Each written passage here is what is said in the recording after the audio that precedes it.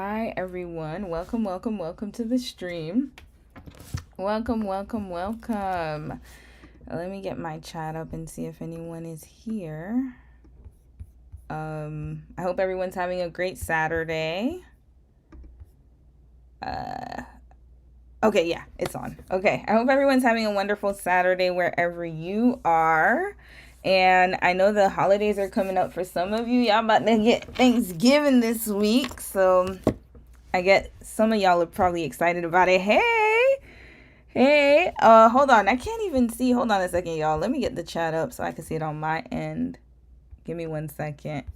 Who just said hey? Hey, Shauna Michelle, how are you, sis? How's your week going? Hope you're having a wonderful Saturday. Um, yeah, I don't know where you're located, but if you're in the US, I know Thanksgiving's coming up. So I know a lot of folks are probably preparing for Thanksgiving this week. Hi, that art girl. How are you, sis? Hope your Saturday's going well. I'm gonna wait for a few people to join. Yeah, today's live stream is gonna be so much happened this week, and there's too much to cover. Like honestly, today, like usually, like sometimes there's like weeks where things are slowed, but this week it was like there was just so many things going on, so I had to kind of delegate and see which ones I wanted to touch up on. But we gonna start this stream soon. Like I'm gonna say hi to y'all for a few minutes, and then we getting right to business because there's that many stories we have to cover today. Sophie, how are you, sis? How are you? Marina Lena, how are you, sis? You said hi, Romy. It's Marina Gift here. Hi, how are you? Hope your Saturday is going well. Welcome to the stream. Shauna, you said I just started the Taylor case study. Them cornrows on her. Hey, Alana. Hey, sis. How are you? Welcome to the chat, girl. Welcome to the chat, girl. Yeah, the Taylor Swift. Oh Lord, them cornrows. I added them for a reason. Oh, wait till part two. Like, I already have part two, y'all. It's just, it was too much. It was just the more, because, okay, I'm going to tell you guys something about Taylor Swift. I don't really know her that well. I know her music. I love her music. She's very extremely talented. I think, one thing I can't take away from her is that she's talented. The lyrics may be a little elementary, but she's talented, right? I can't say that. She has a lot of good songs. Now, the thing, though, is that I didn't know that much about her as an individual. I just know she was always in drama.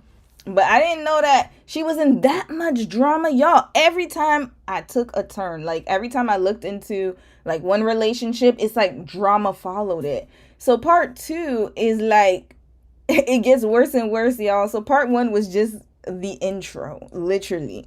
We gonna get into it in part two. Part three is gonna be even worse because that lawsuit she had, and then her daddy is into a lot of stuff too. That whole family, just chaotic. So yeah, I'm glad that you watched the Taylor Swift case study. It was yeah, well, I won't say I had fun editing because I don't mind editing, but editing just takes a long time. But I'm just really glad that you guys were receptive of it, and I'm trying different things out, trying to have new things going on. So yeah, that's what I've been into, y'all. So yeah, the Taylor Swift case study part 2 is coming out. Now let's do some housekeeping, and then I'm gonna say hi to a few of y'all, and then we're gonna get right to it. So housekeeping, I didn't forget about the Patreon. So I know that some of you were waiting for the Patreon to come on. I didn't forget about it. I actually am waiting for Patreon to get back to me because I can't upload the videos on my Patreon. So what happened was that they automatically checked off that my content was 18 and above, which is like OnlyFans type of content. I don't know why, like it just automatically checked it off, and I can't remove the check mark as much as I want to. I can't. So unfortunately, I'm unable to upload videos on Patreon until they remove that selection. So I guess it's just a way for me to wait. I have no choice but to wait for them to get back to me and for customer service to fix that issue. I think it's like a glitch or something. I wasn't the only one who this happened to. I think when you set up a Patreon, sometimes it automatically just checks off adult only content, because I'm assuming some people use Patreon for their like, adults only fans, whatever they do, but that's not what I'm trying to do. So that slowed me down. So just be patient. It's coming. I just have to wait till Patreon reaches out to me, gets that sorted out, and then I can start uploading the members only videos on Patreon for those of you who cannot access the YouTube membership.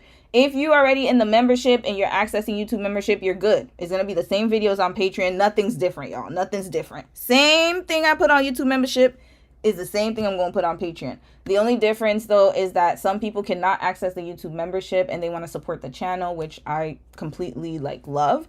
So I will create the Patreon, and then that way both videos, like whatever you see on YouTube membership, will be on Patreon and vice versa. So there's not going to be any difference when it comes to that. Another thing for housekeeping is the Maze Lee case study. Speaking of members, I'm so sorry, y'all. I know I'm slowed down on that one. I have to film part 3 or 4. I think we're on part 4 now.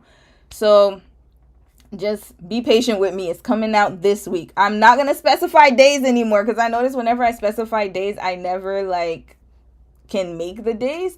And I think what it is that I've noticed that most of my filming and editing just naturally falls on Thursdays, Fridays when I can post. So I'm going to assume the same for membership too. So just give me a few days to kind of get through it. And this week you'll get your part 4. And I might even do a bonus part 5. We'll see how things go this week for me as far as work goes. Because y'all know I got a job. And your girl's been busy at work. They got your girl working, y'all. They got me working a lot. So that's another one. And then members only live streams, we're going to resume on next Saturday. Next Saturday, we'll do a members only live stream. And then also the, oh my God, I forgot one more thing. It just escaped my mind. But members only live stream. And then for the, I feel like I have something else. Oh yeah. So I'm in December, coming into December, there are going to be a few Saturdays where I'm not going to stream because, it's the holidays. And also I'm going to be puppy training. So live streams will kind of slow down. It's going to still be on the weekends. I'm thinking actually of doing a weekday live stream. So one weekday live stream and one weekend live stream so that I can at least keep one of my days clear. I'm going to try my best to still keep the Saturday and Sunday schedule. But with my new puppy coming, then I can't, I don't know. Yeah, it's going to be hard for us to kind of have this Saturday, Sunday live stream because I have to train her, right? So I will say, though, that maybe what we'll do is I'm going to work a way around the schedule. Either I do a weekday live stream after work, which I can do. I don't mind doing that. I also have some Fridays where I flex, which is I have Fridays off every other Friday. So I can possibly do that as well. So I'm going to try to include a weekday live stream just in case I can't do the weekend live streams. So just letting you guys know that. And then also sometimes I might do my schedule might change, especially for Saturdays. Sundays I could still keep consistent, but it's the Saturdays that are kind of tripping me out right now for the month of December and going forward. So either I do early morning live stream, which I don't mind doing, because I'm already 3 hours behind most of y'all. So we could do it early in the morning. And that way that gives me the whole day to kind of train, my puppy. Or I'll include a weekday live stream. And that way that'll kind of make up for the Saturday live stream. I don't know. I'll see. But anyways, y'all, that's what I'm working with right now. I will announce it. I'm trying to work out my schedule. I have 2 weeks to work it out. So I will let you guys know what I come up with. And then we'll have a live stream schedule. I'll put it somewhere on my YouTube channel. So just giving y'all the heads up on that. Let me see. Ooh, a lot of people joined. Hold up. Hey, sis. Hey, Devonda Pittman. How are you, sis? You said, did you see what you posted on what did you post on the Discord? Hold on. Let me know what you posted. I didn't even get to really check the Discord this week. Hey CFT, how are you, sis? You said hope you and your hubby are well. I love the darker hair color. Thank you, sis. I took down the lock extensions 2 weeks ago. Yeah, it was starting to get a little dingy, and then I just wanted to grow my hair out, kind of take care of it underneath, and it's been doing really well. So thank you. Yeah, back to the darkness, back to the dark color. Oh, Karma, you said, Romy, will you talk about the Danish deception? Yes, we talking about that today, girl. We talking about that. Oh, yes, I'm talking about it. Oh, we're talking about that. And I'm going to tell you guys something funny about that one. The Danish girl story, I would have kept it private, especially with my own embarrassment. I have not heard the story, y'all. Don't spoil it for me. I wanted to do a live reaction. I did not hear the story. I saw it. I kept seeing it on TikTok, and I was like, oh, this looks like it's a major story. But I haven't heard the story. Y'all don't spoil it for me, please. This is going to be a live reaction. Alana, you said I don't follow celebrities, so I don't know what they drama is. Catch me up. Girl, a lot. I don't follow them like that either. I only follow a few. I ain't gonna lie. I follow a bit of celebrity news, but not deeply where I knew about all of Taylor Swift's. Like, I didn't even know her and Selena dated what's his name? Taylor Lautner. I had no idea. So some of this stuff I'm finding out through research, so... But I do keep up with reality TV shows. That's what I keep up with. That's my thing, is reality TV and social media stuff. I keep up with that. But celebrities, it be here and there.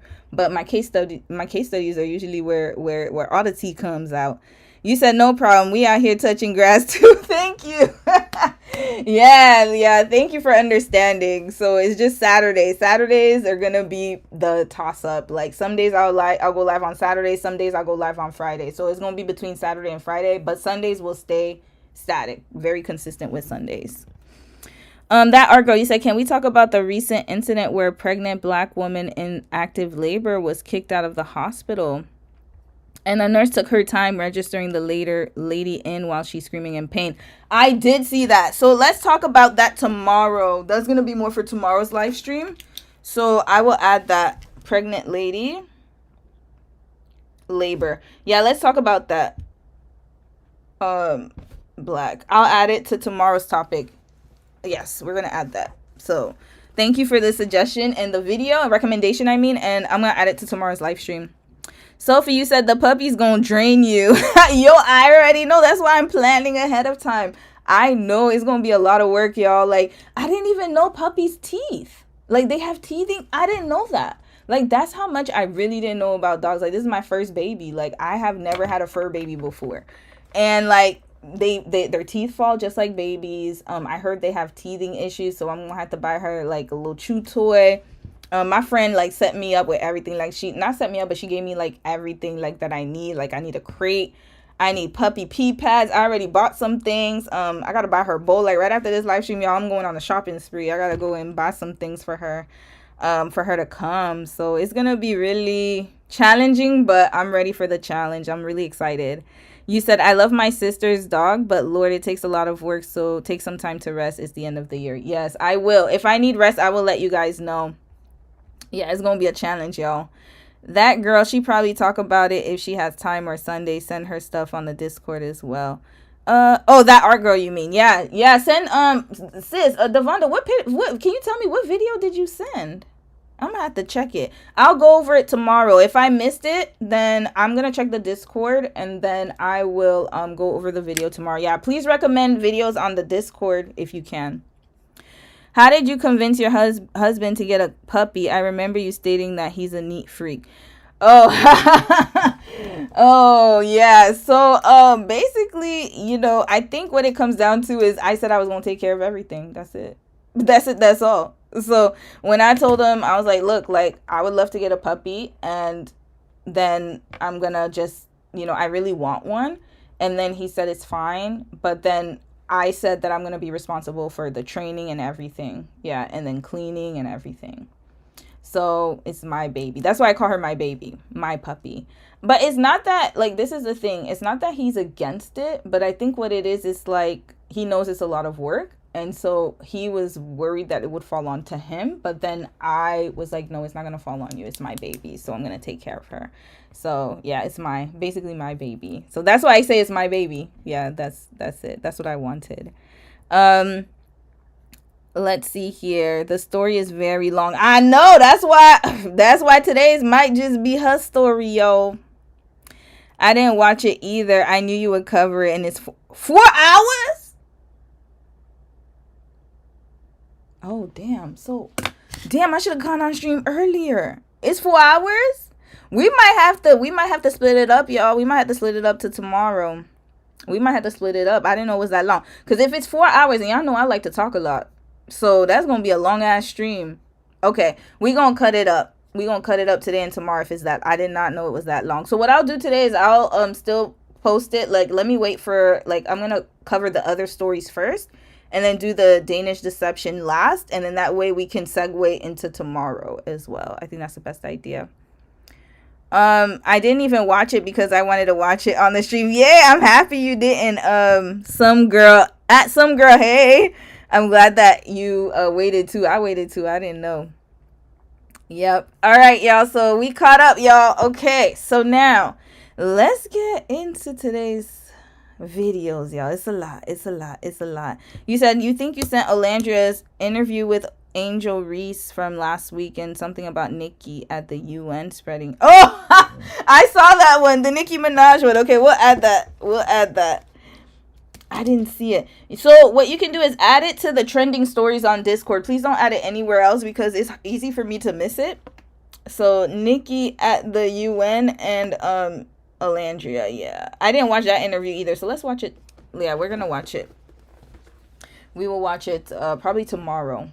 Yeah, I'll see what I can do for tomorrow. You said puppies are exactly like human babies. They cry, they get sick. It'll be a cold day before I purposely get a puppy. Hey, Shauna, you know what? I'm not even going to be mad at you for that because it's the truth. Like, honestly, like right now, I just feel like, I don't know, after the strike, everything just changed for me. And I just feel like I felt it in my heart and my spirit because I've always wanted a puppy. Like, I've always wanted one, like always, like for years.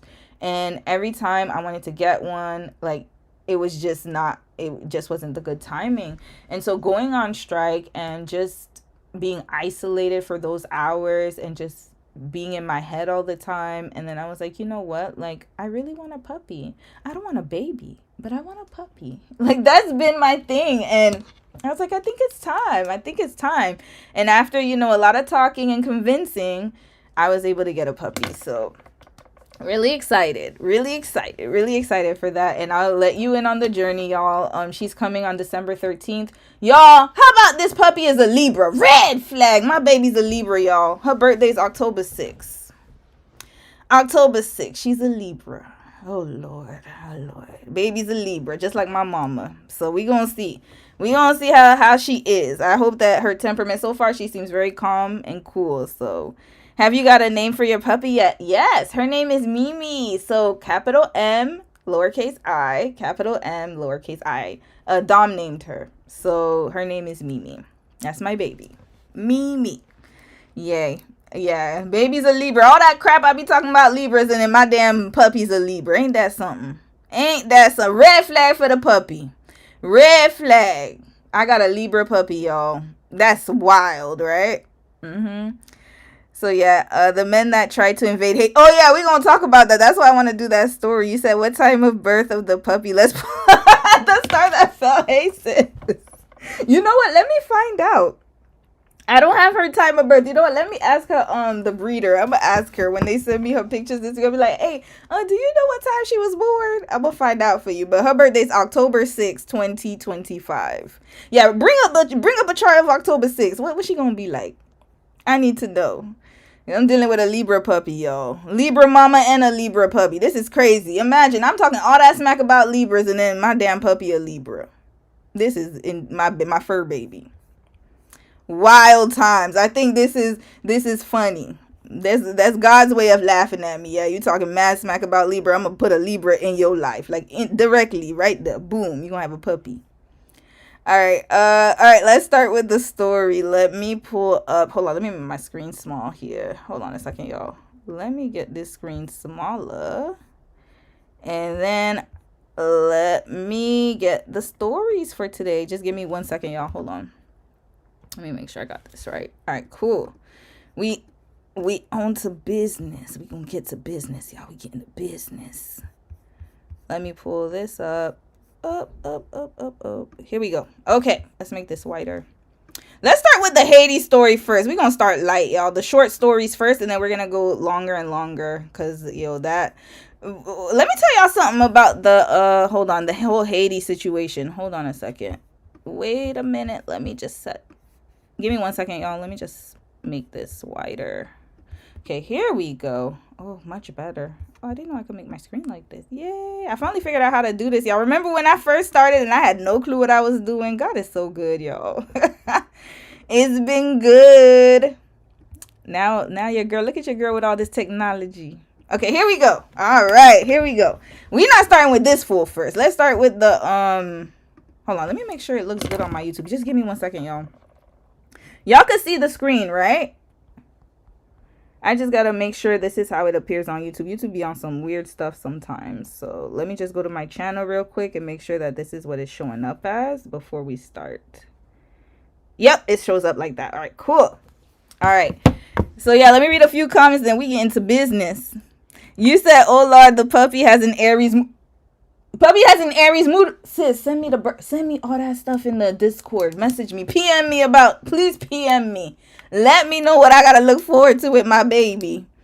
That's my little baby. You know, I'm still gonna stick beside her, but Lord, I know she gonna be a little trouble. Cause you know, they're puppies now, so they're cute and stuff. But once they get older, I heard they even have the terrible 2 stage. Like they be acting a fool when they get to like my friend told me, she was like, when she was giving me advice, she was like, look, you're gonna love your puppy, but there's some days you're gonna really hate her, and that's okay. And I was like, well, damn, like this is literally like having a baby.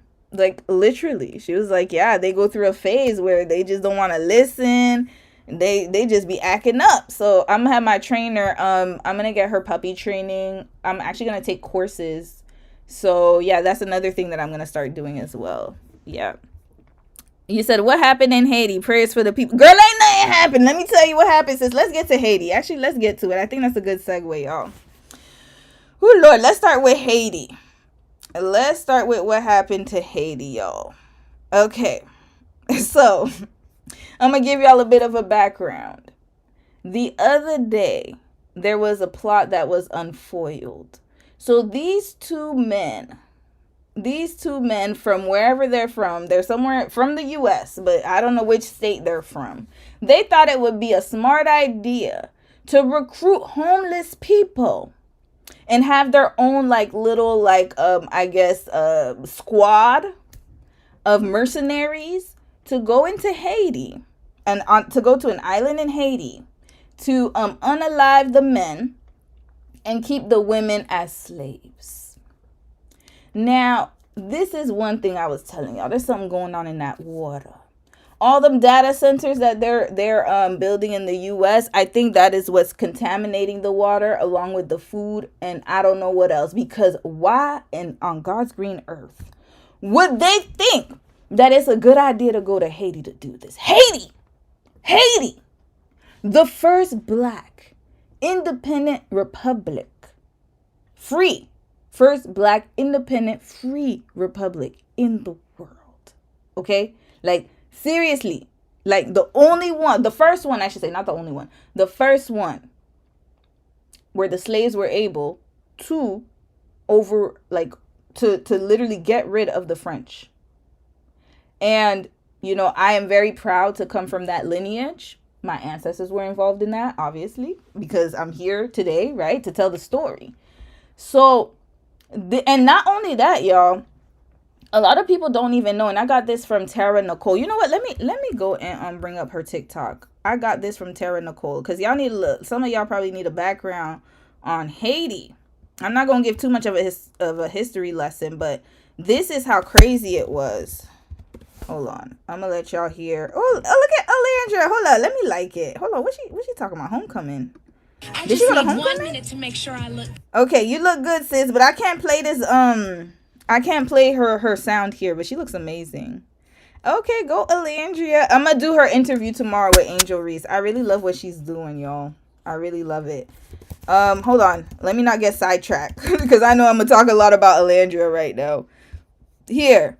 What's that? No, that's not her. Hold on. Yeah, this is the one.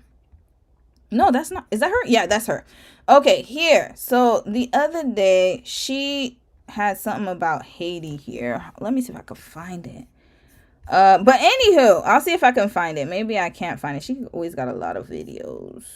Sis always has a lot of videos. But anyway, she was saying how they basically the Haitians, like how, or I should say Haitians, how Haiti gained their independence is they had a voodoo ceremony right before, the night before. They had a whole voodoo ceremony, a whole seance, right?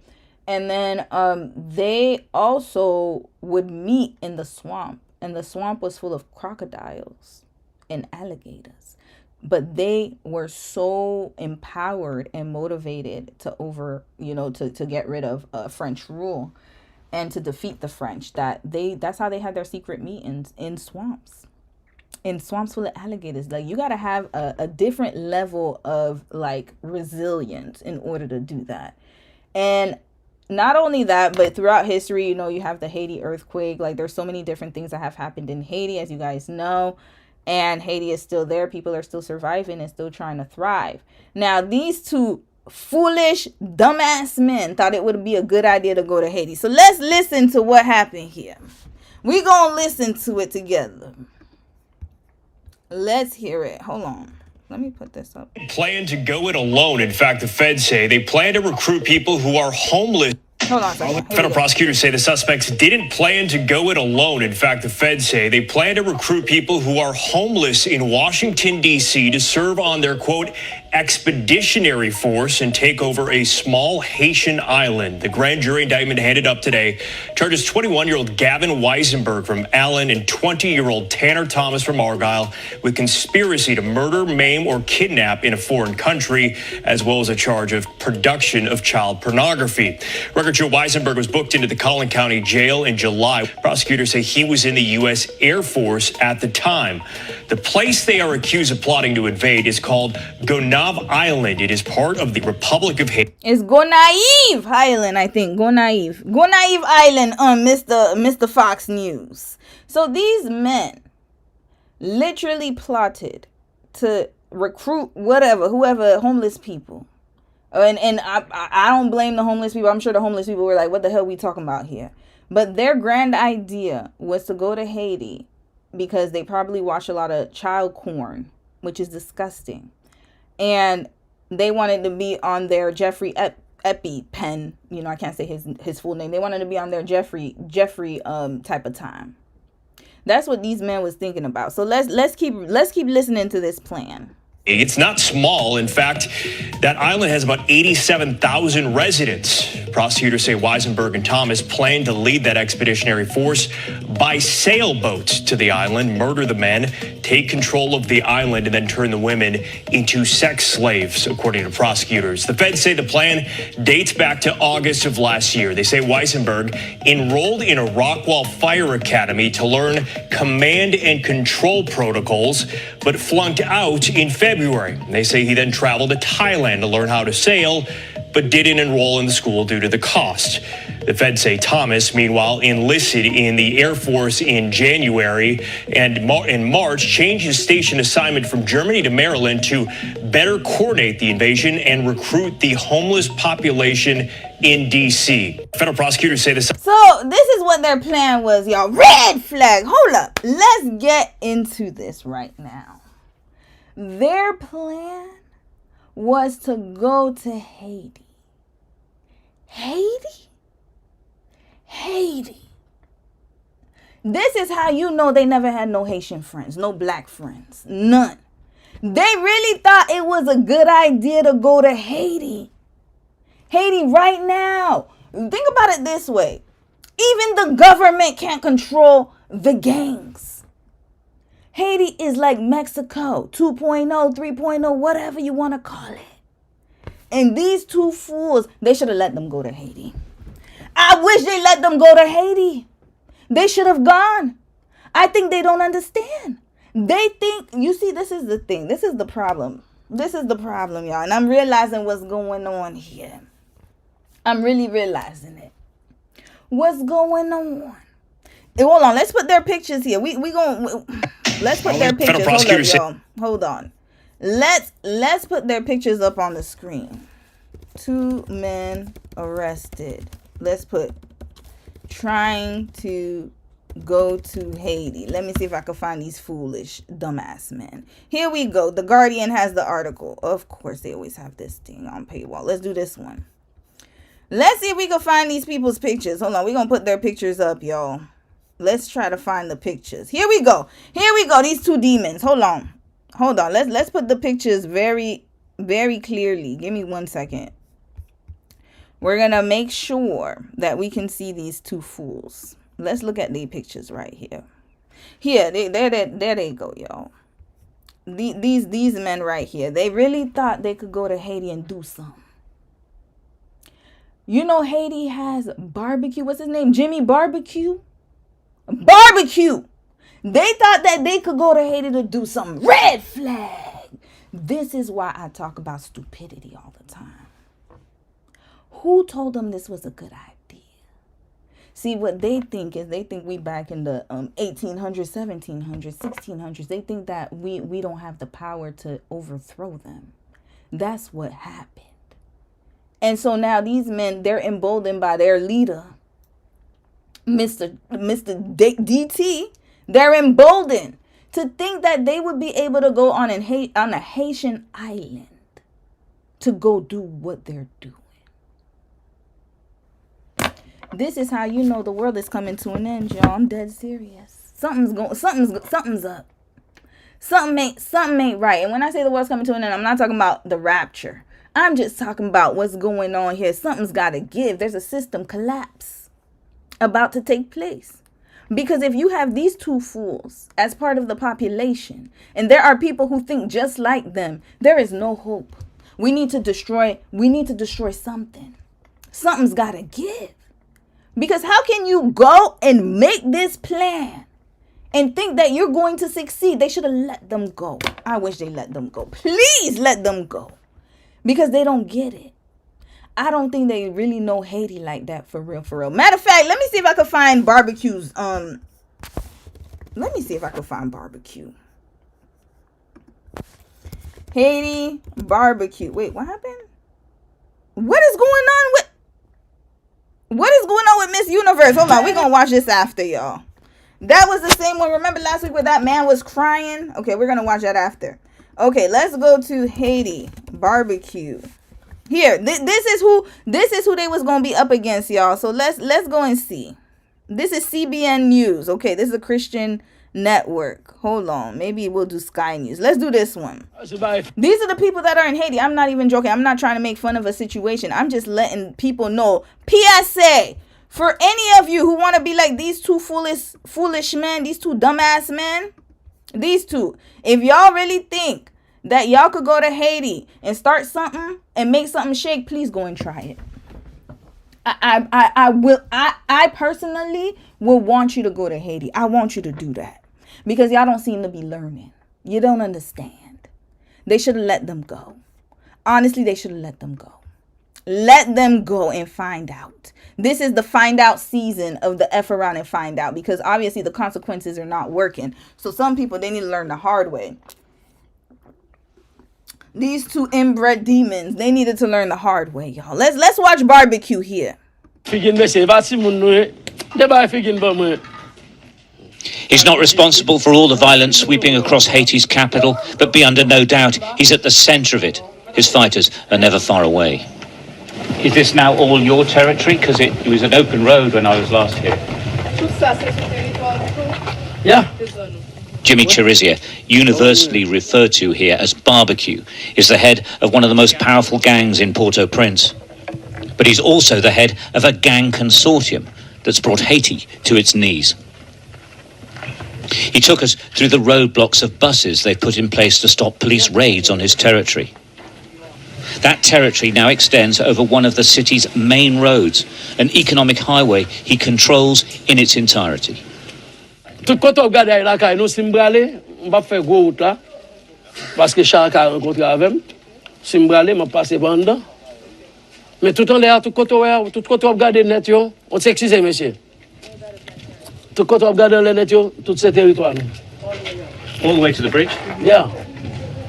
On se nous Look at that. That man's so uncomfortable. Red flag. Look at that. Even the interview's like, look, wait, let's go back. Look at him. He's like all the way to the bridge. Look at all the way to the bridge? Yeah. Look at that. Look at the hand behind he's scared. Even he's scared. He's scared, y'all. He got a whole camera crew. And let's bring back their pictures, y'all. And these two ignoramus. Hold on, I gotta go back. These two ignoramuses thought that they could do something. These two. Look at them. Let them go. Let them go. I wish the grand jury, they were trying to protect them. I'm under the impression that what happened is once they found out that they was going to go to Haiti, they're like, oh no, you must be out your goddamn mind. Okay, we got to stop this plot. They shouldn't have stopped it. Let their asses go. Let them go. For the rest of y'all who think y'all could go to Haiti and do this, please go. Please, I beg you. Let me know how it works out for you. Let me know how being stupid works out for you. Because people don't want to learn. And I'm tired. I'm exhausted. But this is what happens when you do not educate your population. And then you let people's cousins and siblings have children together. This is exactly what happens. Exactly this. Nous passer là, nous gen moun tout devant, nous gen l'autre nègazam qui tout devant. Yeah, come to Haiti, please. Try. Barbecue sees himself as a revolutionary for the people, and he rails against corrupt politicians and oligarchs. He dismisses all the efforts underway here to form a transitional council that will govern Haiti. But for the first time, they got too many arms. They got too many arms. Nous toujours prôner pour un dialogue. Mais groupe moun sa qui la classe politique ça qui la yo pas là pour dialogue. Raison parce que yo pas pour Haïti dans cœur ou même genre avec nous. Classe politique qui là y a fait une exclusion côté que y a besoin bandi nèg azam baladan. Mais son façon pour renouveler système nan Jean Lia parce que système nan il vient dans bout li. Okay, so what he's trying to say is that Haiti's too corrupt and they're trying, or the gangs, listen, again, I'm just giving news, y'all. They're trying to overturn the government and there's too much political influence in the country, and that the y'all know President Jovenel Moïse got unalived a few years ago, and come to find out it was from people outside of Haiti. So there were Colombian mercenaries that were sent to Haiti, and even when he tried to call for help, it wasn't that he just got unalived unexpectedly. They were in their house, like literally fighting for their lives, him and his wife. And then come to find out, like, the embassy was right there and no one helped them. So this has been a problem with Haiti for years, ever since Haiti got its independence. So now we have these type of leaders, or this type of situation, political situation happening in Haiti, and these fools really thought that they could do something. Like, this is craziness. Barbecue, I'm sorry, I cannot listen to your interview because you have pew-pews in your hand, and I'm not trying to get censored. So despite the poverty, life is relatively peaceful and organized. Unlike in much of Port-au-Prince, queues for food Barbecue gets brought in are orderly. Usually it's chaos. But here people wait knowing that there are enough supplies for the whole community. And this is a source of Barbecue's strength. To the outside world, he may be a gangster, but here he's a sort of Robin Hood.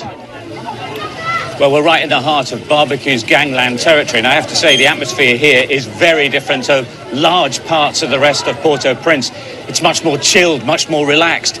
There's aid distribution, it's not chaotic. What the sense you get from this is that people feel safe inside here. The battlefield is outside the barricades, which is over there. Here, this is much more like a normal town, if you like. Watched on by his well-armed and battle-hardened soldiers, Barbecue says that plans for an international force led by Kenya to impose peace in Port-au-Prince will lead to more violence. In the fight. Barbecue, why you gotta have guns in your hand? I'm sorry, I want to listen to this, Barbecue, but I can't. You got too many pew-pews in your hand. The visual signs of uprooted families who've been forced to flee in their tens of thousands. He says he's trying to rein in the more violent gangs. He says they need to change their ways or risk losing their revolution. Here we go. So this is where these two fools wanted to go, y'all. This is where. Good luck. A jury, ladies and gentlemen of the jury, if anybody could send this to the jury in the court case, please let them free. Let them go to Haiti. Please. Please and thank you. Maybe that'll help the American population, because y'all don't need them in America either. So we'll get rid of them in Haiti, let them go, and then y'all will be in peace. Matter of fact, they made it worse for y'all, because now these fools are going to go to jail, but they probably going to get out in a few years or so. They should have sent them to Haiti. That should have been the punishment, y'all. All right. You said Barbecue is a badass, even with his tight jumpsuit. I can't. Barbecue's crazy. Barbecue is crazy, y'all. They told them abort mission, right? They should have let them go. Let them go, please. If any, the rest of y'all, if you're part of MAGA, because I know these two nugget heads are, or they were. No, they are, probably. If you're part of MAGA and you'd like to make a difference in the lives of Americans, please go to Haiti. Please. They will let you go there. Go to Haiti, okay? Go. And then this will equal out this will equal everything out, y'all. Y'all gonna get rid of some of them. Send them to Haiti, y'all. It's going to be a good mission for y'all. He stay ready, got them. He always got the peace. Barbecue said something about Kenya. Yeah, he just said that I couldn't really watch it, unfortunately, because there's too many pew-pews. But basically what he was saying was that the Kenyan forces coming is going to cause more violence, because people just want to they want to overthrow the current political system.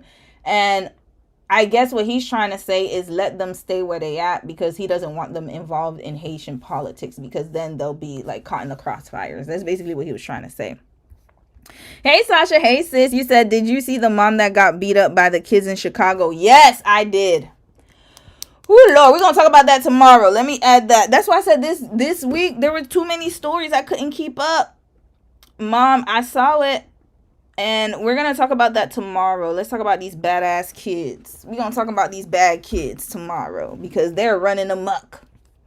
So yeah, we started out with Haiti right now, but I already have, we have a lot of videos today, but let's put that for tomorrow. So the mom, basically, in case most of you guys don't know, if you're interested in watching tomorrow's live stream, I'm going to add it. This mom, her kids were getting bullied. Her son, I believe, was getting bullied by his classmates. And so she went to go pick him up after school, because I guess they were planning on jumping her son. And, in the past, when parents used to come, kids would just respect the parents. I remember when I was in middle school, I remember these two girls were fighting, and then one of their moms came, and then it was a wrap. As soon as moms come, everybody just kind of respects the mom. However, these kids jumped the mom, y'all. They jumped the mom and so she had a small daughter. They jumped the mom, baby daughter, so baby girl, and the son. And then she watched them beat up her son and her daughter, and she said she couldn't do anything because she had I think she has sickle cell, so she's very just naturally weak. But I have some thoughts about it. And let's just say that I'm sorry. I know sis, she couldn't do nothing about it, and she said that she didn't want to get in trouble. But no. I just sometimes I do believe that, sometimes it's worth it to go to jail. I'm sorry, y'all. I hate to say it, but there are some instances where I will be glad to get them cuffs on me. And that would be one of them. I think that, sometimes there are decisions that have to be made, and I understand that the law is the law, and I abide by it as much as I can as a law-abiding citizen. I can say that wholeheartedly. I abide by the law. But then there are other times where there is no moral compass at this point. Somebody's going to have to put them handcuffs going to come on me. There's a few instances, and that would be one of the instances where I would gladly go to jail. No problem. No problem at all. None. None at all, y'all. Not even a second hesitation. Them kids getting whooped. All of them. All of them. Every single one of them. I'm sorry. I just might not beat them like I would beat an adult, but they're getting thrown somewhere. I don't care. At this point, something's got to give. So listen, and I'm not saying that she could have done that. I'm just saying, in my case, from looking at it from that perspective, I get why she didn't do it, because she was she was scared and she didn't know what would happen, and then she would get in trouble. Well, then sometimes you just got to do what you got to do. But that's not to blame her for not doing something, because I understand that her situation was totally different, and she had she has body issues, and she wasn't pregnant. She just had sickle cell, so she's naturally weaker. Yeah. Reminds me of the dude who went to spread the word to this indigenous tribe. They promptly sent him to see Jesus. Yo, I remember that. The one who went to Centennial Island. It's just some things you just gotta, this is the thing. I understand that some people are very emboldened and they're passionate about what they do. But then you also have to be wise too. And it was that guy knew that island was a remote island, and he knew that people were not able to go there, but he still went there, and he found out real quick.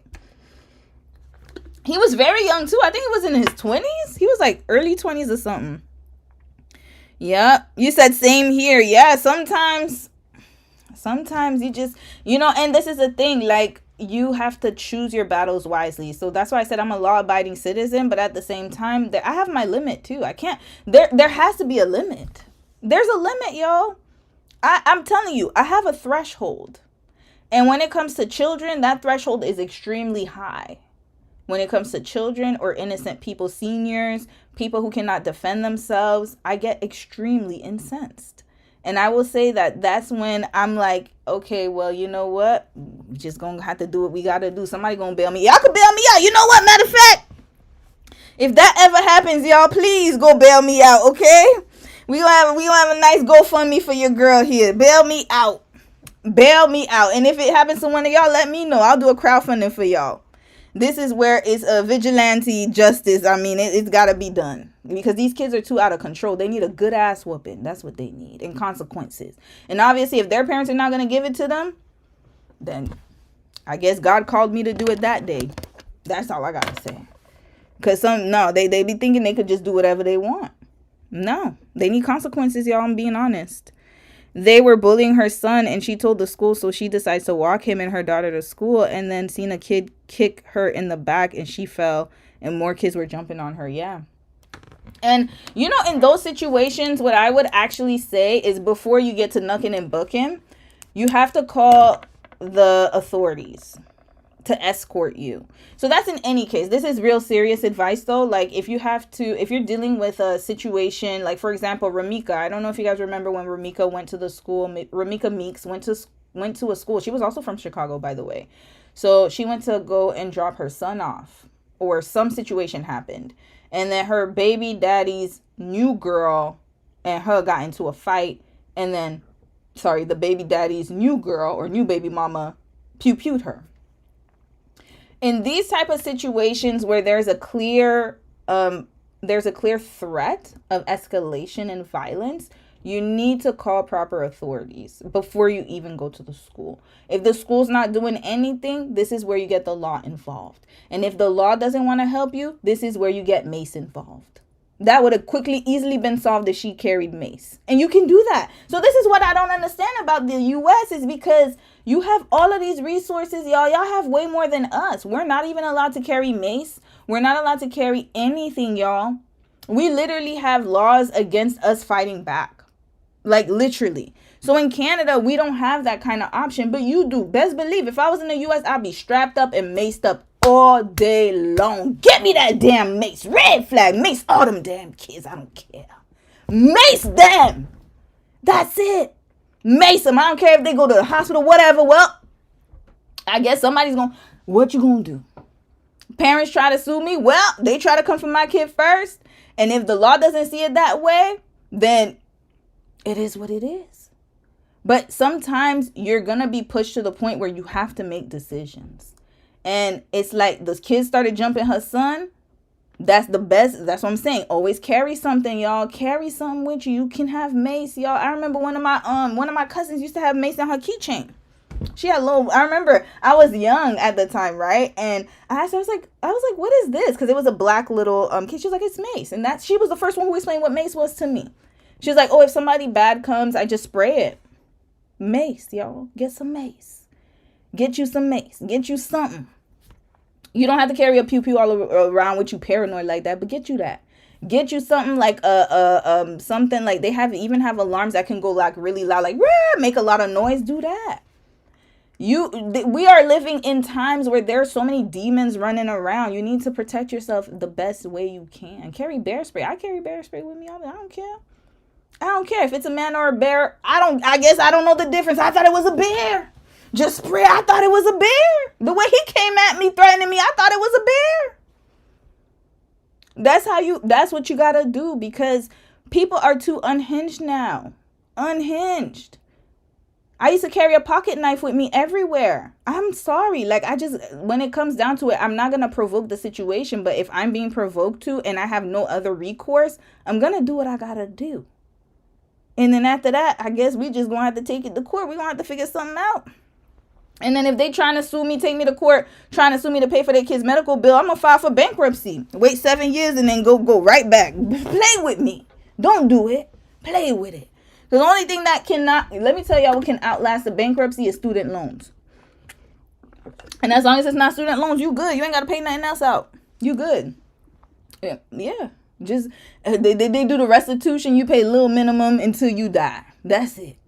Pay a little minimum payment. Don't pay their medical bills.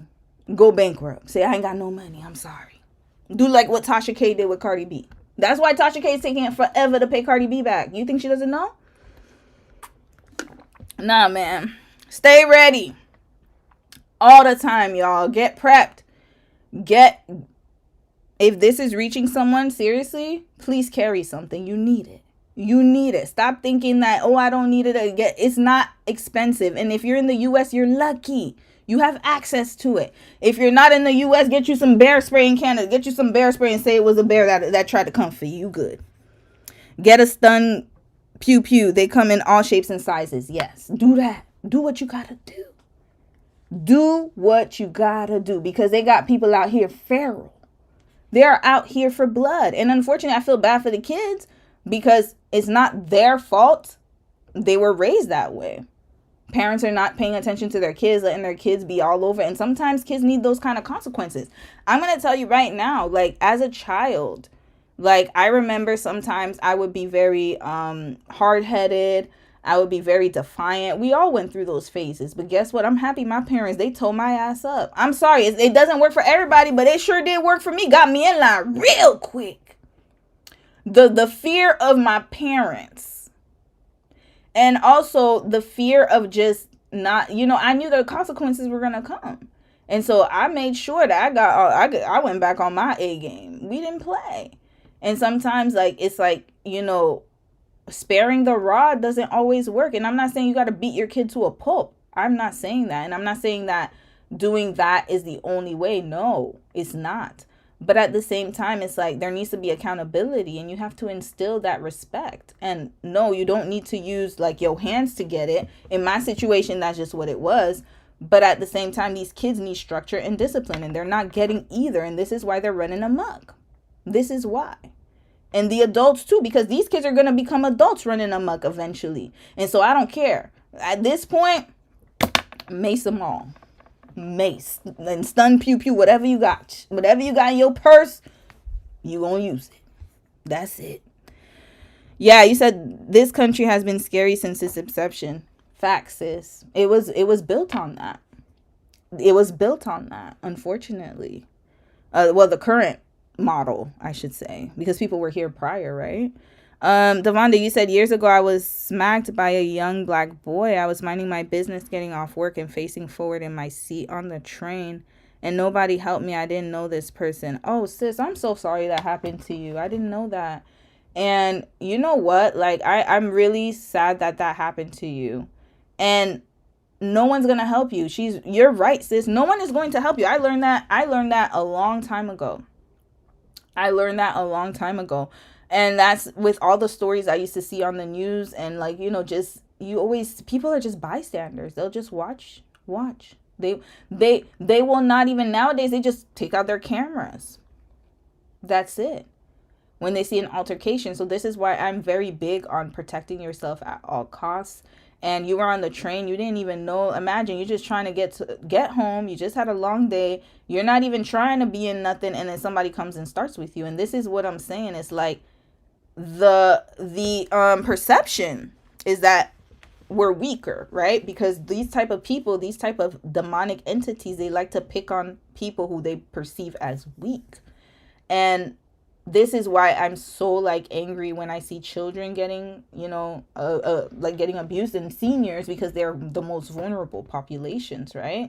And even pets too. So this is why I am a big advocate of just protecting yourself at all costs. No matter what it is, no matter if you seem like you're being paranoid, I don't care. If somebody's walking down the street and I don't like the vibe, I'm going across the street. I don't care how it looks. I'm not a people pleaser when it comes to that. If I feel like somebody's being weird and I get that vibe, I'm not standing next to them. I remember just the other day, I had to take the bus late because I was on strike that night. And then it was around 7 o'clock. The daylight savings time, it's the time is the clock went back I believe. Yeah, the clock went back. So when I was on strike, it started getting dark earlier. And there was this guy just kind of weird pacing around me. You want to know what I did? I put my headphones out, took them off, and then I just stood there. And I was like, I was in a stance. I started standing away this way, and I just kept watching him. And then I don't care if he felt uncomfortable. I'm looking at you. Yeah, I'm looking at you. Don't play with me. And even if he didn't do anything. He was just a random guy. But he was just doing weird behavior, and I don't like that. So that's what I'm saying. Like, you have to put yourself in a position where you're always ready, staying ready. Be alert, be vigilant. The only time that you shouldn't be alert is when you're in your own home. Unless you invite a demon in. And then, unfortunately, I don't know what to tell you. This is why last week I even told y'all, don't invite people in your house. Don't invite them to stay in your house. Your house is your fortress. Please be careful. They got to get to the gate. Whoever comes to your house, you better make sure that these people are properly vetted. So that's what I'm saying. Like, be careful who you invite in your house. But your home, it should be the only place where you're fully relaxed. Everywhere else, you need to be on point all the time. Every day, all day. I'm always looking around everywhere. Very vigilant. I don't care how safe my neighborhood is. I can't control other people's actions. I can only control mine, right? And my reactions.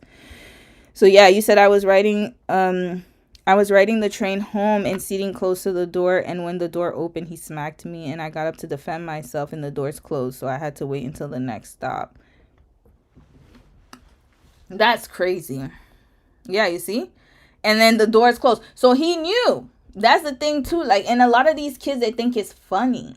And there was this one story, and I felt bad about it, but sometimes it's like, the consequences. There were these kids playing ding dong ditch. And they kept going to houses and ringing the doorbell, and they kept going to the same house. And then, I think that man got upset, and then he pew-pewed one of the kids. Very sad. Because like I said, the children don't know better, but that's where the parents were supposed to step in, and they failed. And instead of taking accountability that they're just shitty parents and trying to read, sometimes it is what it is. You didn't have the resources. Okay, I didn't know. Then get help. But no, they're going to double down in their stupidity and ignorance and then make society pay for it. No, not in this. No, your kid's going to learn a consequence. Because you can't just go up to people and do whatever you want to do. So sis, I'm going to be honest with you. I'm really sorry that you went through that. And I can 100% say with full certainty that he got his karma. I can guarantee you that. Wherever he is. Sometimes just letting a person know you see them is enough of a deterrent. Yup. It is. That's why you got to stare down. Stare down. Don't be afraid to stare down, y'all. Don't be afraid. Don't scurry. No, stare down. Look at them. Be like, go ahead. You make your move. Which one of us? Let's go. Which one of us gonna go? Which one? You said I called the police, but they were dismissive towards me and have PTSD from that incident and went to therapy. You know what? I'm really sad. This is heartbreaking. And this is the story of a lot of women. And a lot of women will go to the police, go to the authorities, get help, and they will dismiss you. So that's why I said you got to take it into your own hands. You have to, you must. And I'm glad you got therapy for it, sis. Like, I'm really happy. And I really hope now that you were able to get the help that you needed. Because, yeah, it's a cold world when you go through that situation and realize that you're alone. Pretty much. Like, the authorities, they seldomly do anything. Seldomly, especially when it comes to youth and offenders. And I have a theory about it, which I'll have to talk about in my membership. I have a big theory about it, about why. But yeah, so it's like women, we have to be even more on guard. And this is why I said just always protect yourself no matter the cost. Don't feel bad. You just gonna have to do what you gotta do. Don't feel like, oh, that person's gonna think I'm being mean if I say no. Get away from me. Please move. Leave right now. Why are you here? Or I'm going to remove myself. And if they're following me, I'm turning around and be like, why are you following me? I did that yesterday. There was somebody walking up right quickly behind me. And then I stopped. And then I looked like this.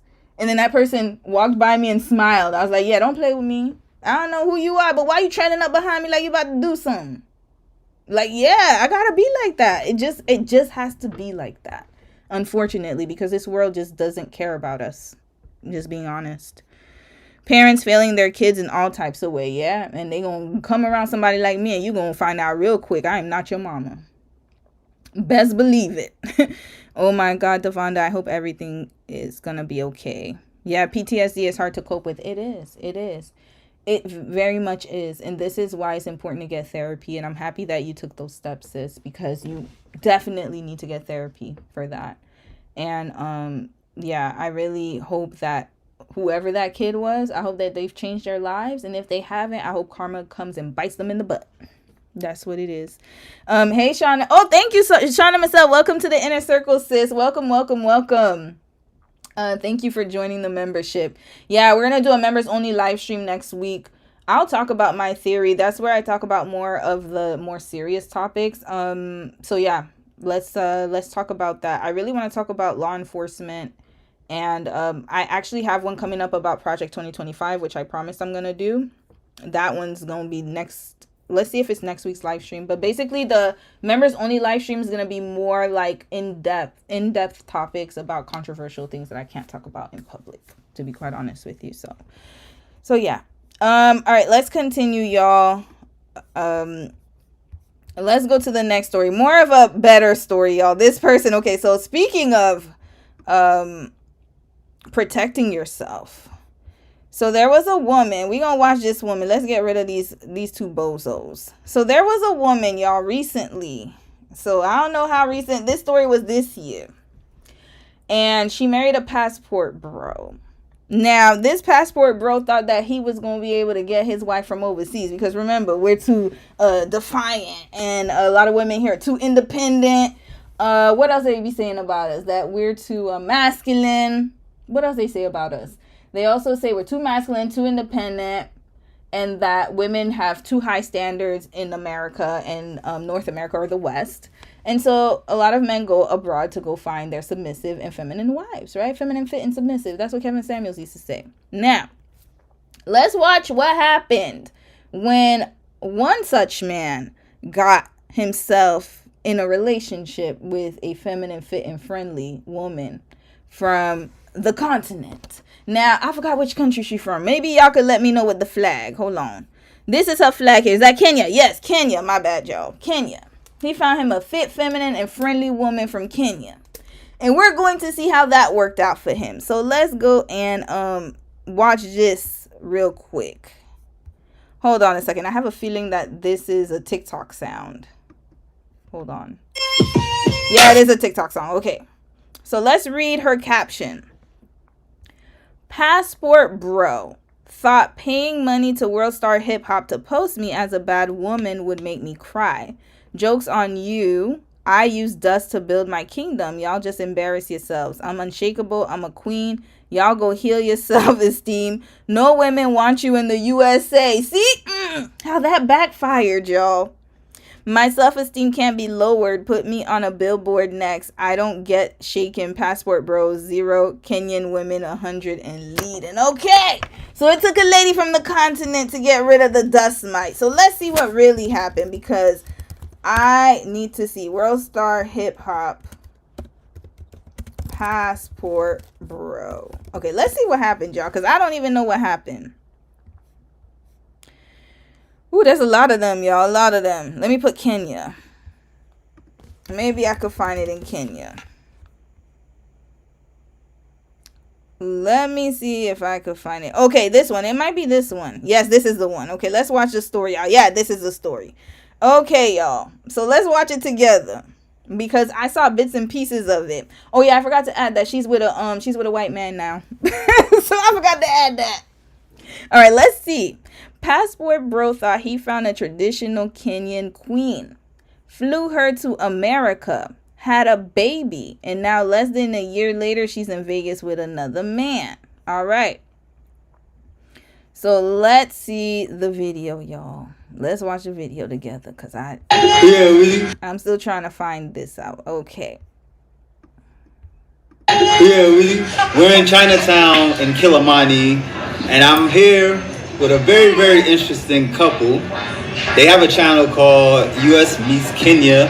I'm gonna allow them to introduce themselves. Hold up, they had a YouTube channel? US Means Kenya. Okay, let's see if we can find it. US Meets Kenya.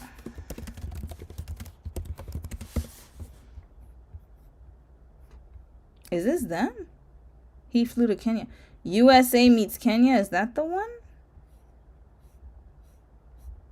No, that doesn't look like their channel. Hold on, y'all. Hold on. I gotta find this YouTube channel. USA Meets Kenya. I don't see it. Is that him? No, that's not him. Okay. I guess they don't have the channel no more. Okay. All right. Let's go back to World Star. Let's go back to World Star. Hold on a second.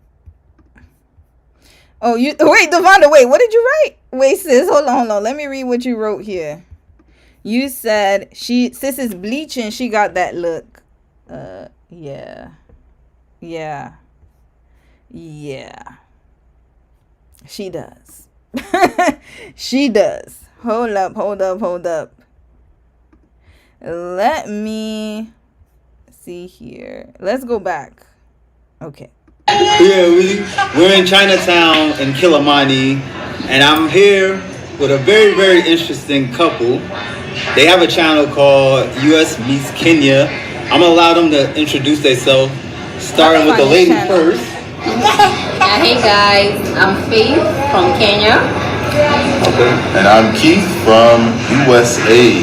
Yeah, and this is our baby. She's called Serenity. Yeah, she's adorable. Okay, so, bro, where are you from in the States? So I'm originally from Michigan, from Detroit, Michigan. Oh, you from the D? Oh, okay. Yeah. We out here. Whoa. No Twilight music. Sorry, y'all. Okay. So, his name is Keith. Her name, I forgot what her name was. All right. So now, matched on Tinder. Now getting married. Okay, so they put all of that there. Okay, she's feeding him cake. Cute. Okay, sorry, y'all. I gotta let this pass because it has the Twilight song. The song from Twilight. Okay. So... Wait, are they just playing music or what? Hold on a second, y'all.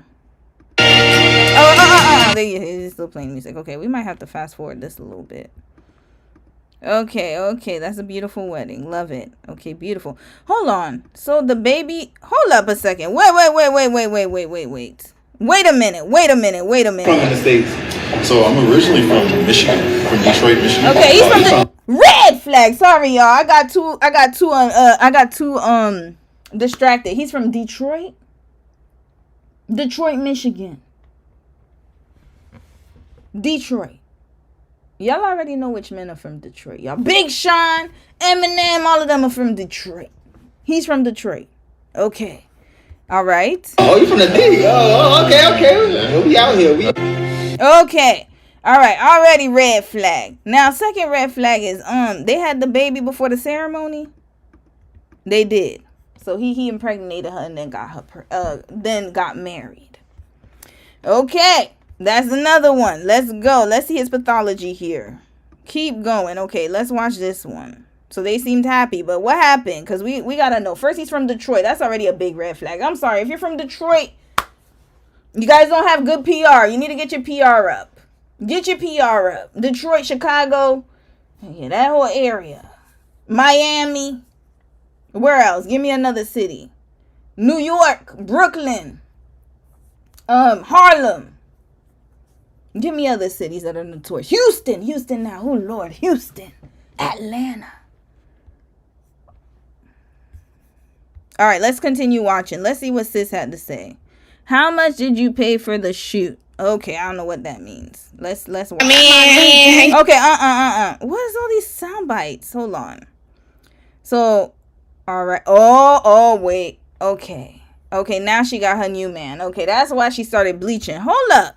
She wasn't bleaching before. Her skin looked pretty normal. She has a lot of hair. Head full of hair. She looked normal here. Yeah, she looked like brown skin. Beautiful. And then all of a sudden she started bleaching. Oh, Lord. Okay. Well, there's the look right here. All right, sis got her new man.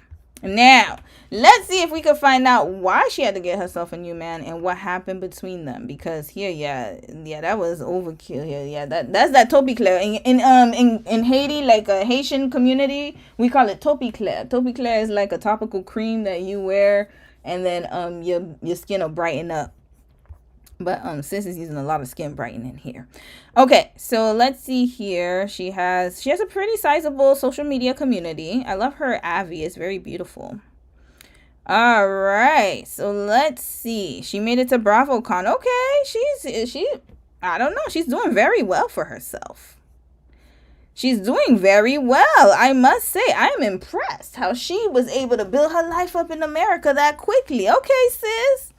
You know what it is? Sis knew that she had a body and she had the look and she capitalized off of it. Ain't no shame in her game. Sis is on the golf course. Hold on, let's watch her videos. We need to figure out what happened between them because she's living her best life. Where is the baby? That's what I need to know. Where is the baby? Hold on. Let's see here. Wow, she's living a good life. I must say. Whoa, she has a lot of videos. Hold on, sis. How many? Oh my God, so much content. Hold on, where do I start? Okay, was she still with her husband here? No, she moved to. Okay, this is when she moved to Vegas. I want to see pre-Vegas. Hold on. Oh my goodness, TikTok. Why? This is why I don't like TikTok. Red flag. There's too many ways people could post all these damn videos. Why so many? Look at how much. On TikTok, you could post like 3, 4, 5, 6 times a day. This is why it's hard to go down. Where? Oh boy. Okay. All right. Let me be more patient. I gotta be more patient, y'all. Okay. Let's scroll through. Let's scroll through together. Oh, finally we got to the bottom. Lord. Okay. Let's see her first video on TikTok. Okay. She's just doing sound bites. Now I gotta go back at the top. TikTok, you know what? I'm tired. Here, okay, let's go to oldest. That was my fault. I should have done this. Duh. Post a selfie and have the comments rate you 1 through 10. Okay. Oh, sorry, y'all. Let's play this. Okay, I don't know what's going on here. Okay, continuing. Okay, she has a lot. Okay, she's shaking her butt. Okay. Okay. Okay. She only showed videos of this, and then when she moved to she said, "Okay, here goes her fiance visa." Okay, we got some tea here. All right, let's go. So okay. I don't know what's going on with the soundbite here. Oh God. Okay, let's go here. You received this much money. What? Am I me? Oh. Wait, which man is this one? You have received 87,000 KSH. I guess that's Kenyan dollars. How much is that in American dollars? In US. 87,301. Hold on. Let's find out. I'm curious. Let's find out. 87,301 KSH. I guess that's Kenyan dollars. 87,301 KSH to USD. How much did he send her? He sent her $675. Okay. That's pretty sizable money. That's pretty good money. I can't even say that. All right, $675. But which man was that, sis? Was that the one you left or the pale one? Okay, which one, sis? Which one? All right, we're gonna find out which one. I think it's her ex. Okay, her ex-man sent her $700 or $600, whatever. All right, I saw something about a visa here. Okay, Nairobi. Oh, okay, yes. Okay, so this is this is how you gotta investigate, y'all. You go to the oldest video, you see? YouTube vlog, click link and watch, okay. Okay, let's check the comments. Did you put it in the comments? No, she didn't. Okay, this is their YouTube vlog. What's going on here? I gotta silence it. She got too much music. Okay, here. Oh, that food looks so good. Oh my God, that looks so delicious. Oh, I need to go to Kenya to go eat some food. This food looks amazing. Oh, that looks so good. Hold up. Okay, all right, there she's just showing food. Full vlog here, okay. Nairobi light nightlife. Okay. YouTube link in bio. Let's see if she deleted that YouTube link. I need to watch the channel. I need to see the behavior between the two people here and what's going on here, right? All right, looks like it's fun in Nairobi. Okay, she only has her Instagram up here. Okay. All right, let's fast forward here. What is this? Do K1 visa if you want to relocate to the U.S. in just 10 months. I have my visa approved. All right, sis was about her bag, y'all. Sis was about her bag. Hold on a quick second. What is going on here? Okay, here. Okay, here we go. As Romy was scrolling, it became more obvious that she has definitely bleached her skin. Yeah, she has. You can see it. Dear immigrant. Oh, let's read that. I'm telling y'all, I got time today. We're reading all of this. Dear immigrant visa diversity visa applicant. Is that what they say? Red flag. Why did they put diversity visa? What does that mean? I feel a little attacked here. What does that mean? I don't like it when people start with diversity stuff. That's a trigger point for me. Especially the way they be talking about DEI. What does that mean, diversity visa applicant? What that mean? U.S., what is going on here? Why does it look so... Dear immigrant visa / diversity visa applicant. Why couldn't you just put the person's name? Dear so-and-so. What is going on, America? Okay, this was Embassy of the U.S. in Nairobi. Congratulations, your visa has been approved. The embassy will work with DHS, I guess. DHL. To have your visa delivered to a DHL location of your choice. Okay. All right, she got all that stuff here. Okay. Immigrant visa, diversity visa applicant. Couldn't even put the person's name. Red flag. I have a name. Put that damn name on there. This craziness. All right, continuing. This is crazy. Let's go here. What's this? Damn, sis was really happy with them paperwork. Picked my U.S. visa for relocating today. May everyone who apply get approved too. Okay, sis was happy to go. She's in America. She's about to go to America. That's a nice passport. Is that American? I guess that's a man's passport. To be open. First of all, wait a minute. Wait a damn minute. Is this official? U.S. records? To be open. Open is spelled with 2 P's. Red flag. Who is screening all of this? What's going on here? To be open only by U.S. Immigration or Public Health. There's a typo here. If this is legitimate, shame on you, American Immigration. USINS. I think that's your name. To be open with 2 P's, y'all. When has open ever had 2 P's? I need y'all to tell me. I need y'all to tell me. Is this official? U.S. records here? What is this? Who wrote this? Embassy. No. All right, continuing. This is craziness. This is supposed to be government workers, y'all. I hold them to a higher standard. Public servants, higher standard. Here we go. Now she posted her visa. Please, can someone show me how the visa looks like? I haven't seen it for the first time. Okay, somebody commented. So she got a lot of people who are happy for her to get a visa. Now, this is a legit visa. That's what it looks like, because I used to see them when I used to work at the airport. Yeah, y'all know. I've lived a lot of lives. So here, her birthday is in 2001. Red flags. This is a baby. 2001. Y'all, I think, how old was I in 2001? I was 15 in 2001. Sis was born in 2001. She's a youngin', y'all. That's a youngin' here. This is Gen Z. Man, these are youngins here. Okay. And she was born November 14th. Wait, is that a Scorpio? Uh-oh. Wait a minute. November 14th, is that a Scorpio? Y'all let me know. Hold on, let me look this up because I don't want to switch my screen. Scorpio season. Scorpio season.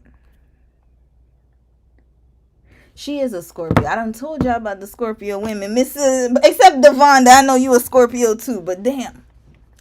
I done told y'all about the water sign here, Mrs. Scorpio. But you know what? For this one, she's all right with me because she outsmarted the passport bro.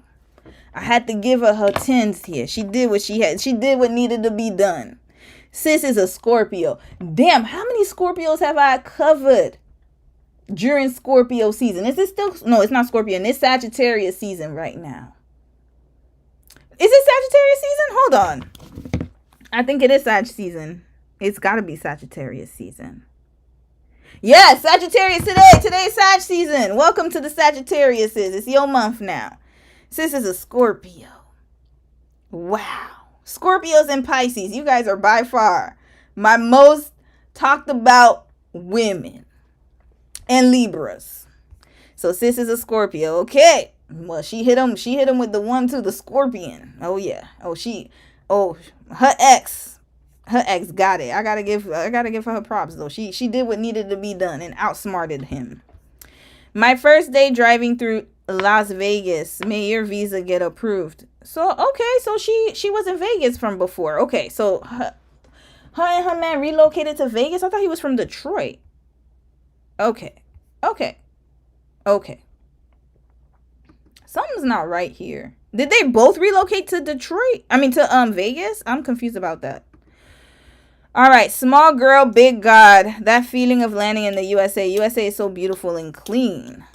Beautiful and clean. I guess. Okay. All right. But she's in Vegas, so it must look different. All right. The mountains are beautiful though. Those mountains are nice. All right, continuing. How landing in USA, Las Vegas, Nevada may be your next to achieve your American dream. Okay, let's hear the soundbite in this. Is there music? Oh, sorry y'all. Hold on. Is there music here or nah? That's the thing I don't like about TikTok is like when you scroll like, hold on, let me push this up. Okay, here we go. Yeah, you see, she always got some damn music playing. Okay, so she was happy to be American, y'all. All right, here. Excuse me. When my American dream came true, I see USA flag every day after relocating to the USA. You'll be next. Don't give up on your American dream. All right, sis. We're not giving up yet. Actually, I gave up. But you. Okay, keep hope alive, y'all. Keep hope alive. Okay, now, what is going on here? Spring. Some sun in Las Vegas. Okay, she's just showing her life in Vegas. Sorry, I'm going to skip through some of these. I'm just trying to find the important ones. That man will take you nowhere. Now we are rolling in USA together. Oh, so her people didn't want her to be with this man. That's what it sounded like. Okay, sounds like her people didn't want her to be with him. And they was rolling together. But sis, you're not showing what's going on with y'all. I'm going to need to see his picture or something. Where were you guys living in Vegas? That's what I need to know. Okay, so they was in Vegas. All right, she was happy, excited. Love it for her. All right, now. May your American visa get approved. USA is beautiful. Y'all, she's shouting out the US here. Okay, beautiful. What we got? Hold up. Let's watch this video one more time. Hold on a second. Wait a minute. Hold on. We got Polo Loco. How many fast food? Denny's. Fridays. Is that Starbucks? No, what is that? Okay, that looks like Starbucks. What is that? Oh no, that's Royal something. I don't know what that is. Okay, I forgot how many fast food restaurants US has. US has a lot of fast food. Okay, continuing. I'm confused now. Is this when she was with the passport bro? Or I'm thinking, did she go back to Kenya and come back or something? Because hold up. Your American dream will come true. I'm from a small village in Africa, now in the USA. Oh, okay. Now I get it. She's from a village. That sounds mighty familiar. Remember when we did the Mahdi and Zainab? If you caught that case study, that's an OG case study. He picked her up from the village too. So this is their game, y'all. That's why I called this, that's why I titled this stream The Alpha Wolf. They will go to a small village on the continent. Kenya has a lot of big cities, but you see, she's from a small village. So he handpicked her to be the most submissive one. Sis, you know what? You a Scorpio. You all right with me. I know I be tagging y'all and be like, with the Scorpio women, but for this one, I will allow it. You did what needed to be done. So what he thought was he was going to exploit a small town woman from Africa because he thought that she didn't know any better. And then come to find out, this woman from a rural area was able to outsmart this American man. Very interesting. Extremely. So here we go. White Castle. Okay, this is Vegas. All right, love it, sis. All right, we're not going to be on this too long. I want to see her and her new man. One day your visa will be approved. Okay. All right. How many times? How many times do we need to know one day your visa will be approved? Sis, why don't you just become a visa officer or an immigration officer if you feel that motivated by that? Okay, she's just showing Vegas. Okay, here we go. All right, what's going on here? Maybe we can hear some sound. Of course, music again. I'm tired, y'all. I'm tired of TikTokers who don't talk. All they do is play music. Just talk, damn it. I need to hear what you gotta say. Made my first friend in USA. She's from Uganda. Shout out to Uganda. Love y'all. Okay. Love my Ugandan folks. But we're on a mission here. I'm trying to see something. I am trying to see something. Okay, all of this is just about her. Does she talk? Okay, trying to distract him from the fact that I don't do 50-50 in a relationship and he must pay my bride price before marrying me. Okay, I know that's right. All right, sis. Don't let us get in your way. All right. She got flowers from who? Okay. Okay, she started bleaching here. I think this is when she got with the white man. I think this is when she got with him. This is when she got with him because, yeah, I believe that this is when. May your name be among those with the green card. Okay, bye. Okay. She got, yeah, this is when she started being with the man. When you date what is a lawyer man? What's a luya man? Luya, what does that mean? If you're Kenyan, please let me know. What is luya? Luya, I don't know what that is. Okay, God bless America. Where is your man, sis? Where your man at? Where your man at? I think she's talking here. People, so I saw this. Oh no, is she talking? Yeah, she talking. Finally. Like to cook my. No. Okay, y'all. I'm done with her. I don't know if I can see anything else here. But yeah, she outsmarted the passport bro. I want to see his side of the story. And her side of the story. But she doesn't look like she talks. It looks like she just dances and looks good. Ain't nothing wrong with that. But for me, that's just I'm gonna need more, sis. Hold up. Okay. Nuyamba says. Oh, what does that mean? What does that mean? Hold up. Enda kuonesha like place maskini wanaishi Amerika, maskini kabisa hoyehahe. Sasa hivi ndo manyumba zinakaa za maskini kabisa huko Amerika. Okay, I don't know what that mean, but if you're from Kenya, you'll let me know. Okay. Bedsitter za US zinakuanga very special. So inakaa hivi. Okay. Tumeitisha hii video for long. Inabidi ndio book appointment to view bedsitter to record. Okay, that's a nice apartment. All right, dishwasher. That's it. Oh, here we go. Okay, house hunting. She's with her baby here. House hunting huku US, hautembei, unaendesha kwa hii gari. Okay. Ukikuonesha around the apartment. So tumeenda house hunting, dawa tumebebwa. So ni kama agent na tunaonyesha nyumba, tuone place iko. So nilifurahi juu hakuna kutembea hadi tulikuwa Okay, I think that's when she got with her new man, y'all. All right, she was house hunting. Oh yeah. Oh, she with her new man. Yeah, okay. Yeah, that's definitely she with her new man. That car is very expensive, guys. So in my city, there's a lot of people, people who drive those kind of like vintage cars. They're extremely expensive. So you know she in a rich area. You'll know you're in a rich area once you see them old school cars. I party with Rihanna's dad. Didn't he pass away? He did pass away. Okay. Rest in peace, Robert Fenty. All right. Continuing. That's it. Oh, okay. Okay, here she playing golf, y'all. She's playing golf. All right, sis learned. All right, here we go. Oh, yeah, she definitely not with the brother here. She not with a brother here, y'all. She's playing golf. I don't know. I mean, not saying brothers can't play golf, but yeah, I don't think she's with a brother here. Yeah, no, she's not with a brother here. I can tell. Yeah, sis is look at how she's walking too. Look at that. Okay. All right. She got herself a richer man. Rich man. All right, sis. No shame in your game. Good luck in your endeavors. I see that, you're posting and you're looking mighty, you look very good. Yeah, you look mighty good here. I don't see anything else. Okay. All right, sis. Wish you well. Because I was hoping that you would talk about something, but you ain't really talking, y'all. You just looking good. All right. Good, sis. Okay, now let's read a quick article here, and then we're going to move on to our next story. And I don't want to hear too much about the Passport Bros and what they think. Oh, yeah, here, we're going to hear this one here, and then we wrapping them up. These two here, and then we're going to wrap this up. Okay, so... let's get to the story here.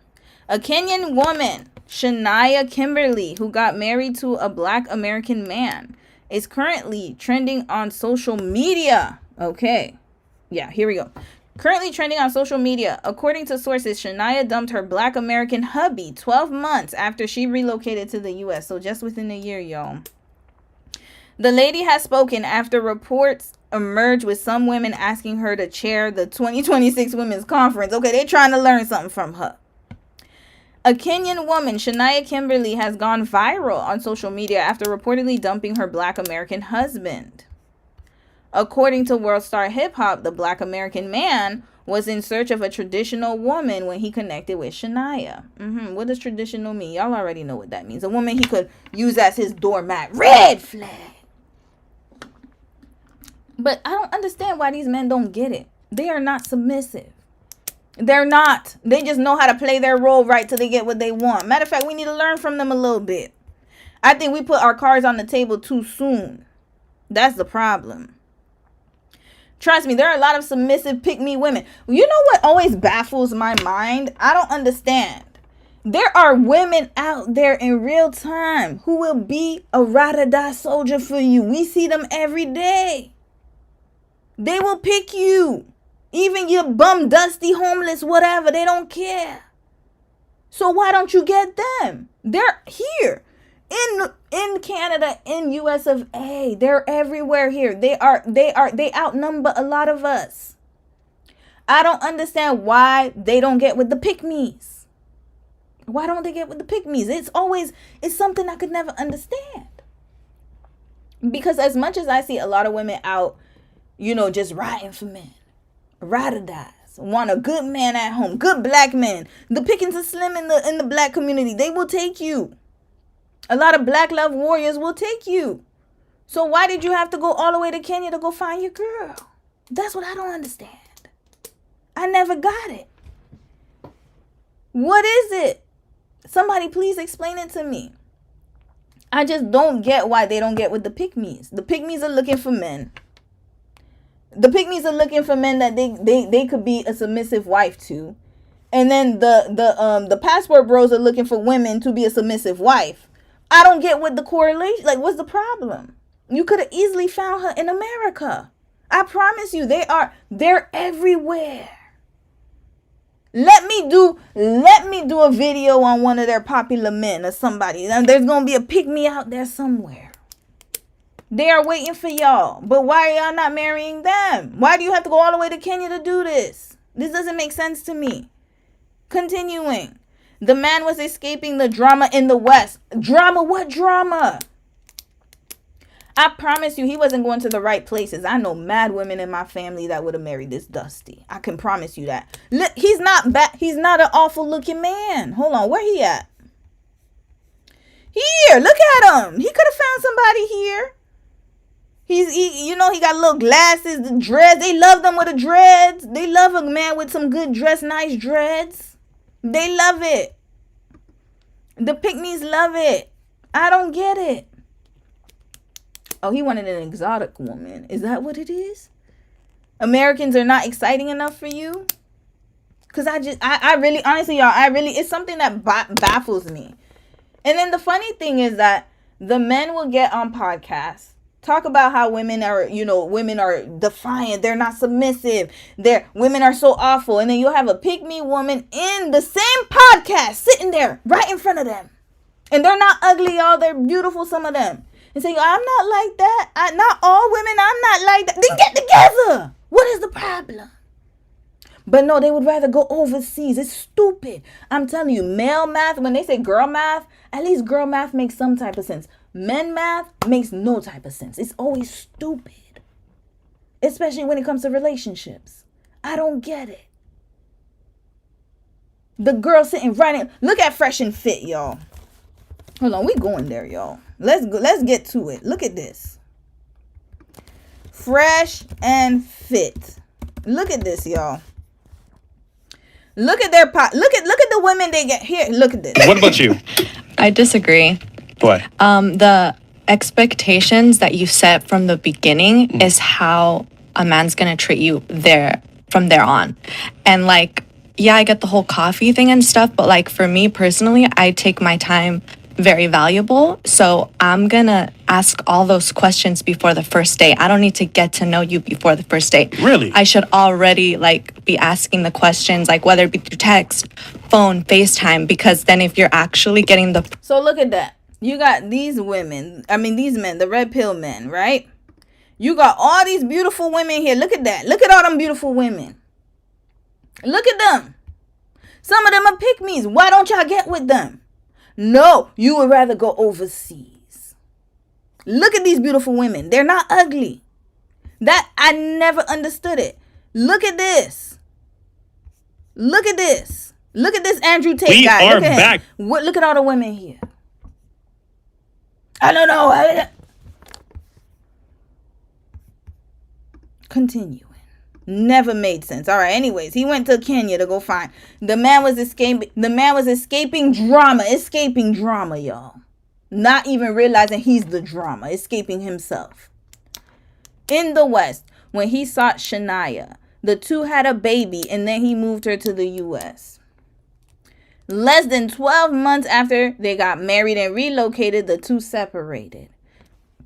Shania has spoken on the claims made by the news website, writing, POV, I'm the first African woman to humble them crazy, abusive passport bros. So he was trying to control her. You know what it is? Okay, I think I figured it out. It's because they don't know the laws here. I think that's what it is. Because when it comes to beauty and looks, that's all subjective. There are some beautiful women here and there are some beautiful women in Kenya. There are some women who are maybe not as beautiful as others. Everybody has a different type and palette. Now, what it is that the women in America, though, they know their rights. They're going to call the cops on your ass quickly. Mace that ass. As they should. The problem is he thought he could get somebody who was ignorant. That's what he was looking for. And actually, this is something I want women abroad to realize, is that they're getting with you. It's a diss. It's not... It is actually, to be honest with you, it's very, how can I say this? It is extremely, like, offensive that you think that because somebody comes from a small village that they're not intelligent. That's a problem. And so they're not as smart as you. You think that you could outsmart them. But in actuality, they're probably smart. Well, she was smarter than him. She took her card and she left. Had a baby with him and everything. But he thought he could run game on her and be abusive. And he was on a power trip. That's what that was.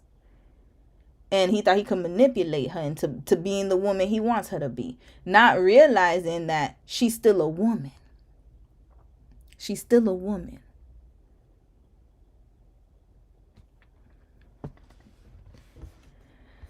Continuing. What is a passport bro, you might ask? It's a slang term used to refer to men from Western countries who travel to continents such as Asia, Africa, Latin America, or Eastern Europe in search of partners. Some say these men are in search of traditional or family-oriented women abroad. They're not, because there's, like I said, if you want to talk about traditional and family-oriented, look in your backyard. How did they vote MAGA? Family values. How? Oh, but he's going to say, oh, black women are too liberal. No, there's a lot of black women out there who going to cater to you. They going to do it. How many times have we always said, oh, this woman doing too much? There's a lot of ride or dies. There are more women who outnumber men in droves, especially in Detroit. Red flag. City of the red flags. You got submissive women everywhere. Continuing. Claiming that dating in their countries, mostly in the U.S., is often hard due to cultural shifts. No, he wants to be a Dusty in peace. That's all. He thought that he could show that he had money. The problem with American women is we know how to, well, American and Canadians, North American women, Western women, whatever, we're all in the same boat. We know how to pick out a broke dude. We know. So he may seem like he got money in another country. He want to be able to flex, but spend the American dollars in a foreign country because that's the only way his money will go far. But in America, it won't go far because we know you're a Dusty and you're a brokey. You can't afford to survive. And I think Sis found that out real quick when he moved her and the baby to America. He probably couldn't afford the lifestyle that he promised her. You know who this reminds me of? George and Anfisa.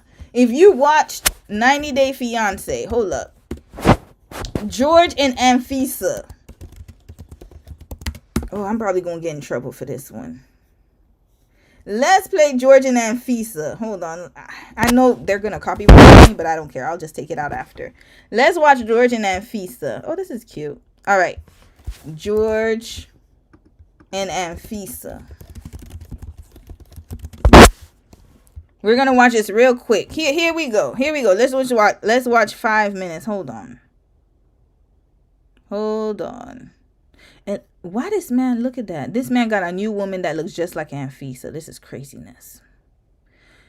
Hold on. Let me see if I could find a clip of them together. George and Anfisa clips.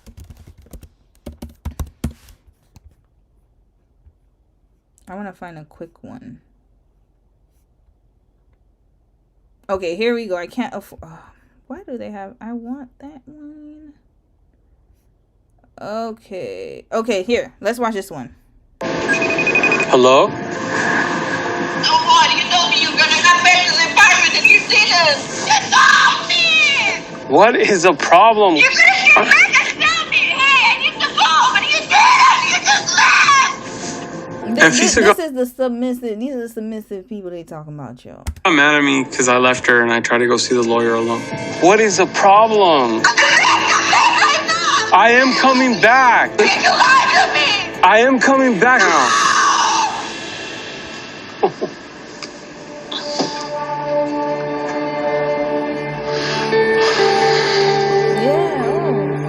I decided to cancel and go back to Anfisa because she was just acting crazy.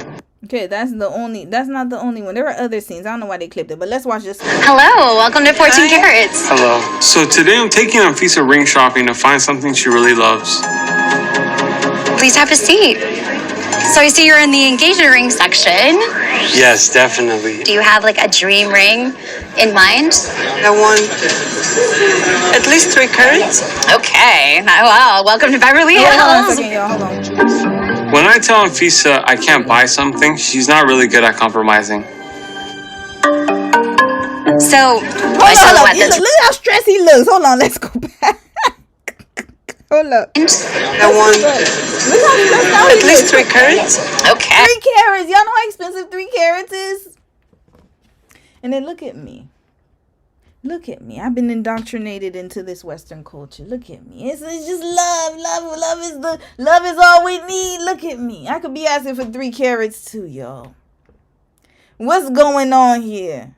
I hustled backwards, obviously. That's why I said there's something we could learn from the women abroad. The sisters that they be getting, they're not foolish, y'all. They're not ignorant either. They're very wise and calculating and strategic. They get it. We don't understand. Look, we just like, it's all about love. If I go right now and talk about, hey, we got to be hypergamous. No, why we got to be hypergamous? No, it shouldn't be about that. Sis is asking for 3 carats, y'all. She didn't blink once. There's a problem here. We have a problem. Hey, well, welcome to Beverly Hills. When I tell Anfisa I can't buy something, she's not really good at compromising. Look at his face. Look at him. Look at him. Look at him. He has buyer's remorse. Look at him. Look at his face. So, a silhouette that's really popular, actresses like Blake Lively and so on, they have ovals. Blake Lively, y'all. The celebrity. This is a 3-carat oval. And just so you get an idea, this ring is going to be about $75,000. Nice. Look at me. Great. Okay. Well, there's ovals. Let's see something like this on your hand. Round diamonds are probably the most popular. What about bigger? What do you think of? This is what I'm saying. You gonna find somebody. Look at us for love, y'all. A lot of us are indoctrinated like that. And I'm not saying there's anything against that. Yes, love. Love is amazing. It's awesome. But I'm going to need some of that Anfisa spirit sometimes. We got to have a little bit of that Anfisa spirit. Just a little bit. Just a little bit, y'all. About one that's in the 5-carat range, just to see. Now that one's a much more square-shaped cushion. Just want to make sure. Y'all, the ring literally is fitting her whole ring finger. Look at that. So that's what Miss Kenya, the Kenyan woman, sis Shania, that's what she was expecting. She thought that man from Detroit was gonna be like George, because he was flexing. Remember, she was like, "Oh, my man sent me money, sent the money to Kenya." I believe that was him. He sent her $675. I guess that goes really far in Kenya. In America and Canada, it doesn't go far. Red flag. $675 is nothing here, unfortunately. That's a car note. That's a car payment for some of us. $675 doesn't even cover half of my rent. That's like a deposit for something, but that's not enough to cover you. So I'm gonna need my sisters to know, if you're from another country, him sending you $675, he's just using the money because the exchange rate is going to make him look like he got it. But once he comes here, baby, you're gonna realize quickly he doesn't. The way you can find that out is find out what he does for work. That'll tell you all you need to know about what the progression. So if you want to get with a man, and let's say that he is, I don't know, like he works, let's say tech, then you know, okay, what's his start? Like you don't even have to ask him what's his salary. You don't need to do all that, because they're gonna lie anyways. Just like they lie about their height, they always lie. So then what you gonna do is this is how you gonna figure it out. You're gonna find out what does he do for a living, and then find out how many years he's been in his company. That should let you all you need to know.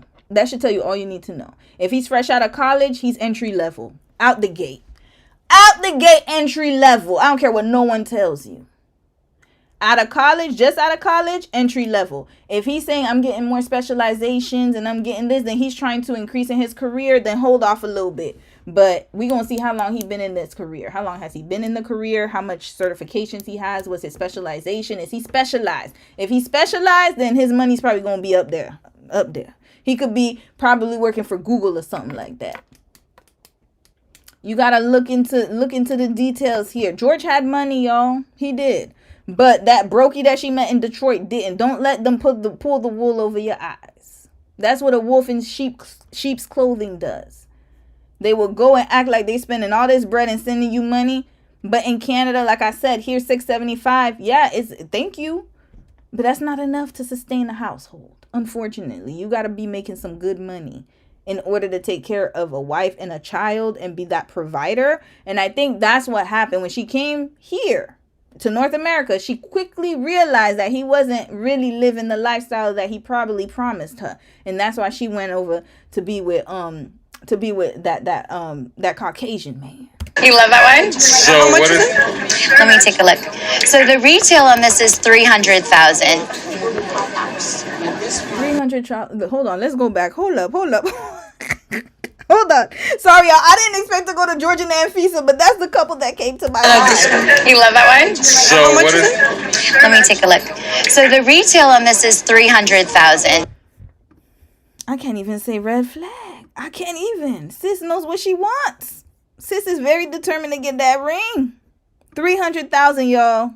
That's as much as a house in some areas. Not here in Canada. A house is going to run you at least $1 million plus. Townhouse will run you $800,000 in this neighborhood I live in right now.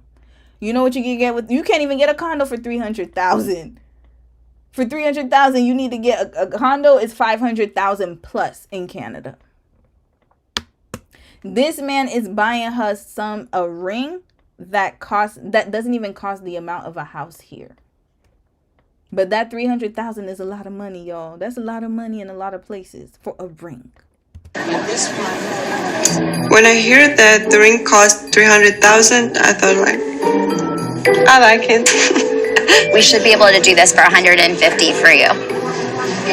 Wow. It's a 5 carat. I know we were saying 3, but Yeah, we moved to 5 really quick. I think the ring shows how much he loves me. If he proposed to me with some cheap ring, I think I'm not gonna marry him. That's too much. No. happy wife, happy life. Yeah, I like her. Is there a comfortable budget that we'd like to sort of stay under? We've kind of had a budget from 35 to 45. $1,000? That's still a lot of money for a ring, y'all. 35 to 45 that's as much as a wedding. Fantastic. We can find beautiful things in that range. You're going to have to sacrifice a little bit in the color and the clarity. She wants a more expensive ring, but I mean, there's one thing about being reasonable and one thing going over budget and one thing making me a slave for the rest of my life. But you promised her, George. What happened? What happened, George? And this man had a whole dispensary. A whole, dispensary. What happened, George? Oh, you found out you really had to provide. Oh, you couldn't keep up the facade. Because remember, she's from Russia. So his money went a long way too. This is the problem. You know who's smart? Let me tell you who's really smart. The passport bros who go abroad and stay there. They're the smart ones. Because at least they could still play like they got something. But as soon as you come here, it's another story. It has to be reasonable. Here we go. I want to make Confucia happy, but I can't get her a ring that's going to take me 50 years to pay off. I think we need some time to think. Maybe I will be able to make him get something more expensive. George and I need to have a talk about money. He made me a lot of promises, and now I'm here, and he's not coming through. Here we go. Yes, Anfisa, she's right. She's right. Look at that. Let's keep going. George and I need to have a talk about money. He made me a lot of promises, and now I'm here, and he's not coming through. A lot of these men, they don't come through on their contracts. He promised her he was going to take care of her. You ain't got to worry about nothing, but on his terms, not hers. Red flag. You should have known she was going to do this. She was very honest from the very beginning. If you watch your season of 90 Day Fiancé, she was extremely brutally honest. Only reason she got with your thick ass was because you had funds. That was it. Stop trying to fool yourself. Same thing with the man with the dreads. Detroit. If y'all remember the Jodie Turner case study. Detroit. That man. She only got with you because you had something. You were supposed to deliver on that. That's what that was. But you couldn't even keep up your end of the bargain. Thank you for your time. From 35 to 45. Hold on, why did it stop here? 1,000? 1,000. Clarity, that range. A little bit in the color and the clarity. 3 carat. Oh, really? I want to make Confucia happy, but I can't get her a ring that's going to take me 50 years to pay off. A silhouette that's really popular. Actresses like Blake Lively and so on. They played it again. Okay, it's just the same thing again. They looped it. So there we go, y'all. George and Anfisa. In full effect, y'all. This is it. This woman took him to the cleaners, y'all. And then he went to jail. He went to prison, y'all. Now he got a new Anfisa. He got another wife. But yeah, let's get back to the passport bro story. That's where we were. Okay. So here, others think it's a bad idea because they believe that some passport bros are motivated by stereotypes, a desire for conservative relationships, or taking advantage of power imbalances between themselves and women in impoverished nations. That's exactly what it is. She bashed passport bros, claiming that they paid cash for her name to be tarnished on the news website. Shania dared them to place her on a billboard. stating that she was unshakable. She was adamant about her self-esteem. So she wrote, Passport Bro thought paying money to World Star Hip Hop to post me as a bad woman could make me cry. Joke's on you. We saw that already. I use dust to build my kingdom. Y'all just embarrass yourselves. I'm unshakable. I'm a queen. Y'all go heal your self-esteem. No woman wants you in the USA. You see, she done turned, like I said. They know when you go abroad, it's a wrap. So they gonna take advantage. They're like, oh, you already, okay. Give me everything you got. My self-esteem can't be lowered. Put me on a billboard next. I don't get shaken. Passport Bros 0. Kenyan women 100 and leading. Yes. Women have praised her via her comment section, asking her to chair the next women's conference. Yes, we need to know the art of finessing. I need to get on that too. Thank you. We need you and Anfisa to hold a conference. What's going on here? What's going on? We're not getting we're not getting a return on our investment at all, because now we got these. Look at this one right here. Look at this one. We're clearly doing something wrong here. This is why they're going abroad and causing all this chaos and then coming back here. Oh, we need to stick together. We need to all stick together. Let's get it. Women from other continents, us here, we got to do something. We need to have a whole conference because we didn't learn it properly either. There's got to be an equal exchange. Because the problem is when you're perfect, so imagine, when you do everything that you're supposed to do, they still going to act amok. When you don't do what you're supposed to do, they still gonna act amok. Red flag. You might as well take the money in the process. I'm sorry. I gotta be honest. It's too much. What is happening? So now, he talking about he can't find somebody here. I'm sure, like I said, there are women who would be willing to put on that apron to be a submissive wife. Not enough. Then you go abroad. She gonna take all you have. What is the problem? Causing chaos and confusion. This is the problem. So then they put it on us as if we're the issue. And I'm like, no. It takes two to tango. You're not doing your job. You can't even do your job with the ones you got here. You done sponsor her all the way over here. Sis left you high and dry. With good reason. She said you were being abusive. That's a no-no. And then you want to complain about the women out here. That's the problem. Continuing. Let's watch this one. Hold on. Let's watch this Dusty. I saw his face and I was like, oh, this might be a good response. Let's hear what he got to say. I think this has triggered a lot of Passport Bros. And again, there's nothing wrong with you going abroad and doing what you got to do. That's your business. My problem is in the process, you want to downgrade women from here and say that, oh, we're not enough. We're not this. We're not that. Just shut your mouth. Do what you got to do. But no, this is what happens. Oh, I got a baddie here. I got a foreign one. Okay, go get your foreign. Go get your foreign. Because you're not doing it for the right reasons. That's the problem. Let's watch this one here.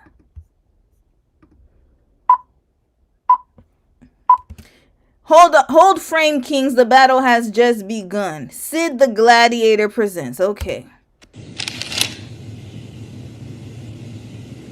This is gonna be a cool now this looks like a job for me.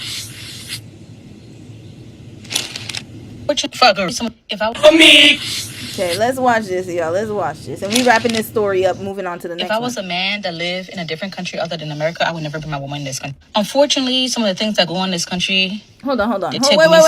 Wait. Sorry, y'all. Hold up. Now this looks like a job for me. Okay. If I was a man that lived in a different country other than America, I would never bring my woman in this country.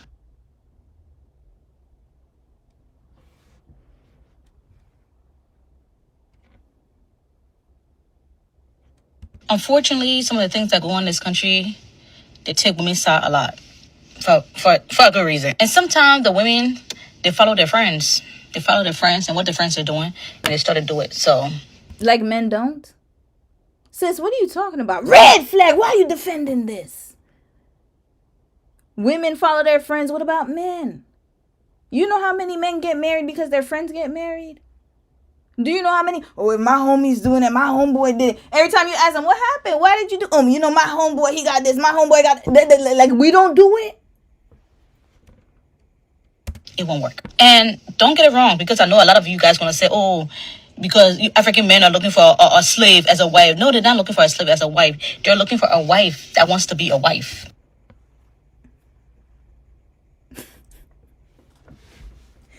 So let me get this straight. Like I said, okay, we're going to even take it to Africa. Okay, since she's talking about the continent. The women on the continent are probably the most submissive women I have seen in my lifetime. Let me tell you the two continents where I see the most submissive women. Latin America and on the African continent. We can't beat y'all. Y'all are unmatched. I would say the Asian women, but no, they're not even submissive. They know how to play that role, but they're really not. I promise you. They're not. They just look innocent. But they know when to take over. They do that. But the ones who really are submissive, doormatty, I'm sorry to say it, continent and Latin America. So what are you talking about? They just want a wife. There are women out there on the continent right now washing clothes without a laundry machine. Do you know how much work that takes? Scrubbing. Washing his dirty drawers without a laundry machine. Hanging it up to dry. Cooking food all the damn day. They get a full meal. They will even go out and kill the goat. Make it right there on the spot. And you're saying that they don't exist? What are you talking about? They're even in America. What are we saying here? I don't get it. What universe do we live in? Because I'm telling you, what I see on the day-to-day basis is there's a lot more pick-me submissive women than I've seen. So what is she talking about? You're going to find them, sis. They can find them here. They will find them. Now, where are they going? They going to the clubs? Is that where they think they can find their submissive queen? Matter of fact, let me tell y'all something. They're in church. They're at church. This is how I know they exist. You know what? Let's go find them. We're gonna find the women they talking about, because they talking too much nonsense. Women's conference. Let's figure this out. Julia Roberts, goodbye. Speaking of Scorpio women, look at this one right here. Women's conference church. No, let's put conference church. Dating conference church. I even did it in one of my videos. Actually, let me go see if I can find that video. Here we go. Come with me to Single and Thriving. Okay, let's see if this is a man or a woman. To my church's singles conference. At my church, single just means non-married. Remember, at my church, single just means not married. Here we go. Women, one man. Okay, continuing. Upon entry, you register, where they give you a notebook with a pen and a pamphlet. Look at all these people here. You also just get a chance to say hi. One man here. Everyone. Let's go. Continue. I thought this was really cute. It's like a cute little photo stand to stand and take a selfie. Next up, we have our first breakout session, which was how to know for sure you're ready to be married, not for the week. I need to see the audience. Show me the audience. Where's the audience? Prepare yourself. Here we go. Where's the audience? Where the men at? Where are they? Hold on. We gonna really do that. Let's zoom in. Hey y'all, come with me to my. Sorry, I zoomed in too hard. Y'all are worried about first question. I don't know if I. Sorry, y'all. I zoomed in too fast. I don't know if I could ever go to a Christian. Y'all are. I don't know if I could ever go to a Christian. Okay, here, we'll do this one here, because I don't know. I zoomed in too much. Singles event. Well, I did it. Here we go. For you. Welcome to Singles Night at Church. So this was my outfit for the night. Very beautiful. Women. Here we go. I arrived pretty early because the last event they had sold out. And you know when you walk. Look, women. Walk into a place and you know it's going to be a vibe. Women. Red flag. They're there. Why aren't you there? Go get them. They are here. Women on women right here. Beautiful too. Look at her. She's gorgeous. Yeah. So they gave us this sign and the book for free ski. And the host and the DJ got. Look at that. All women lined up right here. Straight to it. I'm talking Kirk Franklin. Look at her. Look at them. Beautiful. Mary, Frankie Beverly. Look at this. Then the question started. Example, you're going out with someone and every time you guys hang out, they decide to bring their friends. Red or green flag? Then next was Christian pop the balloon. I was actually pleasantly surprised by the men's Okay, we got 1, 2, 3, 4, 5. Let's hear the men. answers. They were giving very sensible. It was the woman I was confused about. Woman started popping balloon for woman answers. I was like, I beg your finest pardon? Either which way, the crowd was entertained. Picture a room full of people belly laughing. And Pastor came out dropping gems. And one lady stood up and said, men don't shoot their shot anymore. Pastor said, scratch that. Who in here shoots their shot? And the men stood up. They stood on their chairs even. Look at the men stood up on their chairs. Look at how many men there are. Not many. There's more women than men here. Look at the men who stood up. They said the men stood up. Look, 1, 2. I could count them. 1, 2, 3, 4, 5. Shoot or shoot. So do with that information what you will. 6. But it wasn't only fun and games. People were very vulnerable, looking for godly advice. Asking, how do I know if this person is the one? Should I be the person to bring them to Christ? When do you leave versus stay? I'm sorry, look at this man, Cole. I could not take this man serious. The guys started giving their perspective on dating. Remember how I said it was sensible? It went a little bit downhill, I'm not gonna lie. But it kept us entertained. Then it was time for the mix and mingle. Please look at this crowd. Then they gave us this bingo card to initiate combo. And they split the event tickets even between women and men. Come to find out, the women were buying the men's tickets when ours sold out. Women were buying, you see, listen to what she said. They tried to split the tickets, women and men even. But women started buying the men's tickets when the women's tickets sold out. That means they were outnumbered by women. So they lined the men up in the center so everyone could talk. And then the men started performing. Honestly, I don't even know at this point. And you can tell exactly what state this is based on this dance. Wait, but this guy said, I'm not here for the fun and games. He took this girl's hand, twirled her around, leaned into her ear and said, what's your name? All in all, just good vibes. But here are the key points. Stop ghosting people. Communicate if it's not right for you. End one thing before you start another to give the person a fair shot. And you will have to let go to make room for God's blessings. Here you go. So now, what are we talking about again, sis? What were we talking about? Do not bring your women to America. As a wife. No, they're not looking for a slave as a wife. They're looking for a wife that wants to be a wife. Okay? It's a difference. The whole point of relationship is to educate each other and learn to respect each other. If I can't tell you something and you can't listen because you think you have money of your own, then it's no point. Now, don't get it wrong. Don't get it wrong. That doesn't mean you come to this country, you have many, many women, and you go back to your woman. Don't get it wrong. That's not what I'm saying. I'm just saying if I was a man that was not living in this country, I would not bring my wife to live in this country. That's it. Especially if she's from Kenya. Do not bring her back. I repeat, once again, especially if she's from Kenya. I feel so bad for y'all Kenyan women. Oh, I'm so sorry to hear that. They don't want to bring you back no more. They don't want to exploit you no more. The tears are running here. I'm so sorry. Where my little napkin at? Oh my God. But I can feel the tears running. I'm so sorry, guys. You couldn't make the cut to America. I'm so sorry. I'm so sorry. I'm so sorry. Listen, he's telling y'all he's the authority of all USA and immigration, USNIS. I think that's what their name is. US National. I think it's USNIS. He is the he's the chief operating officer. He's the minister. I don't know, whatever. He's overseeing it.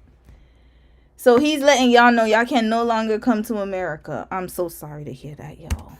Do not bring her back. Don't bring her, y'all. I keep saying it. There's a reason why passport bros, for the most part, are not going to Africa. There's a reason why we have selected these specific parts of the world. Eastern Europe, Southeast Asia. Eastern Europe. Y'all want to know who is from Eastern Europe? Anfisa, red flag. Oh no, green flag. Yes, please go to Eastern Europe. Yes. Do that. Go ahead. Is it Eastern Europe? No, she's from Russia. Russia is Western Europe or East? Okay, whatever. Anyways, y'all know. Anyways, they want to go get an Anfisa. That's what they want. Okay. Let's just. Or South America. These places alone. That's it. South America. Who's going to Africa? Who's telling these dudes to go to Africa? Matter of fact, you know what? Add DR. Please add these to your list. Dominican Republic, please add them. And you guys should add Serbia. And I'm trying to look for another woman. You need to add Germany to your list. Yeah, Germany. Please add Germany. Add Germany too. It's all these sucker, pseudo-racist Umar Johnson indoctrinated type dudes running around telling black men, oh, whatever you do, make sure you get you a black woman. Why does it? First of all, okay, so sir, you know, I usually don't like to come for people. I try to listen to the content, and I'm coming from their content. But sir, you talking about black women, so I'm gonna have to defend my black women's honor because I am a black woman, and vice versa. Any other race of woman, I would defend you, but especially black women. Look at your bedroom. Look at this. Look at the background. Look at the shirt you're wearing and that little last chain in your do-rag. Red flag. You're not qualified. You were never qualified. Why are you talking as if you are? Who are you? Who are you with that little last watch you got on? What the hell is that? Is that from Shein? I know a Shein watch when I see a Shein bracelet when I see one. Your jewelry's too gold. That's not natural gold color. Look at that the dusty ass t-shirt you got on. It's okay. But look at you. Look at them. Look at them little poles here. What is that your bed? First of all, his bed frame looks so ancient. Nobody has those bed frames anymore. Is he at his grandmama's house? That's the grandmama bed frame. Seriously, my mama had a bed frame with the long wooden ones before when I was younger. Is that a bed frame? What is that? Is that a pillow? We don't do this anymore. This is very old, ancient style. This is not modern. That's how I know you ain't got no damn money. You at somebody else's house talking all this nonsense. Whose room are you in? And if this is your room, shame on you. Get up on your decor. Get yourself together. Take that do-rag off your damn head. Maybe somebody will take you seriously.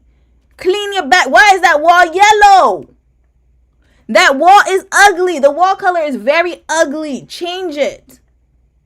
Specifically have to be a black woman. And then you got a ceiling fan. Look at that fan. That's an old ass fan. And then you want to wonder why women don't want to be with you. You don't even take care of your house. You don't take care of yourself. And then you want us to be with you.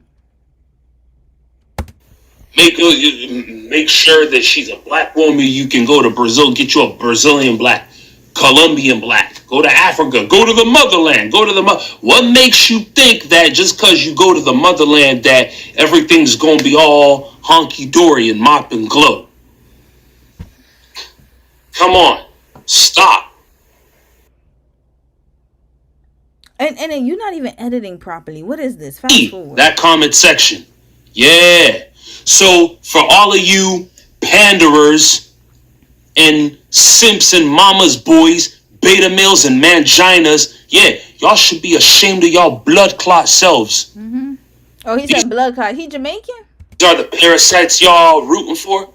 Take a look. A good look at that comment section. Mm-hmm. The same ones who y'all call sisters. You know what's so crazy is that single women, and I'm being honest here, single women have impeccable decor. You could be single and still decorate. Like when I see single women, like when I see their house, they're, looking very beautiful. They take care of themselves. They always dress really nicely. You never see them looking at the aesthetic, the dusty background. You don't see that with women. You don't see that. I could go to any woman's video right now and I will see her background is always looking nice, clean, crisp. Always has a nice bed frame. Always got herself together. And then look at this dusty. They always sitting behind some ugly ass wall. Always got little ass. They always look dusty. Just dusty. You're not even on her caliber on a good day. That's the funniest thing. You saw that single woman that was getting ready for the church conference. Beautiful. Stunning. And then compare it to this single man. It's not on the same level. And then they wonder why and cry about, oh, women are too much, they doing all this. It's because you don't look the part. If she's taking care of herself, she can afford to live in her own place without you. And she can afford to dress nicely, buy herself some nice things. And you don't have to be rich. You ain't got to be rich. Look at me. I don't even have all that stuff on. You just got to look presentable. You, sir, do not look presentable at all. That's why you having problems dating. I'm being honest. This is why.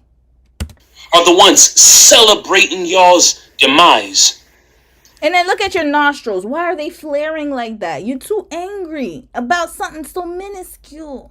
Calm down. But then he's taking it personally. Why? Because he thought he could go get a passport, sis. And every time a passport bro and sis don't work out is going to shatter his world view. That's you think pandering to them and praising them and clapping and cheering for them instantly means that you're recruited on their side? Nah. You're just an expendable idiot. That's all. That's all you are. And then not only that, your lips are crusty too. That's the thing too. That's all you are. You're just an expendable idiot to them. Okay. See, you dum-dums don't know nothing. I remember being in Nigeria. There were women who lived in the villages. I'm talking in the villages, and they were still stuck up. Impoverished, ain't got no money, ain't got nothing whatsoever. But they were still stuck up. And what about you? You ain't got nothing. I could tell by your aesthetic and your decor. And you still think you got options. Red flag, you're the same. And why can't they be stuck up? Just because you are going through a financially hard situation doesn't mean you got to dress like it with holes in your shirt. What you trying to say? What it is they thought that they were going to be like beholden to them. As if they were going to be like, thank you so much for taking me out of this village. I'm so appreciative. Is that what it is? You wanted validation from them because you couldn't get it from women over here because they actually have enough to sustain their lifestyles. They don't need you anymore. And this is what is going on right here. This is where this is coming from. It's because he understands that if he gets with a woman from North America, he actually has to start providing. And he actually has to start doing well. And he has to increase his standards because she could do bad all by herself. So why does she need you there? Now, he thought he was going to go to the village. This is what he's talking about. Oh, they're stuck up. Yes, as they should be. You're stuck up and you seem to have no problem with that. You think you deserve a woman to take care of you in this kind of condition that you live in right now. This is abhorrent.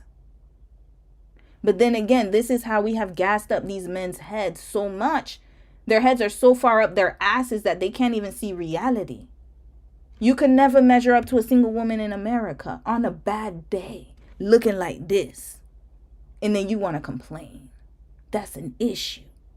And even the women in the village were probably better than you. Their houses look way better than you. Just because you live in a village doesn't mean that you don't have nice aesthetic. Red flag. When I went to Haiti, there were so many nice, beautiful houses. You would never know. Yes, a different country is just different, but they still dress nice. You got women in Brazil right now looking beautiful. Amazing. In any condition. You have women in Nigeria, Kenya, wherever. Looking amazing. Got better clothes, better fashion sense than me. Why couldn't they look good? See, that's that mindset. Here we go. And what you gonna do about it? Oh, they're still stuck up. Yeah, because they want better. They understand their value. That's the problem. You thought that they wouldn't know their value and that they would depend on you and thank you for taking them out of this village to go to America. And these are the same black women. Yeah, they're black women. It's not just it's black Nigeria. Women. Nigeria is a nation in West Africa. Yeah. Black. And you know what? Hold on, let's rewind this. Hold on a second. I want to say something. It's a nation in West Africa. Yeah. And it's Nigeria. These are the same black women. Yeah, they're black women. It's Nigeria. Nigeria is a nation in West Africa. Yeah. The same black women. Still part of the sisterhood. What are you talking about? Shout out to all my black women. I'm so happy for us. You know what? Nigeria, you good. You know, I was a little worried. There's a lot of, I know y'all be having a lot of male identified ones, but that's okay though, because you understand. You know that if a man comes to you, he got to have something. That's what you see in your culture. That's what that is. And you know what? I am grateful that he's saying that. Yes, black women. Thank you. And you know what? This is actually really good for black women. Please, no more of these Dusties, and then y'all could get the ones who actually can give you something. Not this one here.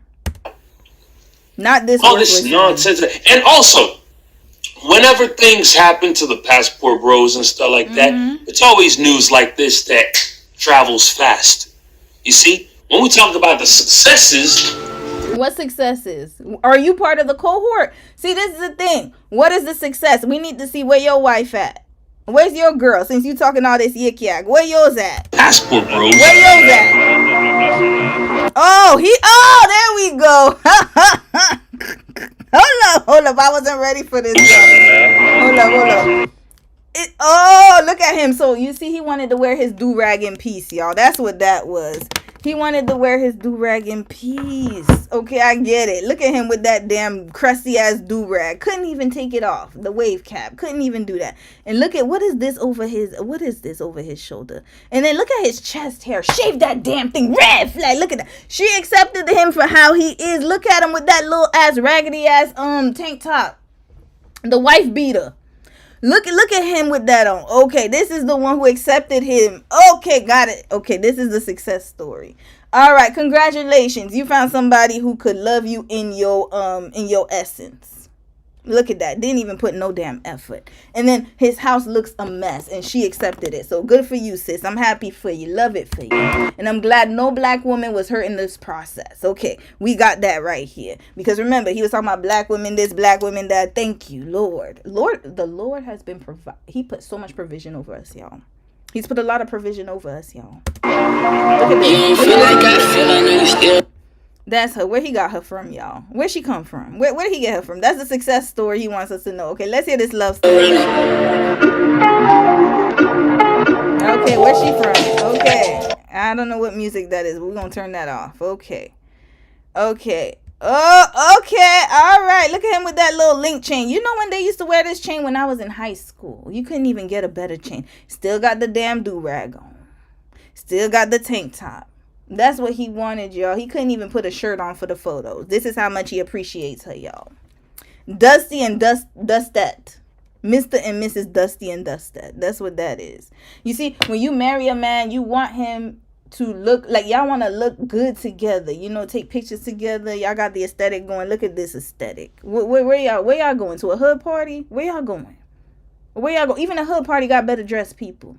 He taking her to the corner store, y'all. Where he gonna take her? This is what you gotta think about, though. For real, I'm not even joking. What kind of dates do you think these two go on? Let's be honest. What kind of dates do they go on?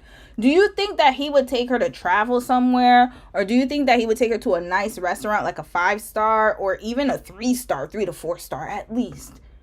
He looked like he can't even take her to Outback Steakhouse. You can't even go to the Cheesecake Factory looking like this. This is McDonald's behavior, y'all. McDonald's, this is like more fast food.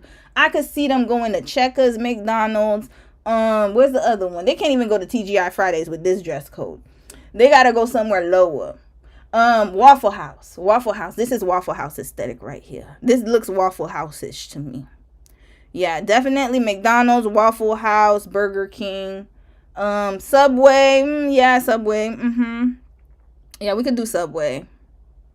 I'm trying to think. We're in her car. There you go. Yeah, who wrote that? In her car. Yeah, Netflix. Yes, exactly. These are the days that they could go on with that damn do-rag. That's what it is. He could never take her anywhere high end. He could never. Never, ever, ever. Ever. You can't even go to the club looking like this, y'all. The club has standards too. You can't even get in the club looking like this. You could go to maybe like one of them little bars, like them little pool halls or something. But you can't even get into a nice club looking like this. This is low end, gutter behavior, like low class. Low class. So yeah, look at this. Look at this. There we go. Oh, still got that do-rag on it. Look at the t-shirt. This looks like he bought it. Let me tell y'all, this looks like a $5 t-shirt. And let me tell you guys something too. Thrift stores have some really nice shirts. Like, there's no excuse. He could literally go to the thrift store. If you can't afford it, first of all, if you can't afford a thrift store, you shouldn't be married or have a girlfriend. But that's neither here nor there.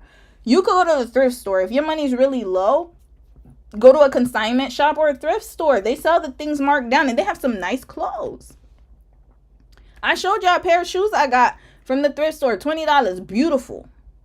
Designer. You could get nice stuff. If you can't afford the nice designer stuff, you could even get like some $20. Like you could get the problem is not that. The problem is not the money. You could literally go on Shein and get you some nice clothes that look pretty good. Fashion Nova. You could go wherever. I'm not really a fan of fast fashion, but if that's all you have, that's what you have. And then once you get more money, you'll elevate your style. But the problem with this is that he's not elevating. Where's that t-shirt from?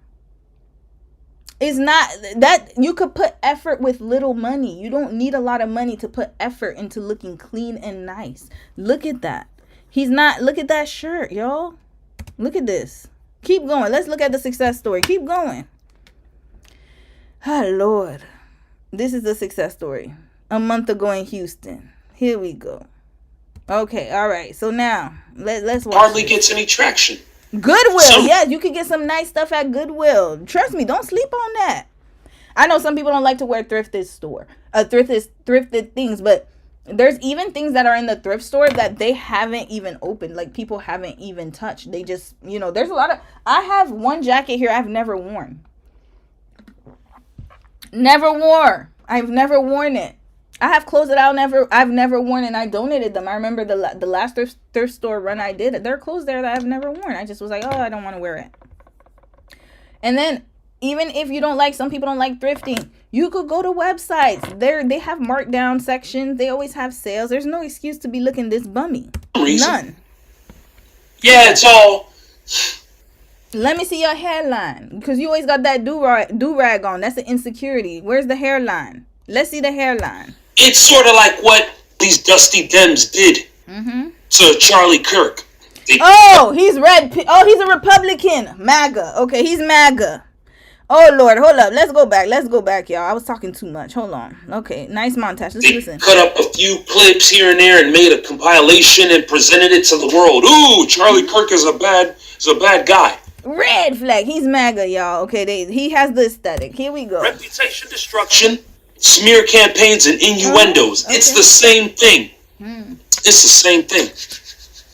You people are really, y'all are full of it for real. Really? Okay, that's her. That's when she was talking about it. Okay. I'm tired of listening to you. Okay, let's fast forward. Okay, hold up. I'm not listening to you ranting and raving. Okay, let's go back. Scantily clad, little bumper clock. Hold up. Let's go back. Let's hear him rant a little bit. Never seen. Okay. Let's hear how angry he gets, y'all. That's the dumbest thing that I'd ever seen. Okay?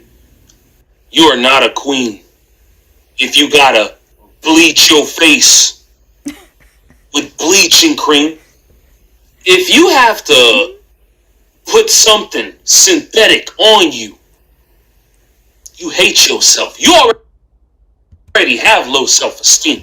Okay, so if you put something synthetic on you, you hate yourself. Okay.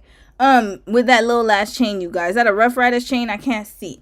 But your do-rag, take it off. We want to see the real you. Let's go. Since you want to talk about women and their choices, let me get to your choices. Take that do-rag off, brother. I need to see the hairline, because y'all got a lot to say with little hairline you do have. Please let me know.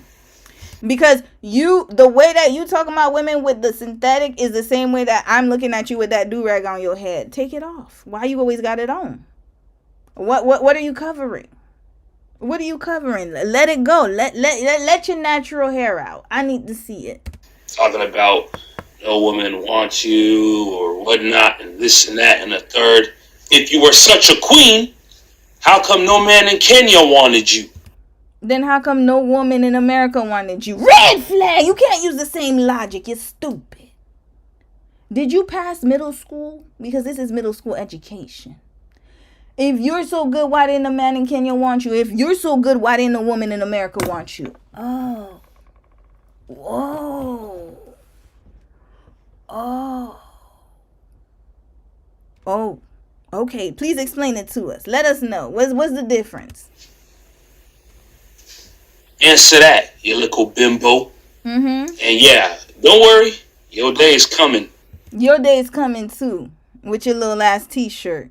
Where did you get them from? I need to know. I have not seen these shirts in years. I think he's wearing his high school wardrobe. I'm sure that dude has got plenty options. Yeah, and you're not one of them. He's jealous that he can't be that option. That's why she's getting well taken care of. Yeah, and he taking care of her baby too. I'm talking prettier options than you. And don't forget, he's in Las Vegas. You're in Las Vegas. Okay. The city of sin. Bimbo.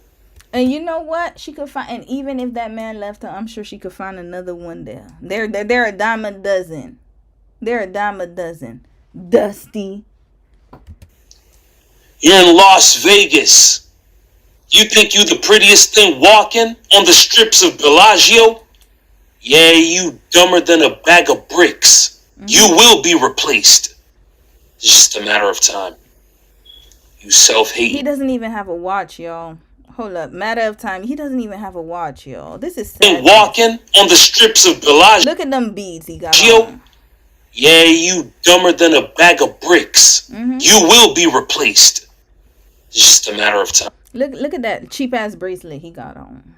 Don't even have a watch to show the time. You see, I got a watch. You know, it's not a Samsung. It's still a watch though. You see, I could flex like I'm showing the time, right? And yeah, it's not a fancy watch, but hell, it does what it needs to do. You can't even afford that. Red flag. What do you do for a living? I need to know what he does for a living, y'all. I need to know what he does for a living. You self-hating, face bleaching, scantily clad, little bumbleclot bimbo. Every day for the thief, one day for the owner. It's gonna happen. You bums, you simps, stop pushing this rhetoric or this snow bunny never, black woman forever type narrative. Stop. Okay?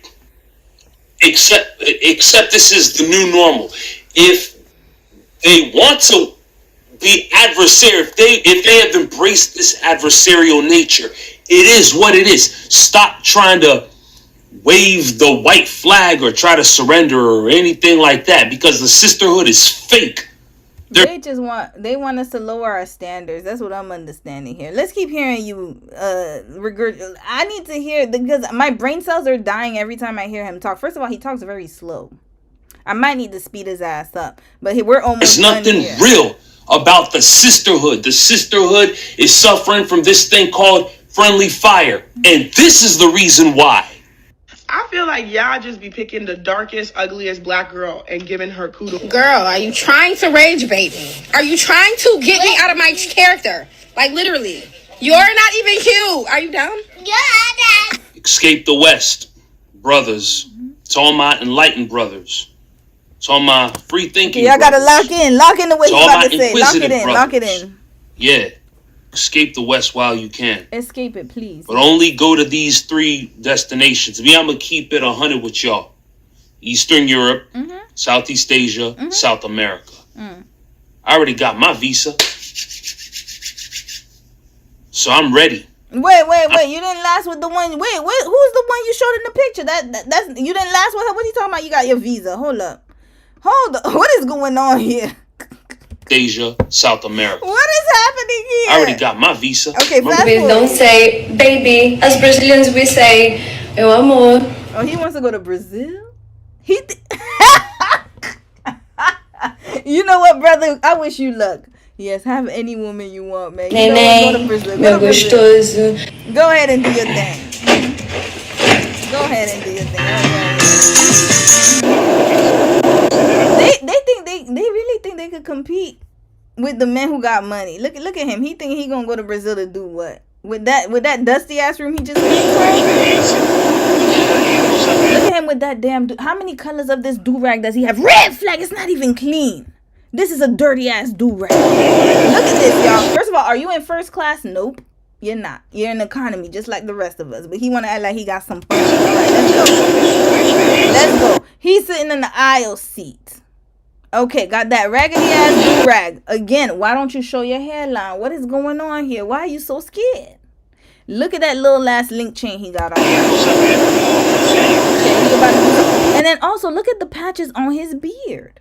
It don't even connect.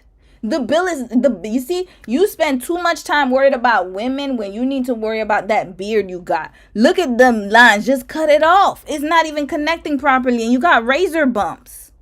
You don't want to take care of that? Look at that. Look at this hair. You need to connect it. Look at that. You need to, I don't know what's going on here. There's something wrong on the side. Second time around.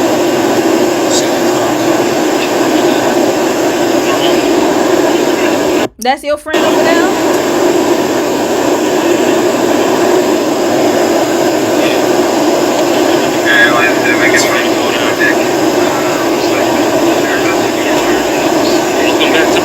Álbum novo vai chamar Bem-vindo ao Brasil.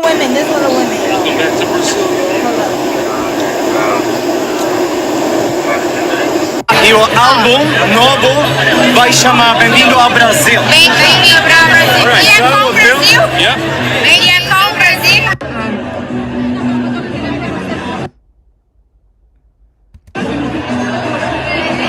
Bem-vindo ao Brasil. One more time.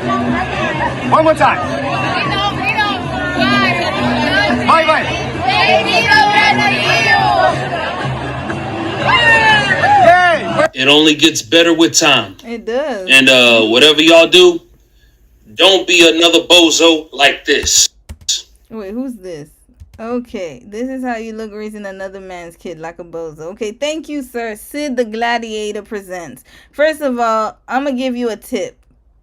Your YouTube handle is too long. Nobody's going to be able to find you. That's why you only got 158 subscribers. You need to get a shorter title. Okay, if you ever see this video, please get a shorter title. Sid the Gladiator is enough. You don't need present student of the game. This is actually like a video. So why is your title, the title of your channel's name, the same as a YouTube video? Nobody's gonna be able to find you with this long ass name. That's number one. Number two, you want to bring complete awareness to the plots against masculinity. What masculinity did we see? You yelled and ranted like a woman for and I'm sorry, I gotta be honest. They want to call us, they say that we're the emotional ones. That's why I'm saying it like that. So they always say women are more emotional, but you literally sat there for 10 minutes and your nostrils were flaring. This is not masculine behavior. Just letting you know. That's not masculine behavior. At least that's what I thought. You know, by your definition of masculine, this is not masculine behavior. That's that. Now, next, let's see where your girl at, because you said that they're better. So, where is it? Okay, all you do is talk. You got 5 views in 1 month. This is not good. The battle has just begun. Okay, this is what you were showing us. Okay, blue pill. Okay, this is you and your girl. You keep showing this picture, but where's she at? You're not even showing, what is going on here? You said you went to Brazil, but I thought you had a girl. What happened here? So you can't listen. You've had this YouTube channel for how long? How long have you had it? Listen, I'm not trying to be mean. I'm just helping. I'm helping a brother out here. You've been on YouTube since 2022. When did you start making videos? Let's see your oldest video. Your oldest video was made a year ago. A year ago. Okay, a year ago, and you only have 7 views in a video that you made 11 days ago. You're not even using thumbnails. You don't even know how to do your thumbnails properly. This is what it is. So what do you do for a living? That's what I need to know. What's your popular video? A year ago. Oh, okay. You know what? He's a blue collar brother. Let's hear this a little bit. I need to see what he does for a living. McDonald's, Burger King, Wendy's. Matter of fact, any fast food restaurant, if you think that you're a grown-ass man working in a fast food restaurant is okay, something is wrong with you, all right? Leave those jobs to the teenagers. Okay, so yeah, I think she's talking about the cook and the cashier. She's not talking about the owner of McDonald's or the management. I think she's talking about the lower wage jobs. My nephew can't even get a job right now because there's some grown-ass man in his goddamn 40s flipping my goddamn burger. Okay? Let it go. Leave it alone. That job is not for you. Sis is making a good point. She is. So all the time you've been working at McDonald's, you didn't think to try to be in management? How long have you been working there? Now, I understand if you're trying to do it to make ends meet. There's a difference. She's not talking about the people who are there to make ends meet. She's talking about the people who have been there for a long time. Why haven't you elevated? This is a real conversation we need to have. So now I'm assuming he's going to get upset because, oh, like, how dare you talk? But it's true. Hey, anyways, you know what? I'm not going to even waste my breath. AI's finna take them jobs real quick. These are the jobs that AI is going to take, the ones that do not have any type of, like, cognitive thinking. AI's finna snatch them jobs up real quick. So I'm not even going to waste my time. Anything in retail. I agree with her too, because teenagers do need a job. So why haven't you elevated? You know, I used to work as a cashier at McDonald's when I was like in college, when I was getting my education. And guess what? Now I'm a public servant. I've elevated. I have degrees. I have certificates. I've always tried to strive for higher. But why is it that I'm a woman? Like I said, they'd be thinking like, oh, like this, that, women are this, women are that. We know how to grind. That's what you're mad about. You're mad that you can't beat us into submission because we can actually do it if we want to or not. That's the issue. We have the option. If we want to submit, we'll do it. But best believe we can afford our own lifestyle. Best believe it. But look at him with it. Now he got a damn what was that cap? Now he got one of these the what's it called again? The skull caps. He never shows his hairline. Look at this. How long is this? Because 8 minutes. Let's address this BS once and for all. Hold on, how long? I'm sick. Okay, 2 hours. That's not bad. And tired of these whack thoughts. Always having something to say about what a high value man is, or what a high value man ain't. This thing has gone too far. It's always... Hold on, you said fast food pays... Shauna Michelle, you said, I will say that fast food pays more than a lot of entry level jobs. That's a problem. That's an issue if it does. That's wild to me. Like, the fact that fast food pays more than that, that's a problem. There's a systemic issue here. The fakest ones wearing fake hair,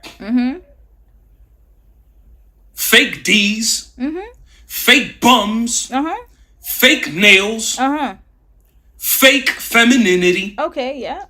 Are the ones going behind cameras talking about what a high value man is or what. First of all, they don't go behind, they go in front of the camera. In front. It's never behind the camera. If you go behind, okay, I'm not even going to explain it. His brain cells, it'll probably combust if I explain it. You can't go behind of a camera. That's why they call the expression, you get in front of the camera. You can't get behind the camera. Behind the camera would be filming somebody else. But then again, the education's not there, y'all. I could already see a high value man ain't, or jobs that a high value man are supposed to do. First off, right? What do you know about that?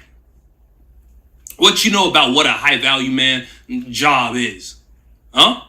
It's not what you do. Look at that. You can't even look at your tank top. I could already tell. What do you know? Even if you do meet a high value man, can you keep one? And even if we couldn't, can he keep me? You see, it goes both ways. And even if she couldn't, so that don't mean nothing. She's still a high. She could be, even if she couldn't keep a high value man, she could still be a high value woman and do what? Keep herself. Green flag. Keep yourself. Keep yourself. I promise you guys. Keep yourself. If there's anyone that you should be keeping, you should keep yourself. Yes. She can't even keep a man, okay? And is that the end all be all? As if having a man is going to be the end all be all for everybody. That doesn't make sense now. Can you keep a job? That's more important to me. Keeping a job. Can you keep a roof over your head? That's more important to me than keeping a man. In my opinion. I'm being very honest, y'all. Can you keep a job? Can you keep a roof over your head? Can you keep food on the table? That's more important to me than keeping a man. And again, I'm not saying don't put effort in your relationship. You should always try to put effort. But what I'm saying is when we go into the priorities of things in life that we need to sustain, keeping a man is the least of my worries and concern at this point in time. In this economy we live in, we on survival mode. We trying to keep a job. That's what we trying to keep. How about you keep yours? Worry about that. I'm not going to sit here and watch you trash blue-collar workers. I'm not going to sit here and watch you disrespect individuals who work who work in places like carpentry, the HVAC. She wasn't talking about that. She said McDonald's. And she didn't say anything about them. She just said that the lower fast food jobs. Okay, you see, this is how I know reading comprehension. Oh my God. We literally have a literacy issue, y'all. It's a crisis. What did she say? She said fast food workers. She said my nephew needs to get a job and he can't even get one because of these grown-ass people working in these positions. She didn't say anything about blue collar. She didn't say anything about HVAC. She said nothing about those educated men. She said that leave those jobs for the teenagers, like the cashier jobs at the supermarket. That's what she said. Red flag. Learn how to listen. You're stupid. You're too dumb. And then you gonna come here. If you ever come on my video, I don't have fake hair, so you can't say nothing. I don't got. This is what makes them mad, y'all.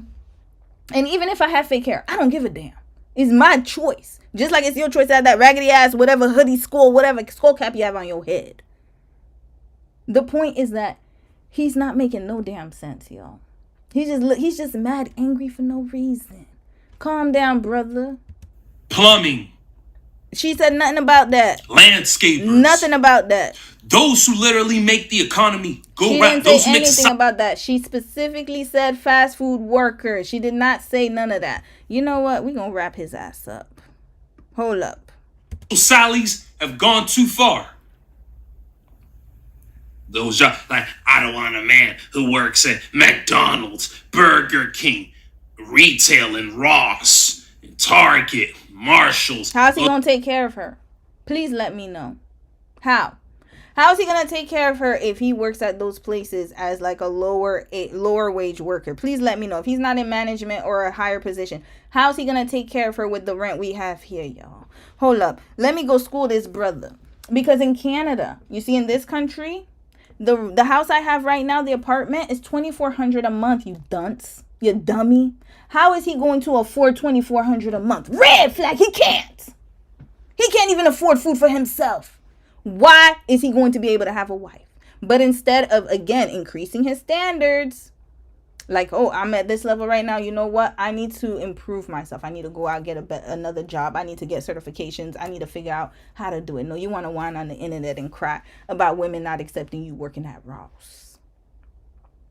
You can't take care of yourself on a Ross salary. I'm sorry, you can't. Not in this economy we live in. You better thank your president and inflation, the one that you voted for, clearly. Because you're MAGA and you're stupid. Those jobs are for kids. What do you mean those jobs are for kids? You're pathetic. You are pathetic. And can those jobs get you rent right now? You know what? Let's do an experiment. Quickly. I'm going to put a city here. Let's put an American city. Let's put a fast food worker in, I'm thinking, let's say Detroit, because that's where the other brother was from. And that's who he's defending right here. Detroit minimum wage. Okay. Minimum wage in Detroit is $10. So 10. How much is it? $10.56. Okay, $10.56 an hour, y'all. Let's put the rate at $10.56 an hour. Okay. Oh, Lord. Now, that's minimum wage. Okay, let's put average. For a fast food worker in Detroit. We're just going to choose Detroit. I don't know where this man is from. So $16 an hour. Okay, $17 an hour. Let's do an experiment. All right, how much is rent in Detroit? Let's go to Zillow. Detroit, Michigan. All right, we're going to look for rent. Okay, here. $1,750 for a studio. $1,750 plus $11.95. Okay, that's the low end. So it looks like it's okay. 12. Okay, looks like the lowest one is $11.95. These are high end. Okay, let's go for the lower end because we know. Okay. $1,450, $1,350, $1,300, $9.99. Okay, $9.99. $17, y'all. Let's say they work 40 hours a week.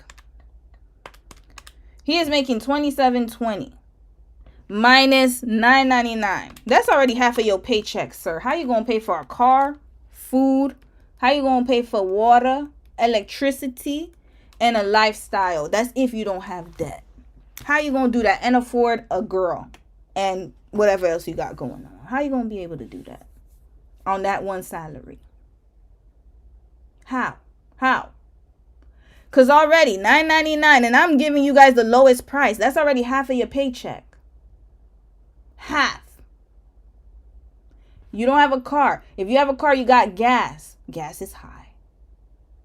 Electricity. If you live in a cold city, then them heating bills gonna go sky high during the winter.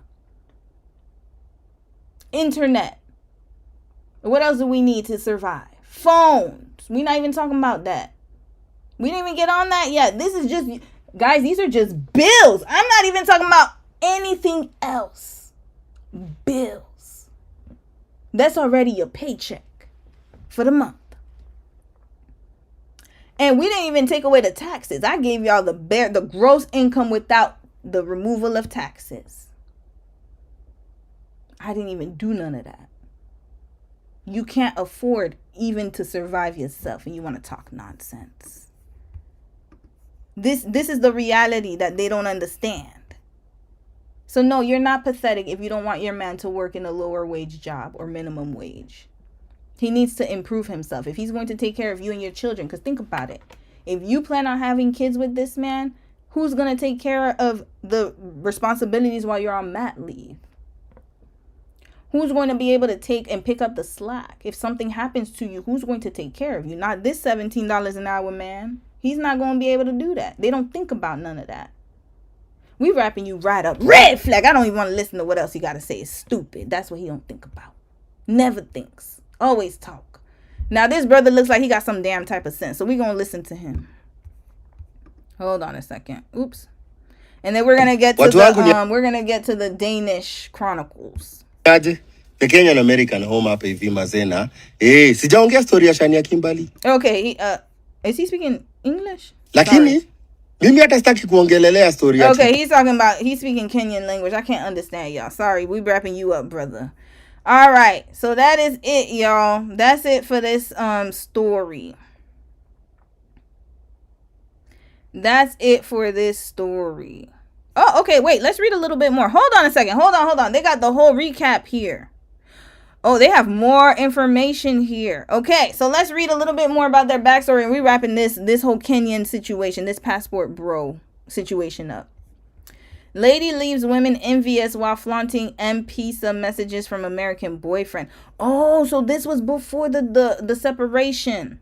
God remember me. A Kenyan lady identified as Shania Kimberly is the envy of the town after sharing her M-Pesa messages on TikTok.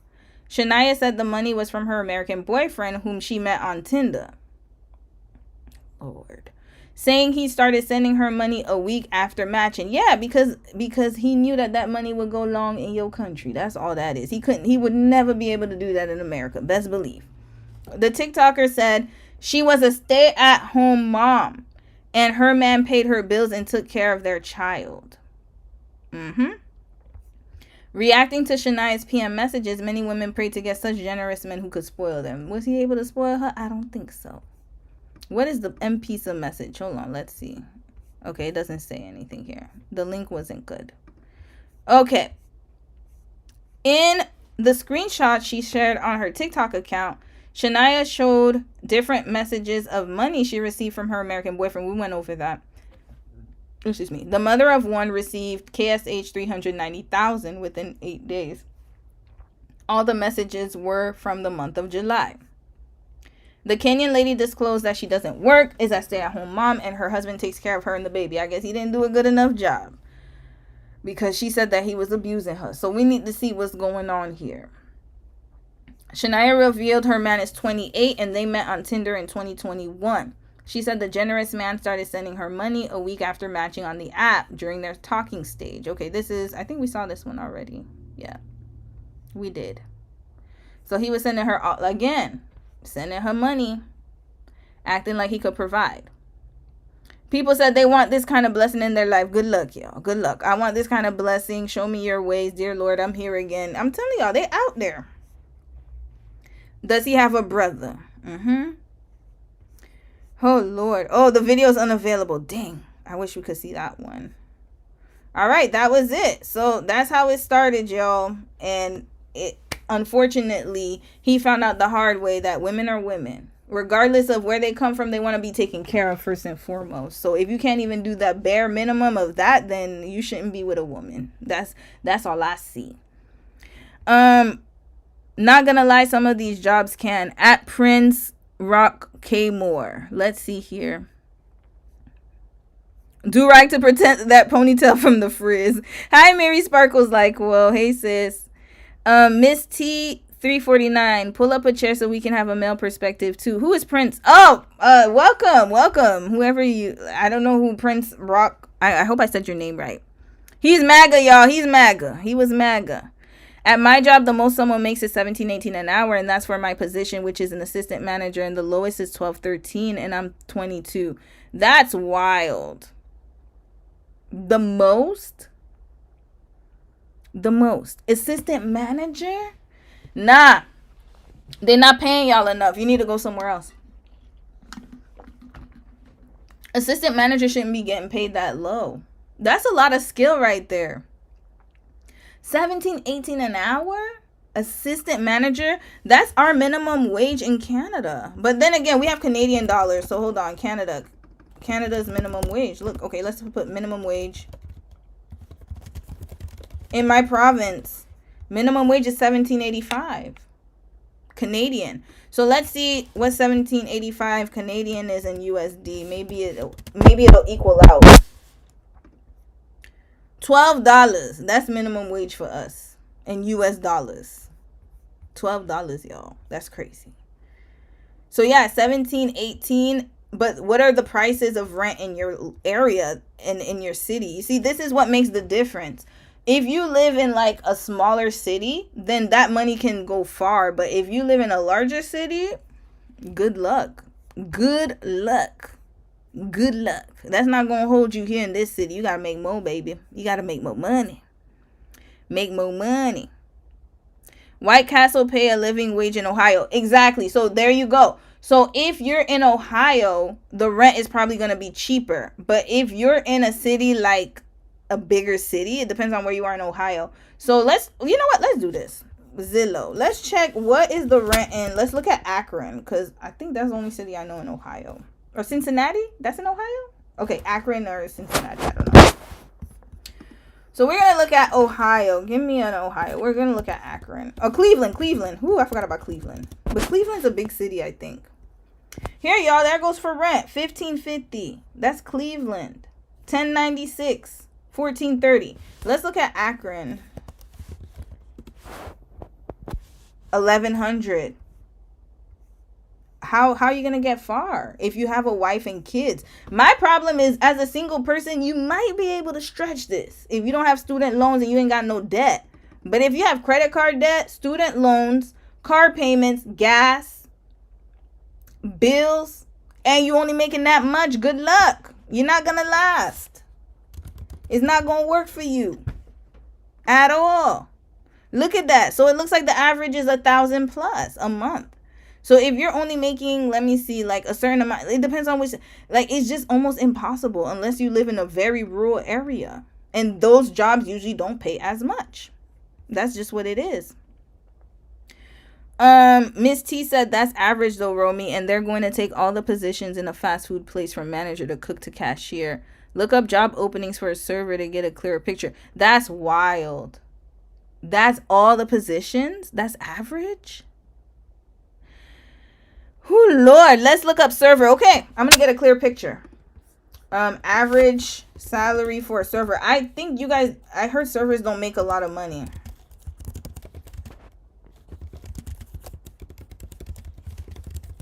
Let's put average salary. $17.89 for a server. For a waitress. Okay, let's check Indeed. Indeed be scamming though. So low end is $9.89, average $17.89. This is why we have the crisis that we have right now. How can you survive off of $17.89 an hour? That's crazy to me. So $17.89 times 40. That's okay, times 12. Wait, I did it wrong. Okay, hold on. Wait, let me get my math. $17.89 times 40. Okay. 40 hours. Okay, $715.60 per month times 4. Okay, so you make, sorry, per week. So you make $2,800 a month about, not you, I'm just saying in general, this wage times 12. That's $34,000. That's not enough, y'all. I'm sorry, I got to be honest. The problem is not enough is because it depends on which city you live in. So if you only make 34, that's pre-tax, gross, not net. And it depends on what state you live in and your state taxes and all that stuff. You got to be really good with your budget or have no debt in order to be able to sustain and to do different things. It's just, I think that this is not a livable salary, in my opinion, with inflation. It's just not in this economy. So I don't know how people are able to afford things. It's just almost, it's baffling to me. It's baffling. Bills. Exactly. Columbia, Ohio. Let's check. Okay, let me check Zillow. Columbia, Ohio. Let's see that. Let's see the rent prices, y'all. This is scary. How do they want people to survive off of that? $1,230. So yeah, look at the minimum, $949. But where is the neighborhood though? That's the thing too. You gotta worry about that unless you want to live somewhere that's like, this looks okay. So one for studio, y'all, $1,169. Studio, $1,499. $1,254. $1,439. $17 on a minimum wage salary, y'all. You gotta live with your parents or something. Roommates, maybe that's how people are making it. Because I can't see anyone being able to. And you remember, in America, you guys have to pay for your health care. You don't even get that as universal health care. So you got another thing to worry about too. Servers make like $250 an hour without tips. That's crazy. That's wild to me. Like here in Canada, they used to do that, but now they force them, like the government has forced them to pay minimum wage. So all servers get paid minimum wage plus tips. Damn, that's cheap rent. I'm in NYC. At the start that fell. Hold on, let's do New York. Let's do New York. Where my Brooklyn folks at? Brooklyn. I don't even want to see New York. Y'all gonna cry. Brooklyn. For rent. Oh Lord. I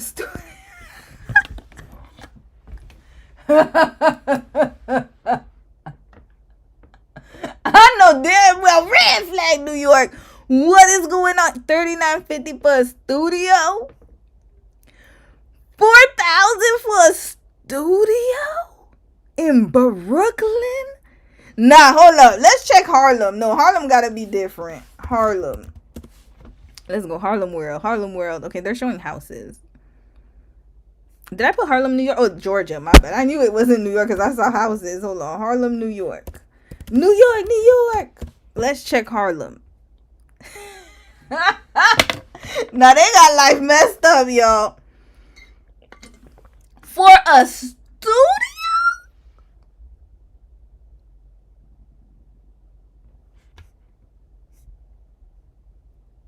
Wrap New York up. Wrap New York up. Wrap this right. $5,000 for a damn what's the minimum wage in New York?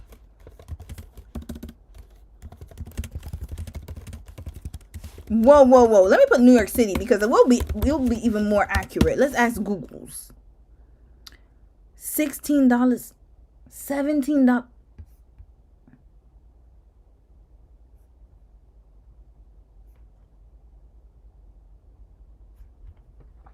You can't afford to live in New York if you're making minimum wage. You got to get out of New York. Get out. Leave. Flee New York. Get out of here. Leave New York if you must. You must go. You can't be in New York, y'all. You can't be in New York. Get out of damn New York. This don't make no damn sense. I thought Miami was bad. Let's check Miami. No, let's at Fort Lauderdale. That's where I'm from, where I was raised. Look at Fort Lauderdale. Even Florida's cheaper, y'all. For the 2,000, 2,300. Florida's cheaper. That's actually what we pay now. What I'm paying, like, that's around well, if you convert it though, like, I mean, US dollar is stronger than Canadian dollar, so it'll be definitely a little different. But your money will go a long way if you move to Canada. I'll say that. Your money will go a long way. Because look at my city right now. Rent. Victoria. Yeah, $2,100. That's a 1-bedroom, y'all. That's Canadian, though. $2,500. Look at that. $4,000 for a 2-bedroom. Look at this. This is downtown. That's why it's so expensive. $6,900. Yeah, that's how much we paying, y'all. Y'all think we joking. Look at that. 1-bedroom, $1,600. Look at these old-ass stove tops. Look at that. Look at this. Look at that.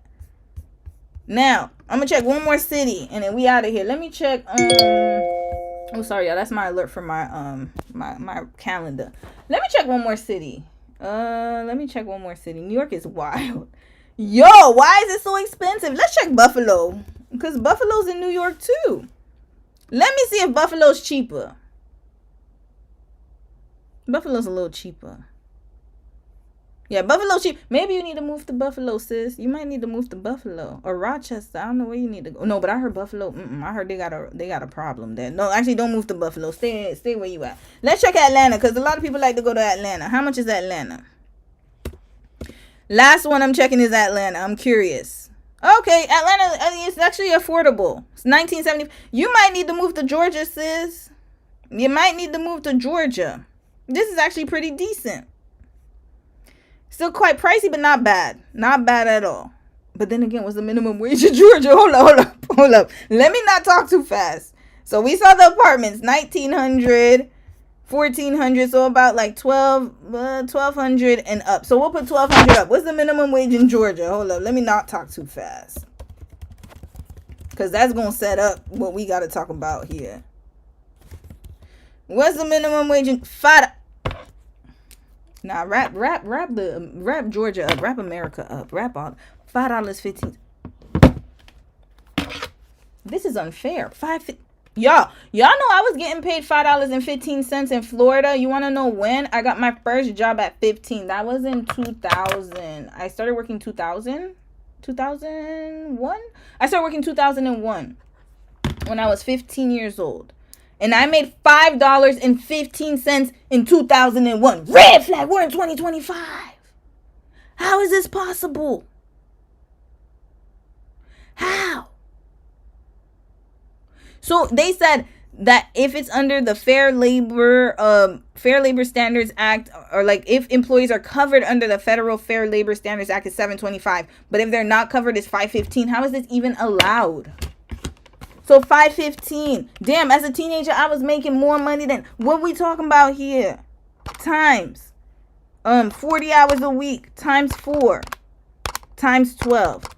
So you only making $9,000 a year, less than $10,000. You cannot afford life. You can't. You're gonna have to stay at your parents' house. You're gonna need to stay at somebody's house. Get a roommate or something. You can't afford life if you work in minimum wage in Georgia. I'm sorry. You might need to get tips or something. You said, I don't drive in there, racist up there too. Yeah, that's why I said don't go to Buffalo. I remember the story. I was like, oh yeah, maybe not upstate New York. Just don't go there. Look at LA, because I want to know how these broke streamers survive out there. Okay, let's check Los Angeles. Okay, let's check. But you know why they survive? Because YouTube pays pretty well. And streaming pays well. That's why. Let's check Los Angeles, because that's usually where they go. Rent. Why is it cheaper than New York? 1900. It must be somewhere. I don't trust this place. What is that? I don't trust this location. I don't trust it. $1,370. This is luxury. Okay, let's get regular. Okay, it looks like it's $2,000. It's actually still cheaper than New York. Sis, you might need to move to LA. $2,394, but I don't know what neighborhood though. You got to be careful with LA. LA be a little weird, but that's actually affordable still. I mean, $22.95. I don't know the area that well, but I mean, it doesn't look that bad when I look out the window. I mean, sorry, the balcony. It doesn't look bad. LA's not that expensive. It's cheaper than New York. This don't make no damn sense. A studio, that's too expensive for a studio, but way cheaper than New York though. What is going on? $1,650. You're in the wrong state. This is too expensive. This is almost like $3,000 for a studio. So it must be in a nice area. This must be in a nicer area. Definitely a nicer area. But this is still affordable though if you have a good job. What's the minimum wage in California? New York is worse than any state I've ever seen, y'all. It's crazy. Minimum wage in California. What's the minimum wage? $16 an hour. Oh Lord. $16 an hour. $16.90. But the cost of living is high. But still, rent looks pretty cheap. But I don't know where they live, so don't quote me on that. This is craziness, y'all. I feel bad. But this is why, we need to get our money up. This is not the move. Not the move at all. So now when these men complain about, it's so like, why do they care about where we work? This is why we care. How can you take care of somebody when you can't even, no, you need to make money. I'm sorry. For you blue collar workers, if you want to get a wife, get your certs up. And I'm not talking about the HVAC guys, the ones who actually make pretty good money. I'm talking about the lower wage ones. You got to start thinking differently. Because it's that's going to eat you right up. You can't afford a family. I'm sorry. I got private landlord, all utilities and Wi-Fi included. Hold on, somebody gave a good tip. Let's see. And streamers make pretty good money. They make, you know why? Because they don't get paid hourly. They get paid per view. So that's why, and they get sponsors. So that's why they could make money. Hold on, somebody said, don't forget all your insurances. Yep. I didn't even include that. I could run it down. Hold on. You said live in a house. Let me see. Somebody gave a good tip. Let me see. Harlem and Brooklyn have been gentrified though, Romy. I know. Wait, did I freeze? Okay, I hope I didn't freeze anymore. Hold on. Who lives in a house? Somebody lives in a house, y'all. Let me see. I'm trying to see the comments here. In NYC, some restaurants would pay some servers and bartenders $10 an hour because they can legally get away with having a small staff. This is craziness. I think 2 jobs and overtime have become the norm nowadays, especially here in London. Yes, I agree. I know a lot of people who work 2 jobs. Yeah, including, like, it's hard. That's why, like, it's really difficult to survive because of the inflation and bills. The problem is the bills, y'all. It's not even, like, if it was just the rent and everything's included, then it's different. But it's the bills on top of that. It's like bills. You got to pay for everything. $2,300 for a studio in Harlem. That's egregious. Egregious. But, like, they're gentrified. So, yep. They keep, these prices are why people from New York keep moving to Ohio. It's because, that's why people from New York keep moving everywhere. They're everywhere, y'all. They scattering everywhere. You said you can't live in the US if you're making minimum wage. It's too difficult. You can't. I'm sorry. Crazy Claudina, huh? I hope I said your name, Claudiana. I think you said, we complain over here, but New York, right? I'm gonna shut my mouth. I'm not complaining no more. After I seen At the Star That Fell, sis. Let me know if you want to talk, if you want to have some vent sessions. We gonna do the weekly chat Friday is coming back next week. I know I said that last time, but I had to make sure that my schedule could align with it. But we need to talk.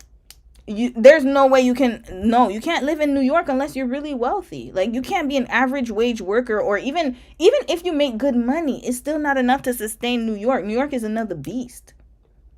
I can't, honestly, as a public servant, even somebody who makes pretty good income, I would never be able, if you make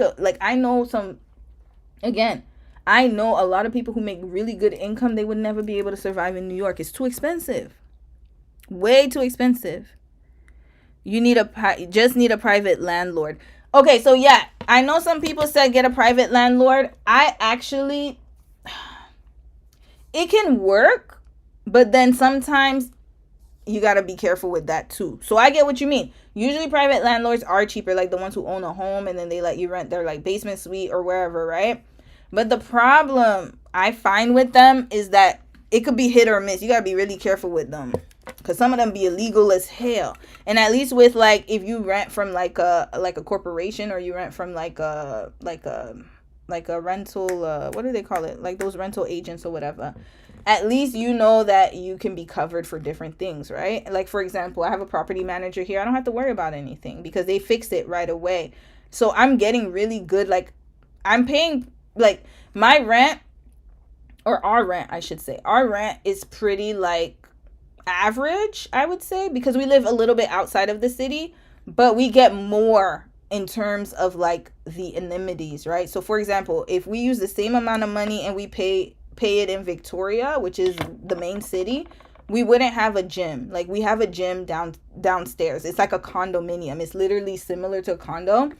We have a gym, we have a garden, we have a lot of walking paths here. I live right close by to a gym. There's a grocery store right across the street. So that $2,200 goes very far. Whereas if I lived in the city, that $2,200 would not get me as much as I have here. You get what I mean? So it's like, it really depends. And if you live in a private, like, I've rented from a private landlord before. I never have good experiences with them because they be too nosy. They too nosy. They always want to know what's going on in the house, always checking everything around. Whereas here, when I live in a property owned place, I don't have to worry about that. Nobody's going to come. They give you letters when they're about to come inside of your house. Like, it's just more organized in that way. I love, like, organization. I really hate when landlords be acting like it's still their house. And I feel like it's a hit or miss depending on who you live with. So that's why I steer clear of them. I would rather rent from a property manager. That's just my personal opinion. But again, it's to each his own, right? Yeah, I agree. At least you can get away with not having a car in the city. But yeah, no thanks. Yep. I am in Alabama. These prices in other states are crazy. Yeah, you live in an affordable state, which is good. Alabama, I heard, is pretty affordable. Our rent in Alabama. Hey, Rose Aesthetic. You said our rent in Alabama in my city is cheaper than most, but everyone is moving here because now it's much more expensive. Yep, that's what's going on. So it's the same thing with Canada. So like a lot of people are moving out of this province because it's too expensive, right? So they're going to Calgary. Calgary was like a cheaper city to live in. And now Calgary has become just as expensive. People were also moving to Nova Scotia. It was cheaper. Now, prices in Nova Scotia have gone up. So it won't matter where you go. The prices are going to go up regardless. It's just a matter of you have to, like, find a way to circle it. You're going to have to circumvent it. Either get certs, find different ways to get more income, because it's not going to get better with the current system we have, y'all. This is crazy. You can't survive off a minimum wage. It's almost impossible. Mary Sparkle's like, whoa, you said that's frustrating. Yep. I'm going to read one more comment and then we're moving on to the last story, the Danish one. You definitely have to be careful with private landlords, but rental companies have always been the first to push me out after a year due to price increases. I can't keep moving every year. You're right. At Prince Rock Kmore. Yep. That's the hardest part, right? You're right, because I remember we moved a year ago. Yeah, about a year ago. We left our other place because I'm like, okay, it's a studio. And the price went up almost $200. And we're like, nah, this ain't gonna work. But they was doing some kind of pyramid scheme, because what would happen is that the people who would move in first, so like the people who were the new move-ins, they would have the cheaper rate. And then as soon as you stayed there for like a year or so, then they would increase the rent, which I know is normal behavior, but it doesn't make sense that when you're staying somewhere longer, you're supposed to pay less, not more, right? So it was just weird to me. Now, another thing that helped the city, our city, is they got rid of Airbnb rentals. So you guys need to check your city and see if it's an Airbnb rental issue, because they're the ones who are jacking up the prices. So this is why the prices were going high in our city. And so the government decided to only now there are stricter rules against who can have an Airbnb, and the prices have plummeted. So now I am happy to say that my rent increase was only $1, y'all. I'm not joking. $1. This year was $1. Literally, I have the rent increase letter right here. They were like, it was increased by $1.56. $1 in this new place that I'm living in. So you got to be careful. It's Airbnb, and I get it. Yeah. So this is where it's like, you're going to just have to do your research, do your due diligence, especially when it comes to private landlords. But then if you find that it's a better experience, then go for it. I would say you got to just do research for both, because it can go up. Because imagine last year we almost paid almost $150, and I was like, no, we could find a better place that's way bigger. So imagine a studio paying almost $1,800. They were trying to increase it to like almost 19 something. We were paying 17. I started at 17, and then it increased to 19. And then here we're paying a little bit more, but it's more quality. You know what I mean? So it's 22, it's 24 now. It's about to be 22. It's dropped. That's what I'm saying. It dropped. So that's crazy. But I think it dropped because they got rid of Airbnb. So all of the rentals, the whole rental market went down because Airbnbs were gone. They got rid of them. Romy, New York is notorious for charging new transplants and notorious amounts of money for rent. 2 blocks away is the hood. It makes no sense. CFT, sis, yep. And I heard in New York you gotta pay a deposit. It's some weird. New York is so expensive. Even to get an apartment is so expensive. It's ridiculous. I don't know how people live in New York. I would cry. The government needs to build more affordable social housing. This is crazy. At Mary X5070, I agree. But the problem, let me tell y'all what the problem is with affordable housing, and this is the issue, is the zoning. You got to look up your bylaws. So what's going on is that the city will propose. So this is how it goes. Usually the city will propose that a certain area, they'll block it off, will be built for affordable housing, because you got to find the land, right? And I don't know how land works in the US, but I know in Canada this is for sure. So first they got to find the land.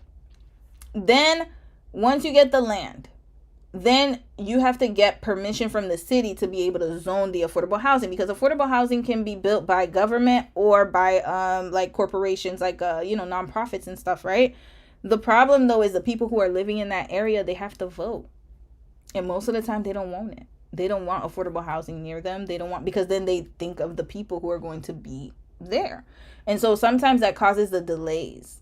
And then also you have to also remember that somebody has to subsidize it. So who's subsidizing it? It's a lot. It's a lot that goes into it. And this is why it's hard to build affordable housing. It's not impossible. But in this current market, it is very difficult, because somebody has to be willing to subsidize it. So either it's the government and a corporation together, a nonprofit or a corporation together. Now I know what they're doing is they're trying to mix it together. So they'll have a rental unit.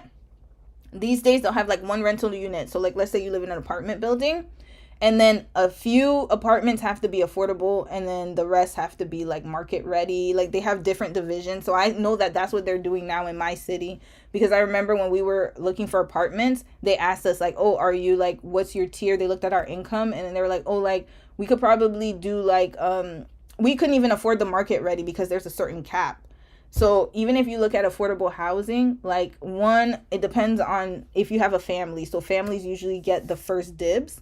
And then second, family, seniors, or disabled folks. So they'll always get first. And then homeless people also get first dibs. So that's already enough. So then imagine if you're a professional, a young working professional, you're working, because I always feel bad for young professionals, because you're working, but then you can't afford life, but then people don't see you as not being able to afford your lifestyle because you're working, right? So then they usually fill up quickly, affordable housing, and they're not building enough of them. And even if they build them, somebody has to subsidize it. And the way y'all government's going, they're not going to do that. So this is why. This is exactly why. Yep. Same issue in London, England, $2,200 for a small 2-bedroom apartment. I don't even want to get to London. Hold up. One last one, y'all. London, apartment. London, UK, because there's London in Canada too. UK apart rentals. Here. Oh Lord, I'm scared, y'all. I'm scared. Can we wait? Zillow is worldwide, right? Let's check Zillow. Maybe they have it. London. This is our last one, y'all, and then we can get to the next story. London, England. Not Arizona, England. Oh, is it London? Okay, I don't know what's going on here. I don't think you guys have Zillow. So let's check London, UK. Here. Okay, let's check on the market for flats. Oh, y'all call it flats. My bad. Flats. I'm so sorry, y'all. 2,400 pounds, 2-bedroom. But where is this at? That's the thing. Where is at? 8. Oh, this is a 5-bedroom. Okay, 5-bedroom though. We might as well buy a house. 8,000. Wrap this up. Oh, 3-bedroom for $27.50. What is this? Is this a pound? Yeah. Stanswood's Garden. I don't know. I don't trust this Stanswood's Garden. Okay, this looks pretty accurate. $4,658 for a 2-bedroom. Where? Studio for $1,200. I think it depends on where you live in London. Where is this? Bergs Road, East Ham. Y'all know where that is? Let me know. Is this a good area? Hounslow? $22.50. Great West Road. A shower looks nice. Oh, this doesn't look too bad. Where is this at? This not bad. I don't need a tour of the bedroom. I need a tour of the neighborhood. Yeah, where the map at? Where is this? I don't know. I don't know if I could trust this area. Where is it? Where is this? First of all, it's next to a highway. That's not going to be good for your lungs. That's number one. Number two, it's near London Museum. Okay, that's not bad. I guess if it's near a museum, it's not too bad. Y'all, them prices are too high. Too damn high. East Ham is the hood. Oh, I knew it. Red flag. You see, I had a feeling. When I see them prices are too low, I'm like, there's a catch to it. There's a catch. Oh my God. But y'all, let's talk more. You know what? I'm going to do a special live stream about affordability because, yeah, this is craziness. This is craziness. I can't believe some of you guys are paying like New York. Oh my God, I'm shocked. I'm shocked at how expensive it is. I would have anxiety attacks, honestly, if I was in New York. But no, let me not say that. I don't want to scare some of y'all. But I would probably be like, oh, every time rents due, like, oh, Lord knows I hate it when you got to pay, like, you got to pay for stuff. Like, this is craziness. No wonder a lot of people are moving out of London to other cities. It's too expensive. It's ridiculous. But yeah, let's continue the conversation another time. I gotta end this one because I gotta segue into this one. This one is how many parts? What damn, I was talking for 3 hours. Now we got to our main beef. Oh Lord, the Danish deception, y'all. Let's get started on this. All right. Let's segue because time is of the essence, and we might have to roll this out tomorrow too. We're gonna have to finish. It's like 15 parts. I don't think I could sit for 15 parts today. So we're gonna listen to as much as we can, and then tomorrow we'll continue this. Now, this is how you know I live in Canada, y'all. When I saw the title, I thought that it was the Danish deception. I thought she met an Indian man. I'm not joking, because we got a lot of Indian Canadians here. I really thought it was Danish, like the Indian name, and I was like, damn, what the Indian man did? And then I saw the picture of her and this man, and I was like, wait, he doesn't look, he looks like he's a Caucasian. And then I realized that it was the Danish deception. So sorry, y'all. I really initially thought that it was Danish. I am so sorry, y'all. But yeah, so anyway, let's watch this story, because this is gonna be really, really interesting. She got like 15 parts. People were already talking about it, and I have not watched this. Please do not spoil it for me. We're gonna watch it together. Okay, let's get into it. That's Dinesh. Oh, You see, I thought it was okay. You see, I knew the name came up. I was like, wait, ain't that an Indian name? I really thought it was an Indian man. I really thought. Y'all know we got a large Indian population here. I really thought, but you're right. The spelling is with an E. You see, that's what I get, yo. That's what I get. I didn't know he was Danish. All right, let's find out what's up with these Danish men. These Danish men we speak of. We gonna hear Sis's story. Oh wait, where's the volume? Okay, here we go. All right, let's brace ourselves, y'all. I'm scared. In part 1. Okay, so it all Did she draw in her eyebrows? Why her eyebrows look so dark? Okay, you know what? Let's not. Okay. Anyways, let's continue. started in June of 2022. I was in a place in my life where I was working 2 jobs. I was working like a dog, and I knew I needed a break. So I reached out. Wait. I lied, y'all. I'm so sorry. Hold on. We had another story. But you know what? Let's save this for tomorrow.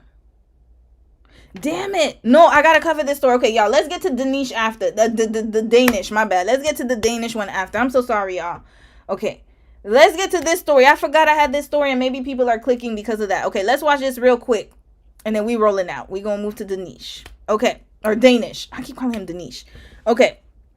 So, this guy, Andrew Wilson, is a red pillar. Okay, red pillar. Just like the one with the do-rag, homie with the do-rag, and the Detroit homie with our sis from Kenya. Now, what happened though was that he got embarrassed, y'all. He got embarrassed this week, and the mask. Well, he always had a this type of character, I guess I should say. His performance, I should say, is he doesn't believe that women have value if they have children, right? And if they're single mothers. And come to find out, his wife was a single mother. Actually, matter of fact, I'm not even going to explain it. Let's watch what happened this week and how he got his ass handed to him and how he got embarrassed off of the internet. And this guy, mind you, I didn't even know who he was, but apparently he's a yapper. And he's a popular yapper within the red pill manosphere circle. So let's watch what happened to him in real time when he got embarrassed by this young lady right here, our sis. Oh, why is the volume down? Okay, here we go. All right. So I'm going to reframe, and I'm just going to be totally honest with you. I will never be. Hold on a second. Why do I feel like it's not showing up properly? Give me 1 second, y'all. Let me fix this. Give me 1 moment. I feel like it's not showing properly. Okay, here we go. This is better. Okay. Able to convince you of my worldview. You won't. I know. But the reason is not because I'm not a great orator, or I don't make good points, or I haven't said things which should be compelling to a person. But Charlie, I just think honestly you're too fucking stupid to understand them. So Andrew, can I sell you on my worldview? Yes. Your wife has 3 baby daddies and has been married twice before. And you you lick sniz. Under your religion. You lick sniz. What is a sniz? Well, I don't want to say that. I don't even know what that is.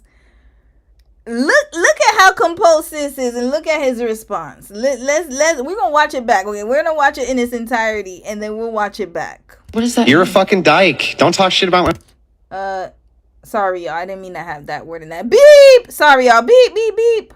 My wife, you stupid bitch. Beep. Shut your fucking mouth. Beep, beep. Shut your stupid bitch mouth. Beep. Your wife with the 3 baby What did I just say, dyke? Beep. Sorry, I'm sorry, dyke. Is she morally inconsequential in comparison to your ditch licking?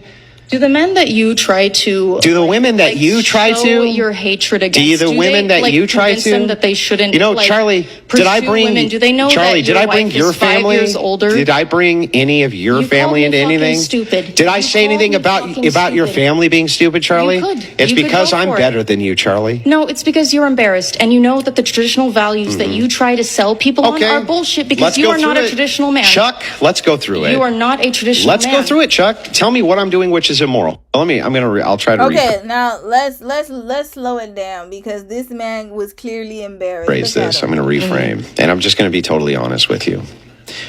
I will never be able to convince you of my worldview. Mm-hmm. You won't. What worldview is that? What worldview? Please let us know. Okay, we didn't find out anyways, but we'll see. I know.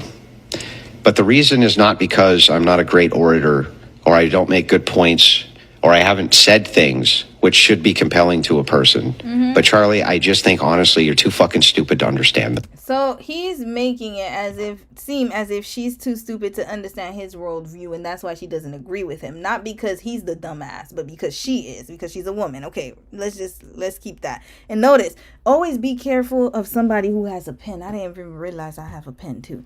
Be careful of women or men, but mostly women who have pens. Men, y'all need to take notes. Do not ever cross a woman who has a pen. Let me tell y'all why. Because while you talking, we writing notes down. I'm listening to everything you talking about. I'm going to write that junk down. Sis was writing down. When you see somebody like this, you better be scared. You better be scared. If you're in a meeting or in an interview and you see somebody with that pen and the pad, of course the interviewer is supposed to have it.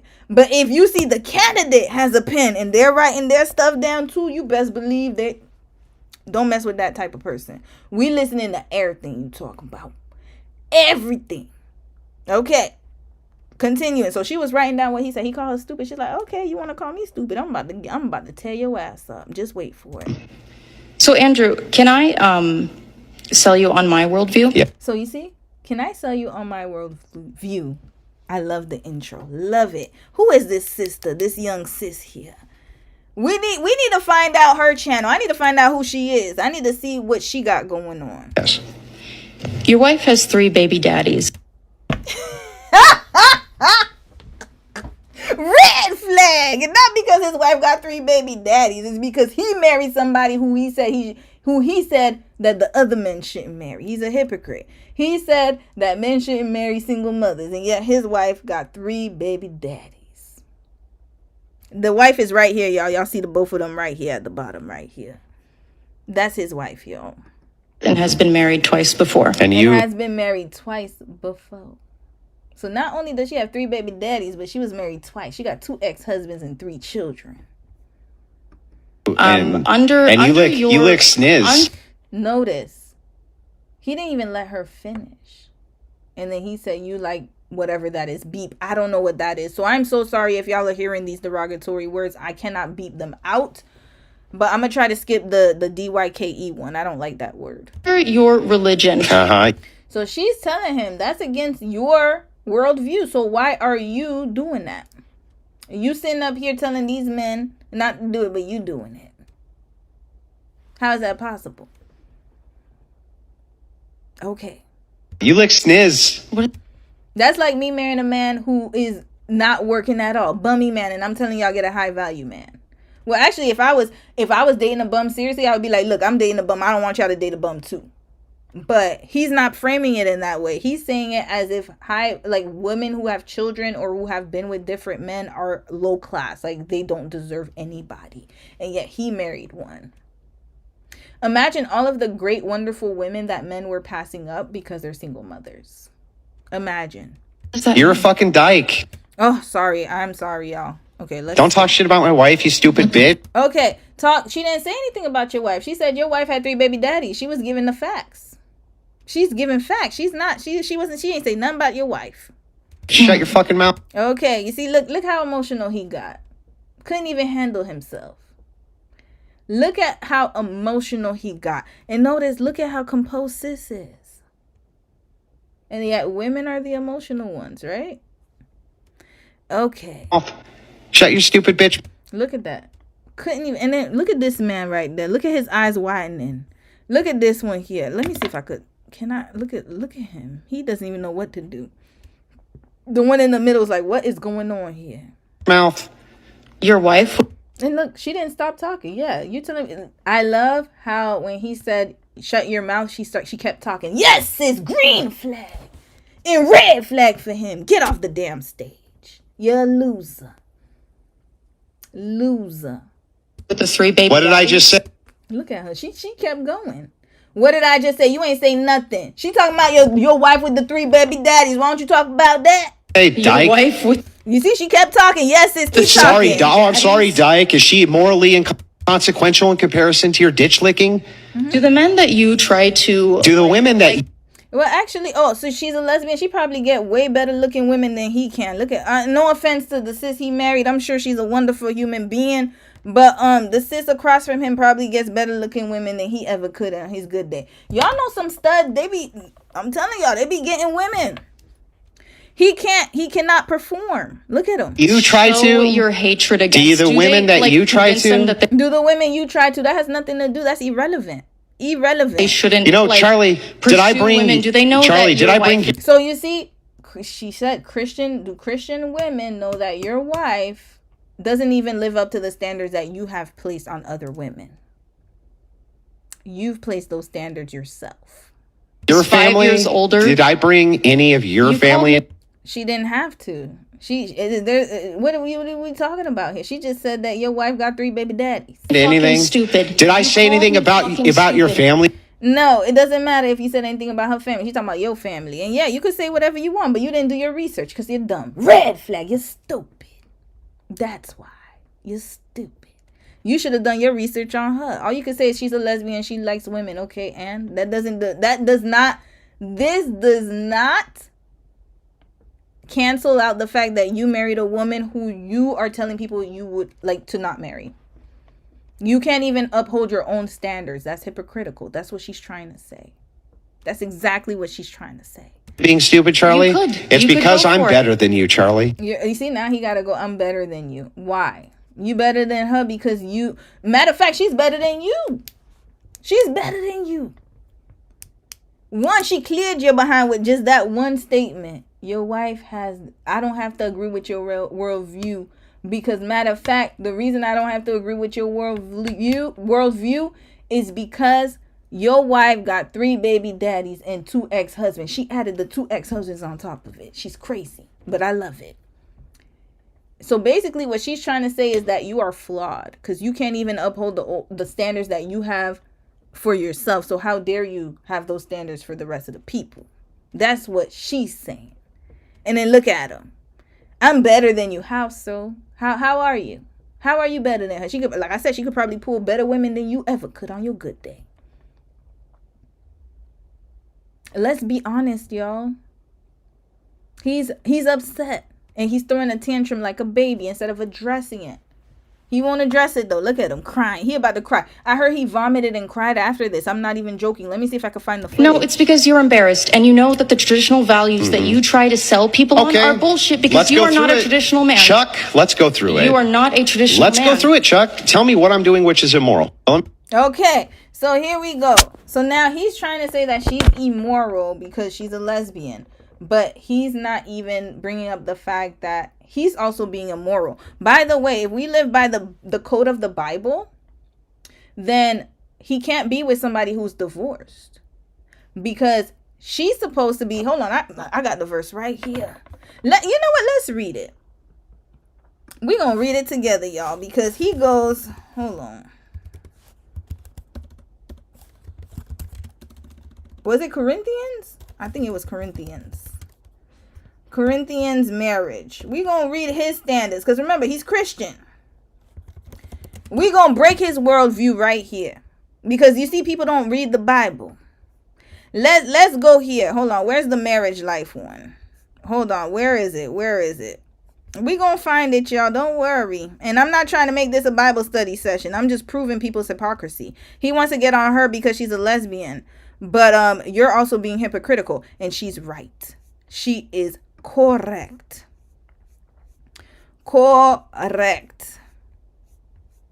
Let me see where it's at, y'all. Let me see here we go. All right. Here we go. So we're going to read this right here. 1 Corinthians 7. The husband should fulfill his marital duties to his wife and likewise the wife to the husband. The wife does not have authority over her own body but yields it to her husband. In the same way, the husband does not have authority over his own body. You see, they never going to put these verses together. He doesn't have authority over his own body but yields it to his wife. So it goes both ways. It's reciprocal. Let's continue reading. Do not deprive each other except perhaps by mutual consent. So if you both don't want to do it, you don't want to have sex, whatever. Anyways, we're going to read it. and 4 times so that you can devote yourselves to prayer. Then come again, blah, blah, blah, blah. Okay, that's about sex. Now, hold on. Let's get to 10.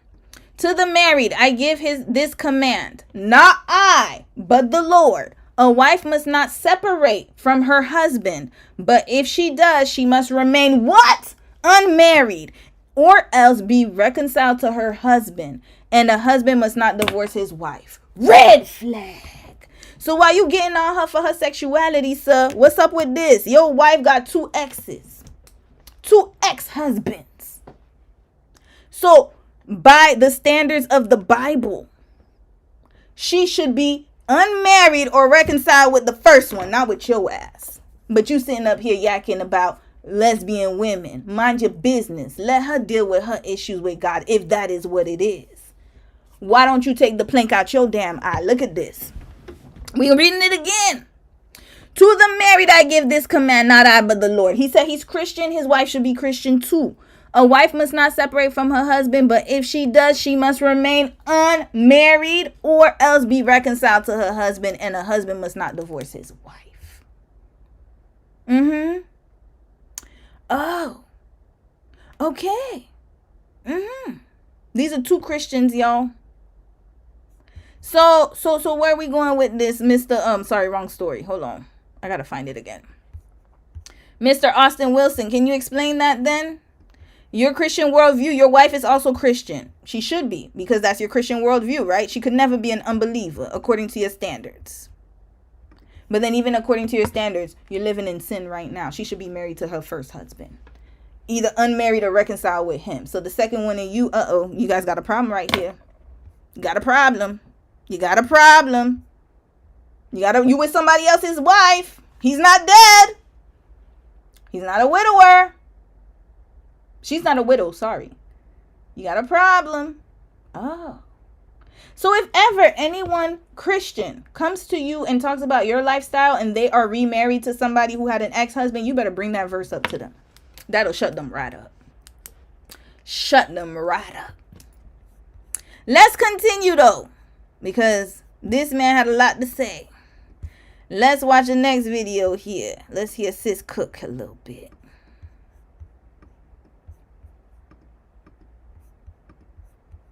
This is what they are mad about, that women do have value. No. Oh, wait.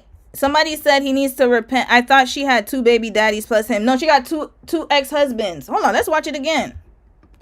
She got 2 ex-husbands, not baby daddies. It's not baby daddies, y'all. It's husbands. That's even worse. That's covenant.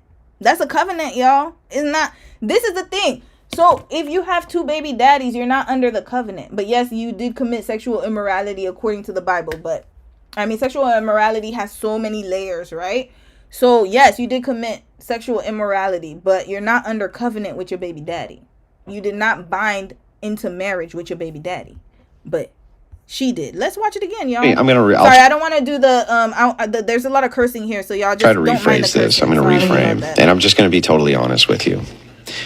I will never be able to. We're gonna hear what she says. The ex-husband. Convince you of my worldview. You won't. I know, but the reason is not because I'm not a great orator, or I don't make good points, or I haven't said things which should be compelling to a person. But Charlie, I just think honestly, you're too fucking stupid to understand them. All right, good. She's stupid. So Andrew, can I sell you on my worldview? Yes. Your wife has 3 baby daddies. 3 baby daddies. Sorry, we miscalculated. 3 baby daddies. So we're gonna write 3 BDs. 3 BDs. I'm assuming he's one of them. And has been married twice before. Here we go. So I'm glad that she actually added context to it, because this is why the Bible verse matters. This is why. Hold up. Where is it now? We gonna bring it up again. Here we go. We bringing it up right again. She said 3 baby daddies and 2 ex-husbands. 2, not 1. 2. So he's the 3rd one, according to my calculations. So now here we go. Verse 10 again. We're going to read it again one more time, because we got to make sure people understand. To the married. He's talking about married Christians here. Married Christians. 2 Christian people together. Christians. I give this command, not I. So Paul said, it's not even coming from me. This is coming from the Lord. This ain't even coming from me. This is coming from the daddy. This is not even my thing. This is God. He talking to you. He ain't talking to me. A wife must not separate from her husband. But if she does, she must remain unmarried or else be reconciled to her husband, and a husband must not divorce his wife. What that mean? What does that mean? What does that mean? So now, if her ex-husband was a non-believer, here, okay, we're going to even read the rest of it because, you know, some people going to probably try to cherry pick. To the rest I say, and this is Paul saying, he said, this is not even God, this is me talking now. God was the first one. So God said Christian marriage, this is serious. It's more serious than the next one. So then if you're Christian and you get divorced from another Christian, then this applies to you here. This is what applies to you.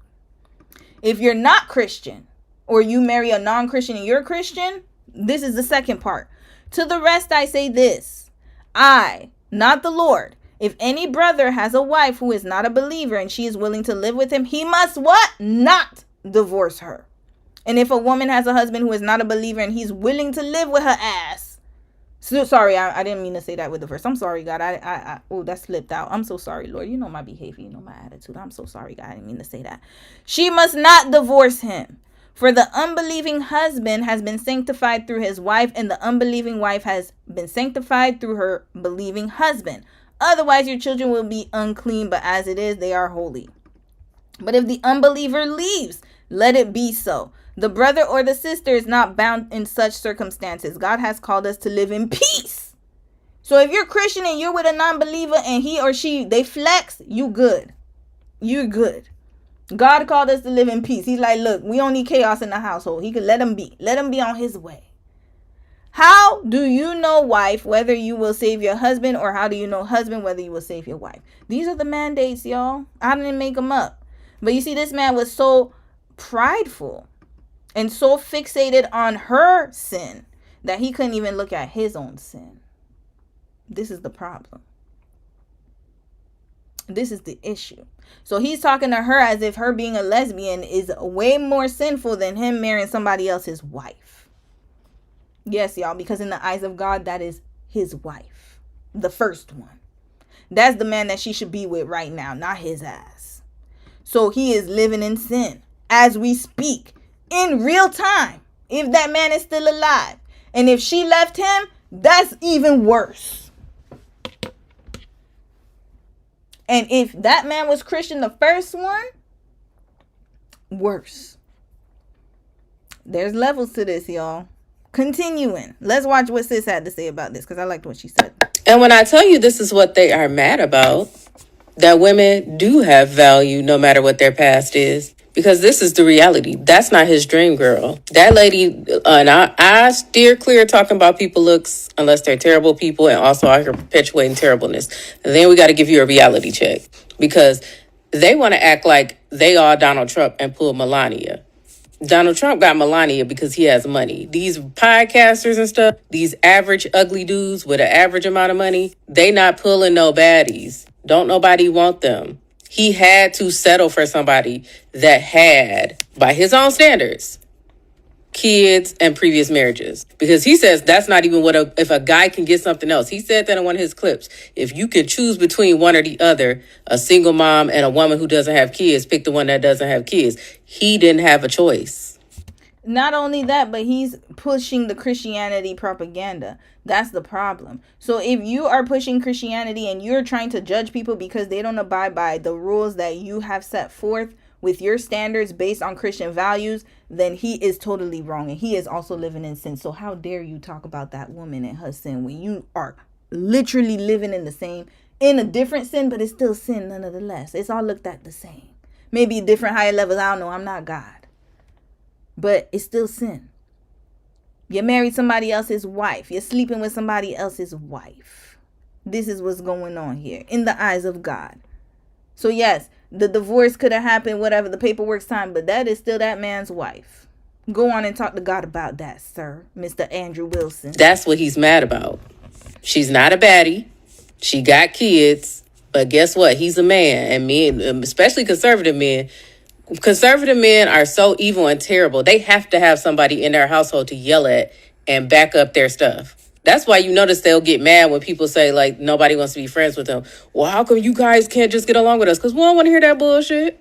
Don't nobody want to sit up and listen to you. They got to get married, because otherwise they'll be at the crib by themselves with their beer hollering into their podcast mic and nobody else. They need somebody to be exposed to that. So he has to get married, and that's all he could get.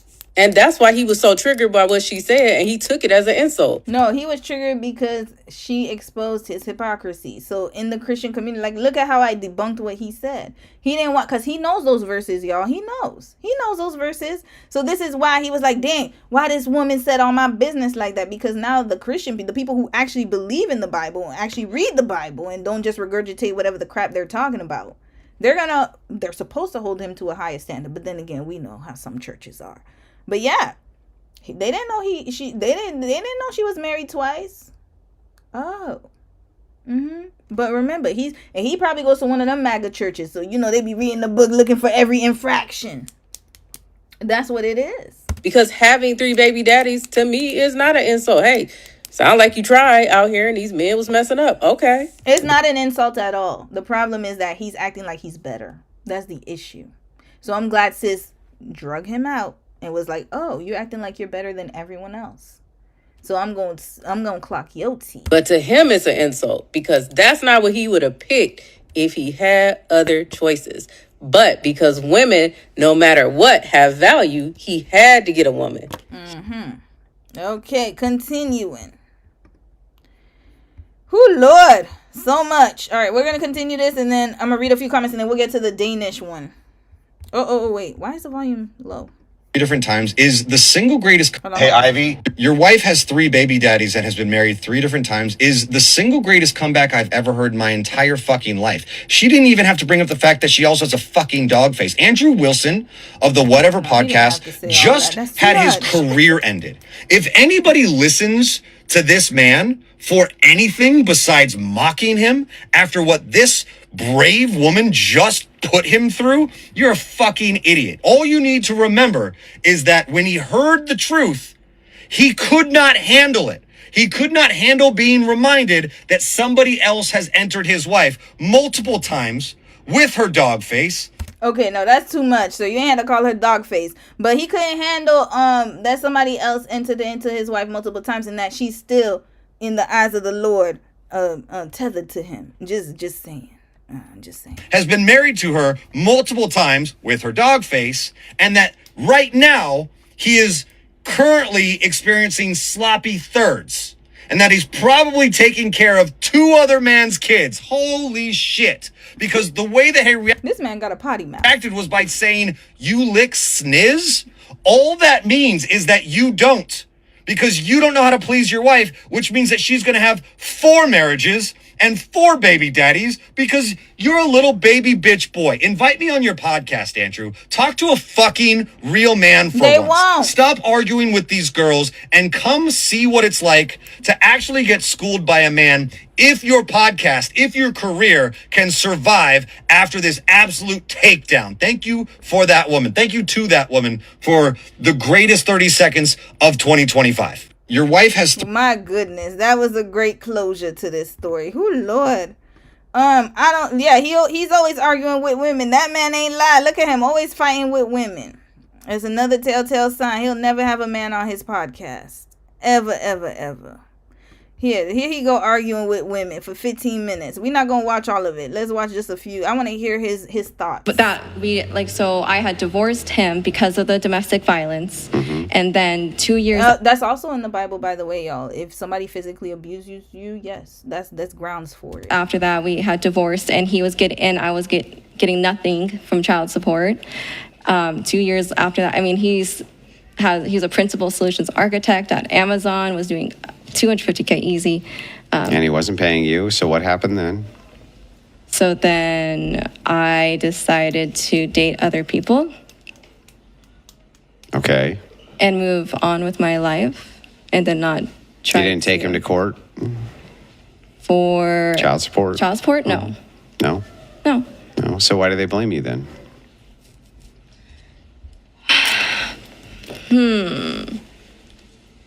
Could it be that there was history of trauma that he had?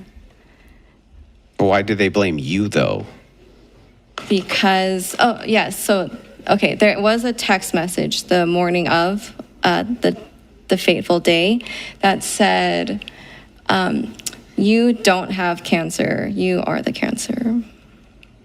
Who doesn't have cancer? My ex-husband. So you said that he didn't have cancer. He was the cancer? Yes. What this got to do with what went on? I don't understand. What is he talking about? Why is he acting like he's a defense attorney? Wait, where were you the night that you guys decided to call it where he abused you? Where was you? What are all these questions? He's trying to be Sherlock Holmes. He can't even ask proper questions. What are we talking about here?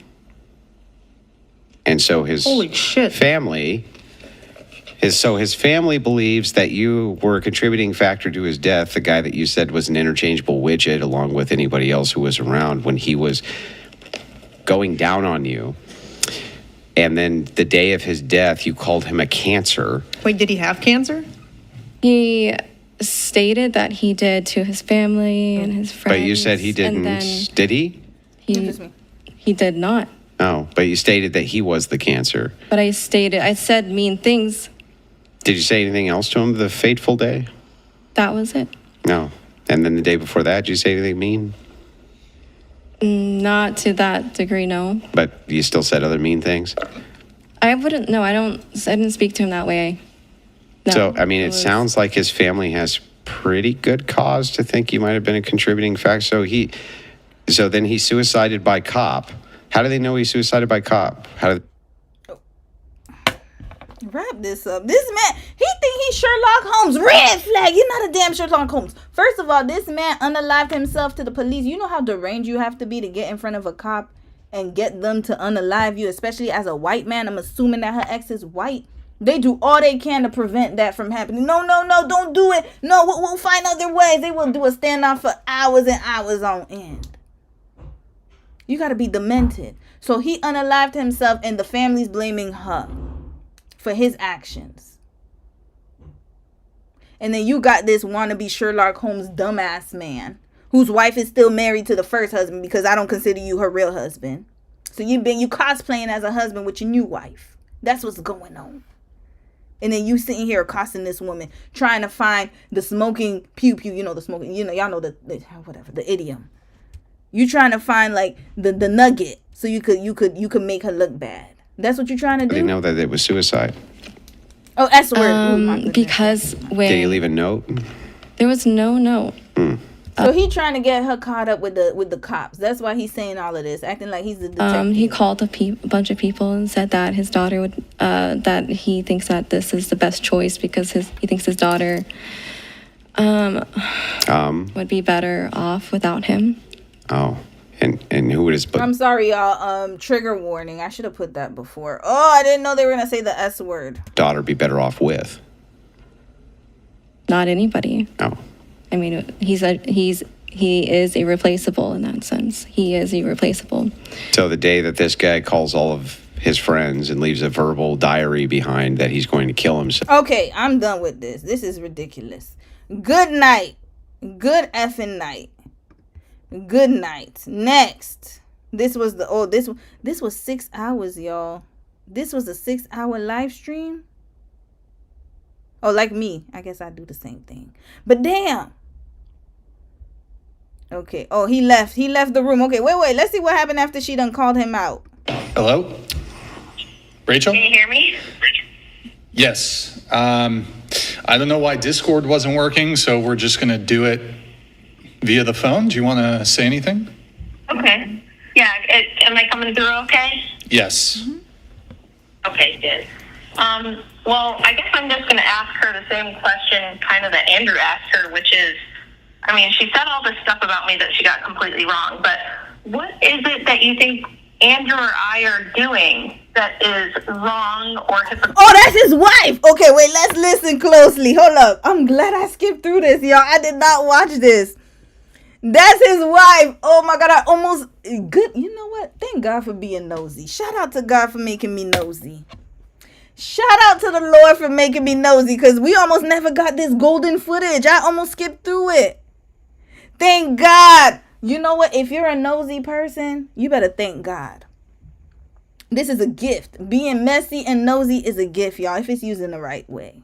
Critical. I do feel that with your guys' platforms, what you do is, Rachel, I'm going to be honest with you. I'm not familiar with your platform. I'm only familiar with your husband's. You're only familiar with talking shit about it when she's not here. First of all, your mouth is too potty to be a Christian, quote unquote. But anyways, even if you have a potty mouth, you know what? You could be a Christian. It doesn't matter. But now his wifey's calling because she's trying to defend herself. Okay. All right. Remember, we read Corinthians. We read the verse. Just remember that. I wish that sis was damn. They need to be against people who could actually like call them out. She couldn't because she's not Christian, so she's just going by what she thinks. But sis, you were right there. You just needed somebody like me to be like, hey, here's the Bible. Here, this is what you gotta look up, sis. Damn it. Okay, well, anyways, let's listen to the rest. I'm not gonna interrupt this part. Oh, well, hey, man, I was trying to prove my point. Yeah, good job. Okay, how does what you said about me prove your point? Like, again, did somebody tell you that Andrew like hates on single moms and like shits on them, and so you thought that because he's married to me and I had kids before I married him that like he's a bad Christian? Like, I don't understand where you're coming from with this. What did he do wrong, and what did I do wrong? You see, she don't read her Bible. This is an example of these people who do rhetoric or who spew rhetoric. This is it. So they're holding you to a higher standard based on their own perception. But remember, he's using Christianity as his backdrop, acting as if he knows his word, and he doesn't. He doesn't. And even his wife doesn't know, because she's like, I'm confused. I don't understand. Read your damn Bible. Red flag. Read the Bible. Go and read it. Open it up. Since you want to go around here and talk about other people, go and read it. And I'm not going to lie, I'm not the best Christian. There were times where I didn't read my Bible for a long time. Absolutely. I've had my moments. But one thing's for sure, though, I have never used my background and my religion to shame anybody on here. Y'all could go and find the video if you want to. You will never see it. You will never see me say, oh, because I'm Christian, I'm better than you. Because I'm Christian, you can't be this. Because I'm Christian, you're worse than me. I've never, ever said that. You've never heard me say that, and you will never hear me say that. But this is what this man is doing. Read it. Read the book. None of y'all read this damn. None of y'all in his community read this damn book. And I'm talking about the MAGA. This is why I said it was infiltrated. Don't even read the Bible. Like, what did I do wrong? I don't understand. Read it. 1 Corinthians. Go ahead. Read the whole damn thing. So the basis of Andrew's platform is essentially to make women look stupid and humiliate them. And you're doing a perfectly good job of that all by yourself. He doesn't even need the help. But go on. All right. Erroneous. Sorry. So she's saying, look at the wife saying that this woman is doing it all by herself, making women look bad. She's male identified and she's stupid, doesn't know how to read. This woman doesn't know how to read. His wife I'm talking about. So she doesn't even know how to read the Bible that he stands by. She doesn't even understand what is going on, but she's here on the attack. Wherever there's a and look at him. He can't even be faced with the truth. He's not even sitting here, and look at her writing for him. This is why I said writers come in all different shapes and sizes and races. Instead of him taking the heat himself, she got a call for him because she's his mommy. That's what that is. And now you embarrassed my husband on TV. How dare you? Now we know who the real man of the house is, and it's not him. He's a little biatch. He's weak. Look at him. The one calling is the real man of the house. Don't be fooled. He's just a yapper. Want to pretend like he's an alpha. Sorry. He's a beta. Okay. I lost my train of thought. Tell the whole world why we're bad. the whole world. Bad, why am I bad? You were saying that Andrew's whole purpose is to make women look dumb and stupid. But that's how his thing works, is he goes on debate shows. A lot of the time it's young women, people with no formal debate experience, such as myself, to mock them, make them look stupid, clip farm, and then gain money and notoriety this way. He doesn't engage in real thoughtful debate. I've seen people walk off from debating him because we got to do one thing at a time. One thing at a time. You can't just shotgun 500 things. So, did you not have agency? Did you not have agency when you accepted this debate with Andrew? Yeah, I did. Okay. Then what did he do wrong? Do you want him to treat you like, because you're a feminist, so do you want him to only debate men? Because if he did that, you'd say, well, he's a misogynist. He won't even debate women because he doesn't take them seriously enough or whatever.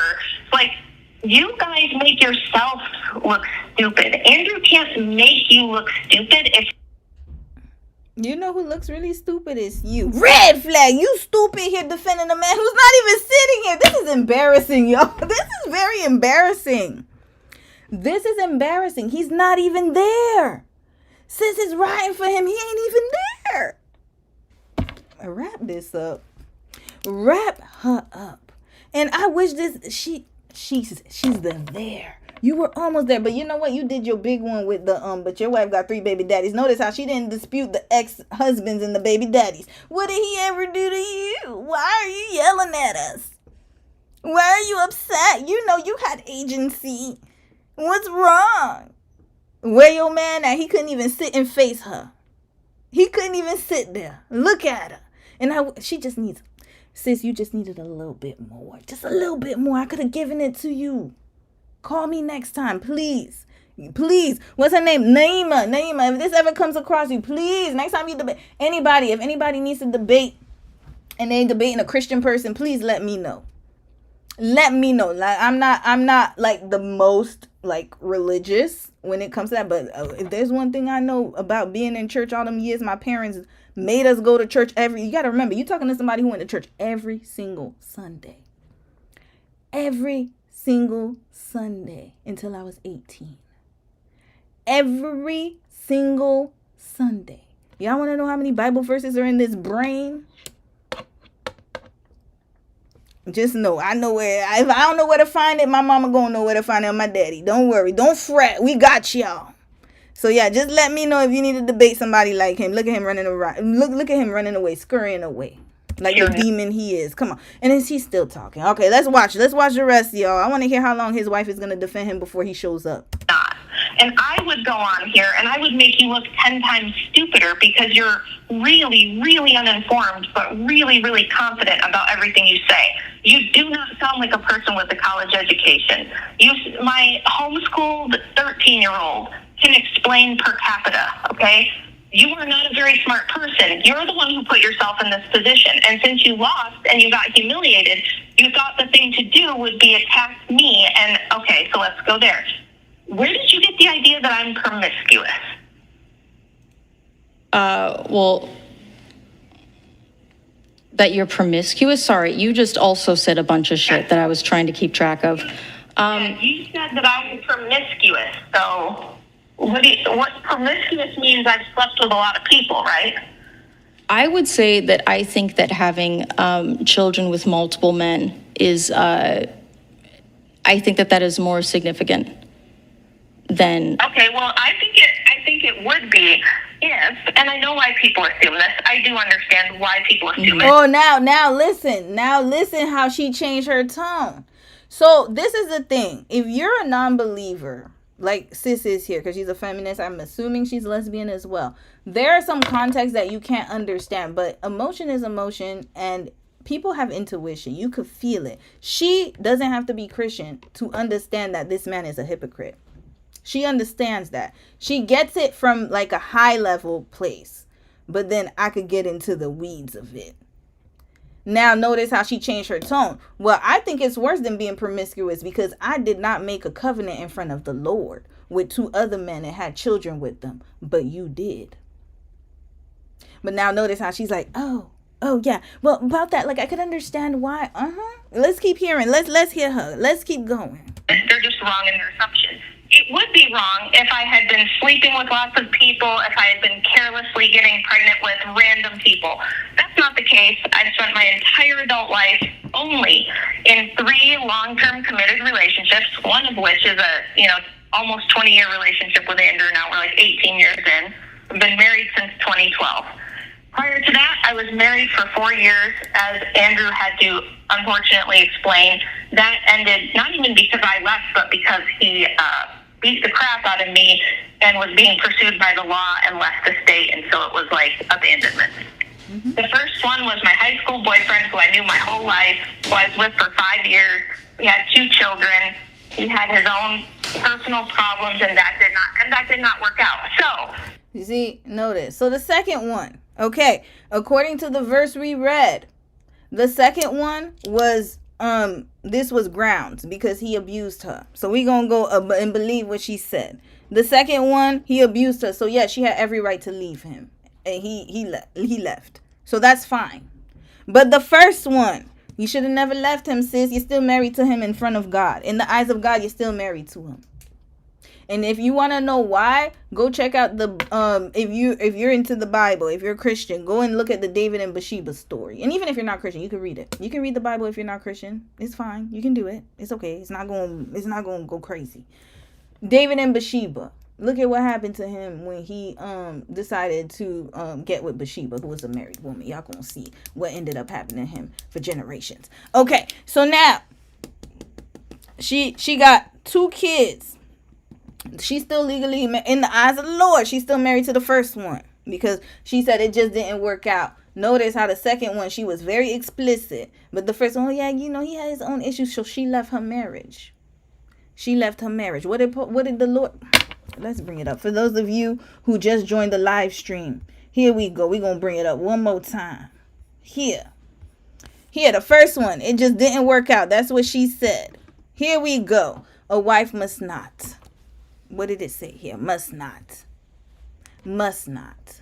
It didn't say should not. It said must not. But if she does, she must what? Remain unmarried or else be reconciled to her husband. Here we go. So now, let's get to Missy here. Where is it? She's still married to the first one. Sorry, Andrew. You need to go take it up with the Lord. You and this one right here. Let's finish hearing her try to explain this away. I understand why people make the assumption, but the truth is I'm not promiscuous. I have an extremely low body count. I've never had one-night stands. I've never cheated on anyone. I've never just carelessly or casually had sex ever. So I've only ever been with men that I, at least at the time, felt certain I was going to be with forever and have a family with. Maybe you should have. I did get nursed on the first two. I will admit. But Hey, Charlie, I did wonder, hang on, Rachel, I did wonder one thing. If she had slept with 3 men but had aborted all of the children, would she still be promiscuous? She would have lived her life. It would have been better for her. If she had only slept with 3 men but aborted her children, hang on, Rachel, stop for a second. That's how he talking to his wife, yo. He told his wife to shut up. Red flag. And notice, she has a pattern too. Y'all know I do case studies. Let's get on sis a little bit. Oh, trust me, I'm taking let's stay on this for a little bit. Just a little bit. And we gonna get to the Danish people, the Danish folks. She has a pattern, y'all. She likes to date men who are abusive. Listen to how he talks to her in front of people. Oh, shut up, Rachel. This is the type of man she likes. She has a pattern. She married this man in 2012. How many years is that? 10 years? No, more than 10 years. 13 years. Only reason she lasted this long with this one is because he doesn't want to give up his image. He wants to keep that image because, again, he wants to look good in front of the Christian folks. That's what's going on here. But best believe he's talking to her all types of crazy. If he's talking like that to her in front of the cameras, imagine behind the cameras. And the way that he went crazy and just started cussing this young lady out, because she called him out on it, lets me know that even crazier things be happening in the background. Just best believe it. He's fake. He's a false. Cosplay. It would it be the case? Was that too abusive? Shut up, Rachel. Was that too abusive, Charlie? So, Charlie, tell me, if she had aborted her children with those 3 relationships, would she be less promiscuous or not? What does that I have to do think with that, anything? frankly, in my opinion, her life would have been better spent. Would she be less promiscuous, Charlie? Yes. Yeah, she'd be less promiscuous. Yeah. These fucking people. Rachel, you should have. I'm talking about optics. Rachel, you should have killed. You should have killed our kids, Rachel. First of all, what? What is he talking about? Maybe she should have. I wouldn't have been. It's less promiscuous if I kill the children? No, what she's trying to say, okay, like, oh my God. This is like talking to kindergartners. What she's trying to say is at least there'll be no evidence.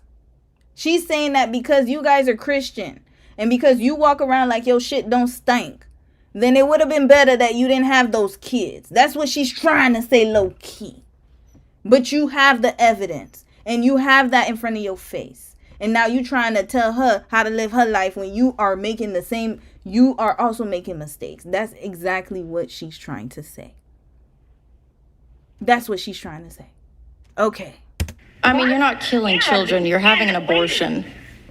Did you just say to me? And sorry, y'all, trigger warning. I don't even know at this point. It's just too many variables here. We just gonna, I'm sorry. If you're triggered, just get out of here for like a few minutes. We gonna get on the Danish people. I don't know why they keep saying these words and they didn't get beeped out. But look, this has 589K. I'm sure she's getting paid, so it shouldn't be a problem for my stream. Did you just say to me that my life would be better if I had aborted my children? I mean, if I were in your shoes, I would have had a better time doing that. Wow.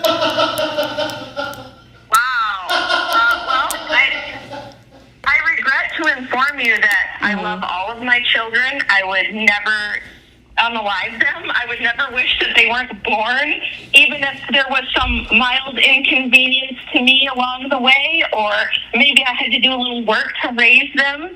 I love my children. I would never wish that they had not been born. So then why didn't you have the same love for your first husband? Uh-oh! Here we go. So you see how passionate they are about the children. And I understand that. I get it. And I totally, I agree with that. Like, people, if you want to have your children, have your children. Now, the problem I have, though, is you see how I would never regret having my children. I would never not leave my children. I would just take whatever I have to. I would rather have them and then still have to live my life and take any consequence. Then why didn't you stay with the first one? That's my question. Because you have that type of attitude for the children, but not for your husband, who you are still married to in the eyes of the Lord. Where's that, sis? Where's that bravado? Where was all of that? Where is all that hard work? Yeah, you put in it. Yeah, you wouldn't know. Yeah, then go work it out with your first one. That's who you're married to spiritually.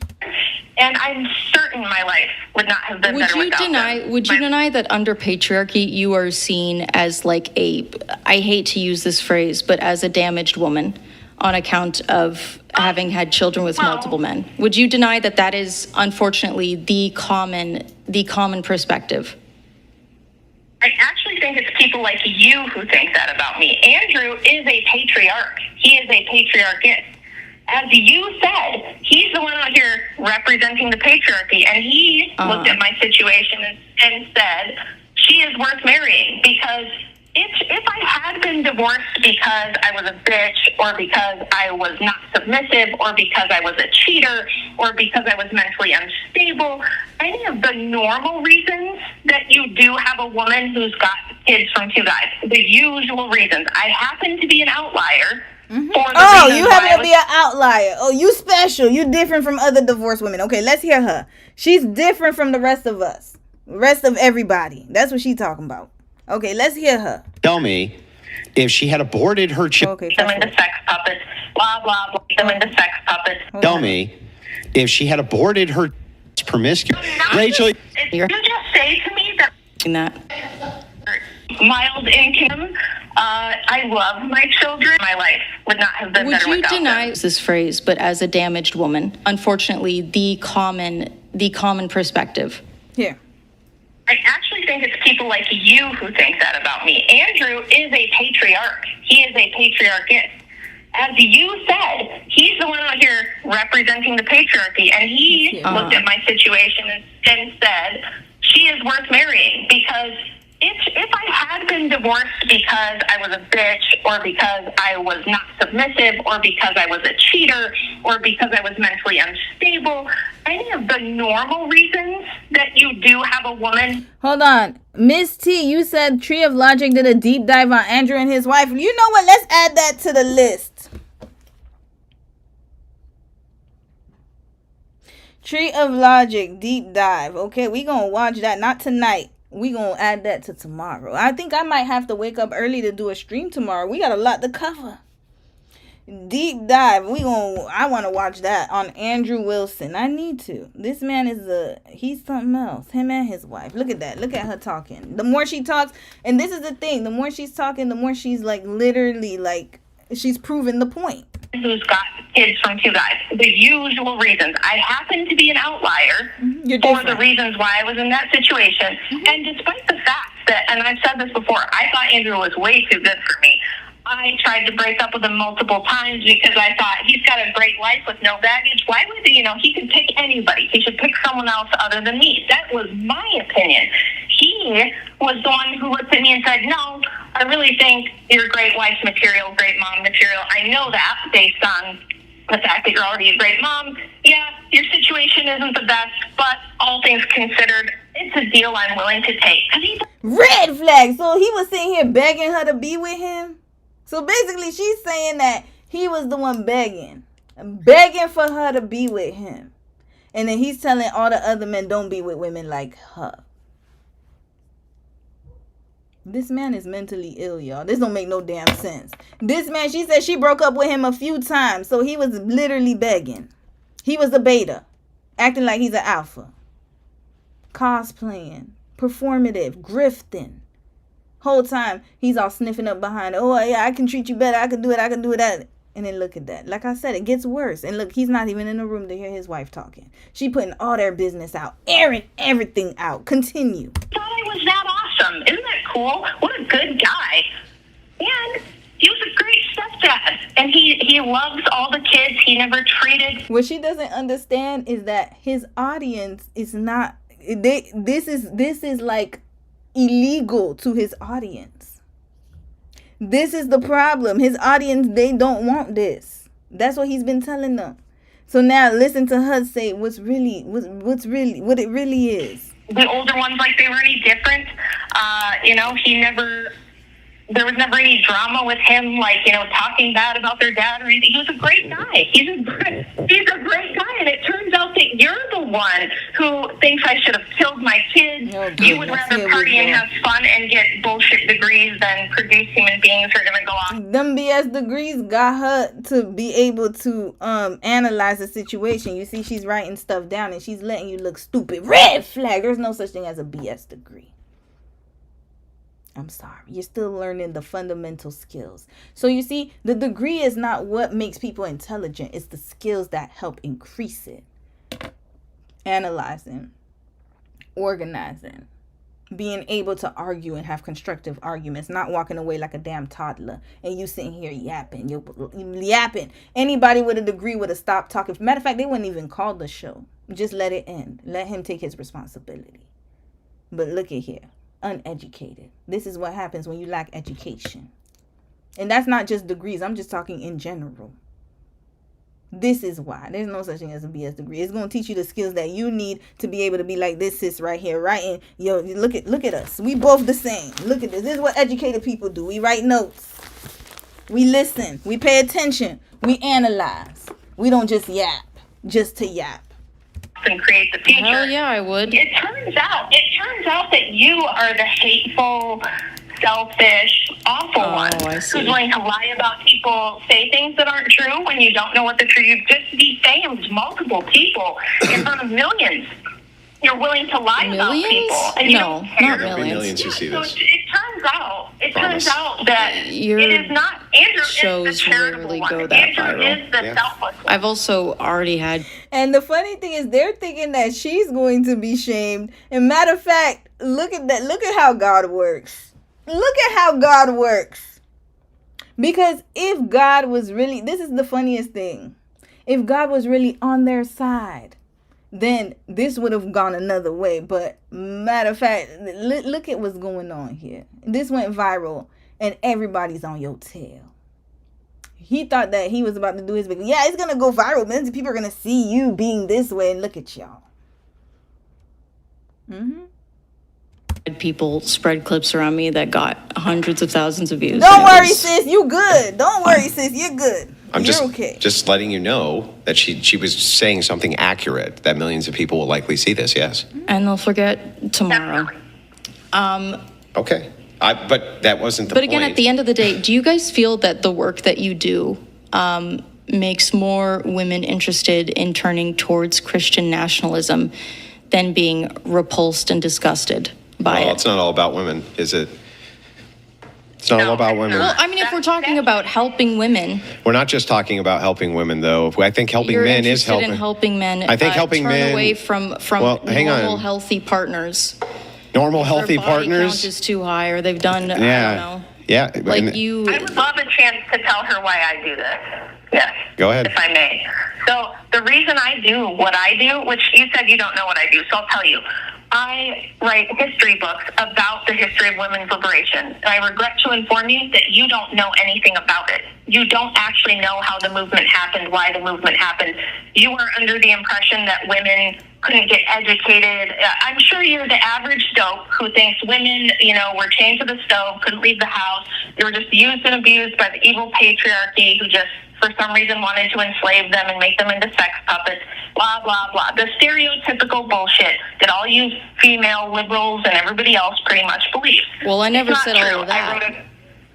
I wrote a best-selling book correcting the historical record, and that's what I do. I'm more of a historian, and then I do argue with feminists like you, because what you'll do to men like my husband and to Brian is, instead of win the arguments, which you cannot, you can't win the debate, you don't know what you're doing, you're an absolute bonehead at this. So what you do is attack them personally, like you did Steven Crowder. You're probably going to go back after this and... She's not attacking them personally. She's stating facts. And actually, she's a very intelligent debater. But you wouldn't know this because you said that getting useless degrees. Where's your degree at, sis? You needed it. Red flag. You needed it. Where's her best-selling book? I don't even want to look up her damn name. Because I know that book was garbage. Anybody could write a best-selling book. Matter of fact, you could go on Amazon right now and do their KDP program. Write yourself a nice little book. You can even get a ghostwriter and put it on Amazon. It's not that difficult to write a book, y'all. It really isn't. It just takes time. Anybody could do it. It's not that difficult. Why are they acting like this is such a phenomenal thing? Oh my God, she's an author, best-selling. What, to sell the stupid people just like yourselves. Regurgitating dumbass information. That's what you're doing. Okay, next. What else did they say they was talking about? What did she say? She said that she's a historian and women were they weren't held down and held back and they were able to do different things. Okay, so then if that was the case, why would we need the women's suffrage movement, ma'am? Why did we need it? Why? Please let me know. Why, if women were being treated so well, why was this movement a thing? Because I know that if I'm being treated well, then I wouldn't need to do that. I would only do it if I'm not being treated well. Just like when I went on strike. So you see, when we went on strike, it was because we weren't getting our fair wages. And so we went on strike, then they negotiated, and then they gave us a better deal than what we were supposed to get.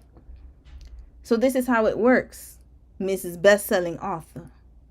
And write a bunch of bullshit or say a bunch of bullshit about Brian and Andrew, because that's what all of you do after you leave the show, after you get your ass kicked all over the place. Well, Brian's been nice to me, so I'm not going to say shit about Brian. I know, it's just Andrew. Smoky Man bad.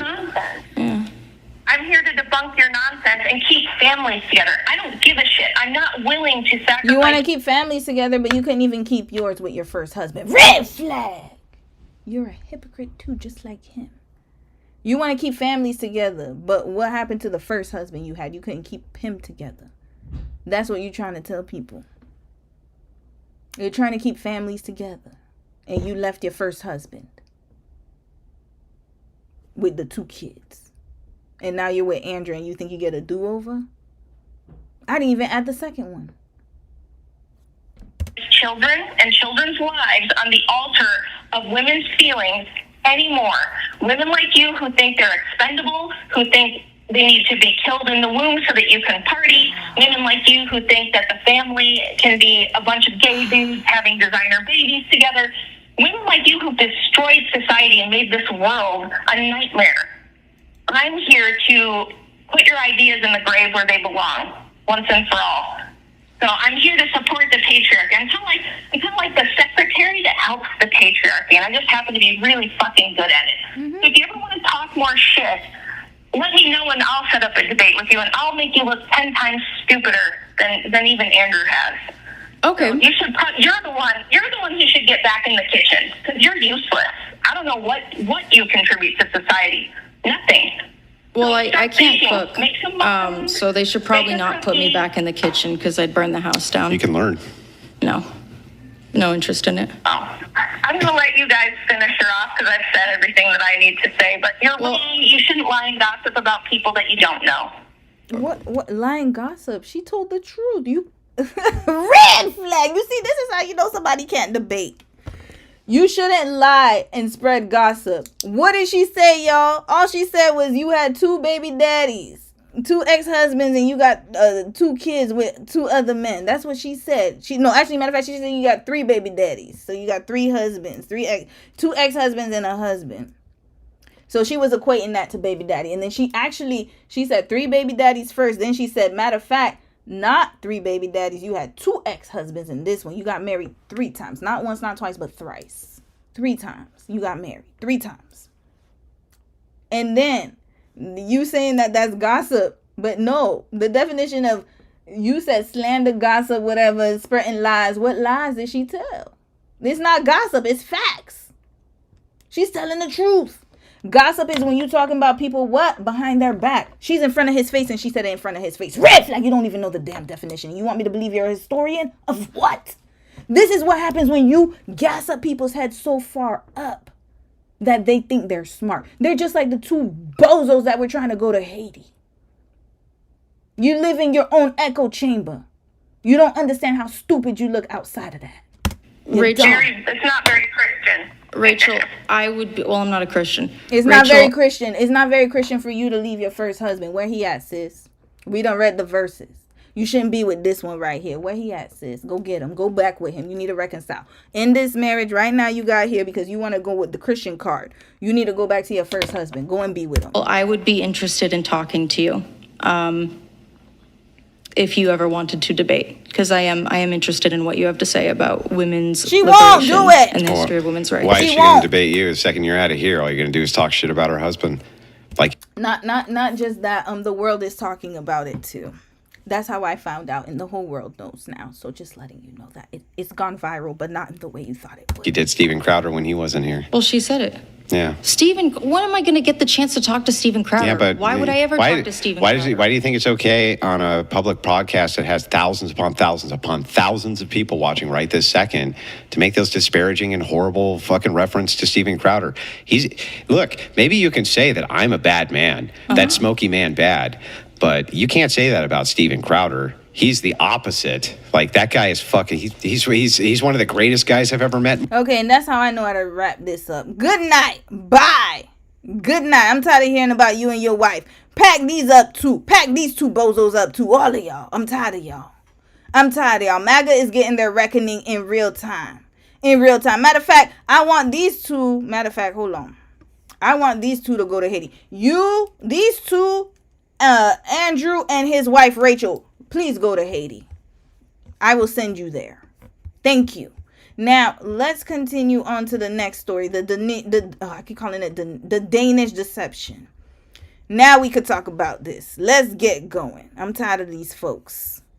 I'm going to read like 2 comments and then we get into it. Who told me? Oh, the Discord is not in the description today. I'll add it after this live stream. My bad, y'all. I forgot to add it. Hey, Karma. You said I'm here to support the patriarchy. Sounds wild. Wild as hell. That's why she got 3 husbands, y'all. She couldn't stay alone. She can't. She's like I said, she's male identified. She couldn't stay alone, y'all. She couldn't. So the Discord, I'll put the link in the description box after this live stream. I'm so sorry. Please check the live stream, check the description box after this live stream. I will add it right away. I don't think, can I do it now? Hold on, maybe I can do it now. Give me 1 second. Let me see if I could add it now. And while I'm doing that, let's get to the Danish story, y'all. Whoo, Lord, we gonna split this up. It's almost 6 my time. It'll be 9 o'clock Eastern time. Okay, let's listen to her for 2 hours, and then we gonna wrap this up until tomorrow. I'll be back in the morning. I will send the tree of logic of Rachel. Yes, please do. Okay, I'll put the Discord right now. I'll tell you when I add it to the description box. So let's watch this one here, and then I'll go over it tomorrow because I need to. That's wild. Like, this is craziness. But I'm glad I was nosy enough to skip through and see that. That was crazy. I heard he vomited after. They said he vomited, and I don't know what happened, y'all. He was really sad. He was upset he got exposed. Him and his wife. Yeah, she messing with their money. Yeah, their Christian money. That's what that is. All right. Now let's go back to sis, Miss Danish. The Danish Deception, Part 1. Okay, so it all started in June of 2022. I was in a place in my life where I was working 2 jobs. I was working like a dog, and I knew I needed a break. So I reached out to my friend, Sarah, who was living in Germany at the time with her husband. And I said, let's take a trip. Let's go somewhere in Europe. And she was so down. And we were trying to decide where we wanted to go. And we decided to go to Hvar, Croatia, because we wanted somewhere that was like a cute local town that was by the water, but it wouldn't be as crazy busy as other places in Europe. And so we decided to go to Hvar. We flew to Split first, met there, took a ferry over. And at first I was just so amazed at how beautiful this place was. And so the first night I was a little bit jet lagged. So we kept it very chill, grabbed dinner, then went back to our Airbnb. And the next morning when we woke up, we had literally 2 things on our agenda, and that was to eat and drink and be by the water. And well, I guess that's 3 things, but yeah, eat, drink, and be by the water. So we went to Hula Hula, which if you've been to Hvar, you've been to Hula Hula. It's this beach club that's very well known there, and it's right on the water. And we're laying in day beds kind of off to the side, minding our own business, sipping mojitos. And I look up and I see this very attractive man. And the first thing that came to my mind was, this man looks like he is walking straight out of a Calvin Klein ad. And I'm telling you guys, 6'3", blonde hair, blue eyes, chiseled skin, so tan, muscles everywhere. I was definitely taken aback, and I feel like it takes a lot for me to really double take a man just based on his looks like that. And 100%, I was a little bit just in awe. I didn't even realize that he was like with a friend at first. And so I'm still minding my own business, keeping it chill. And he looks over at me and he says, how are the drinks? And I said, the drinks are wonderful. We're just sipping mojitos. He said, should I get us all around? And I said, absolutely. Number 1, he's cute. Number 2, who wouldn't want a free mojito? So I said yes. We got a round of drinks, and we're sipping our drinks, and we just start small talking. And I asked them where they're from, and they say that they're both from Denmark. My ex was living in Copenhagen, and then his friend was living in a smaller town called Aalborg, which is north of Copenhagen, and that was actually my ex's hometown. That his friend was still living there. And so we were just small talking the whole time. We didn't really talk about a whole lot of things. It was just like, where are you from? And just basic things. But they were asking us, what's your plan for the rest of the trip? And we told them, we're doing a full day boat excursion tomorrow, and then we're going to dinner tonight at this place called Dalmatino. And he said, oh, how's the dinner spot? And I was like, I don't know, but I got recommended by a friend to go there. And he was like, okay, well, maybe we'll meet up with you guys again later. And I said, sure. So we're getting a little bit tired. So we decided that it's time for us to leave. And so as we're leaving, I decide to make a bold move and just ask him for his Instagram. And obviously, red flag. Okay, so here we go. I got the link to the Discord, sis. Hold on, give me 1 second. Let me go and get the link for you, sis. Give me 1 second. We gonna get to it.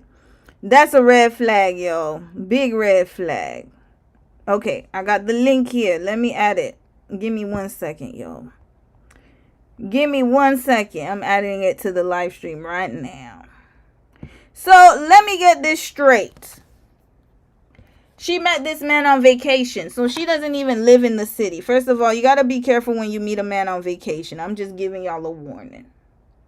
Do not get too hot bongy off of this man when you live on vacation. Off of these men when you live when you're on vacation, because they know you don't know the city. They know that you don't know what's going on. You got to be very careful. Second red flag is she's the one she's the one who shot her shot. That again, like I always say, you can do whatever you want to do. If you like to shoot your shot, go on and right ahead and do it. I'm not going to stop you or control your life. But what I will say though is that you got to be careful with it, because again, she expressed interest and she was too hot bongy for this man, because she's like, oh, like, you know, he's 6 foot, whatever, he got blonde hair, blue eyes, whatever the heck she was talking about. So she was already very overly interested from the beginning. That's what I could see. So hold on, y'all, I gotta get to my channel. Sorry for the sis who said that she wanted me to put the link. I'm gonna do it right now, y'all. My bad. Let's get this bozo off my damn channel. Okay, let me edit. Can I edit right now? Oh no, I'm not allowed to edit, y'all. Okay, I can't edit it right now. Oh no. Okay, I'll figure out another. Oh wait, maybe I could go live. Hold on a second. Give me a second. Create. Go live. Okay, I could probably add it to this. Give me 1 second, y'all. Here. Okay, yes, I can add it to that. I should be able to. Give me 1 second. Let me edit. Here we go. Okay, I just added. Oh no. Where's the Discord? Where's the Discord link? Okay, give me 1 second, y'all. Let me disable. I hope you guys can't see that. Okay, you guys cannot see that. Okay, good. Give me 1 moment, y'all. Give me 1 moment. You know why I gotta do this is because I know I'm gonna forget. And yeah, and I know how I am. So I'm gonna just do it right now. Just give me 1 moment. What's this? Oh, okay, no. Oops, I wasn't supposed to do that. Oh shoot. Uh-oh. I don't know who I invited, y'all, but I gotta delete that person. Okay, I don't know who joined, y'all. Who joined? Okay. I don't know where the link went. Give me 2 minutes. Give me 2 minutes. 2 minutes, guys. 2 minutes. Give me 2 minutes. Something's wrong with my Discord link. Okay, you know what? Okay, I'll see if I can add it. Just give me 1 moment. I don't know where it went. I have it here, but it won't paste it. Damn it. La. Okay, edit. Where's my Discord? Here we go. Okay, I got the link, y'all. I got the link. Give me 1 second. Slow and steady, y'all. Slow and steady. Here we go. All right, I added it, sis. It's there. Okay. Whew. All right, now let me get out of here. X out. Okay, here we go. Let's finish watching The Danish Deception. Yeah, so she's the one who asked him for his Instagram. Let's see how that goes. Oh, you said, Romy, do something? Put it in the about section of your YouTube page. Yeah, thank you. I'm going to do that. I think I got to do that. The thing is that at first, the reason I didn't do it is because I wanted to be selective over who gets in the Discord. But you know, right about now, everybody's been really good. So I'm going to be nice. I'm going to put it in my about page. But if I start noticing some riffraff in the Discord, then we gonna have to pack people out of here, okay? Just letting y'all know, I'm not gonna be nice about it. I'll give you 1 to 2 warnings, and then if you get on my damn nerves by third warning, you out. So just letting y'all know, we got a really good group. We got a tight ship going on here. I run a tight ship, so I'm gonna put it in the about page after. But y'all better not make me regret it. All right, let's continue. So I'm going to keep watching this. I'm trying to be a little sly, so I asked him and his friend for their Instagrams, and we exchanged Instagrams. We get into our taxi to go back to our Airbnb, and we're literally en route to our Airbnb, and I get a DM from him, and he basically said, "It was so nice meeting you. Have fun at Dalmatino. Maybe we'll see you guys later." Didn't read anything into it. I just was like, it was fun to just have a conversation with a cute guy. And so we go back to our Airbnb, we get dressed, we get ready for dinner, and we're like on our way to dinner, and he is like messaging me about the restaurant and asking us details about it. I didn't like think anything of it. But we sit down, we're having dinner, we have a spectacular dinner, and we're finishing off the evening with our desserts, aka espresso martinis. And I'm sipping my drink and I look up and I see him and his friend at the restaurant. And they walk up over to us and I'm like, oh, hey. He's like, yeah, like they're a little booked up, but they said they can like seat us in like 20 minutes. I was like, oh, cool. Well, we're about to be done, but you know, we'll go grab a drink. Maybe we can like meet up later. And he said, okay, sounds good. So it's kind of awkward timing because we were finishing up dinner while they like hadn't even been sat yet. And so we went to a bar across the street and we were grabbing drinks and I just like, I hit a wall and I was like, okay, now I need to go to sleep. And I was super jet lagged. And so I sent him a DM just basically saying, hey, we are so tired. We have a full boat excursion tomorrow. I don't think we're going to stay out much later. And he was like, that's totally fine.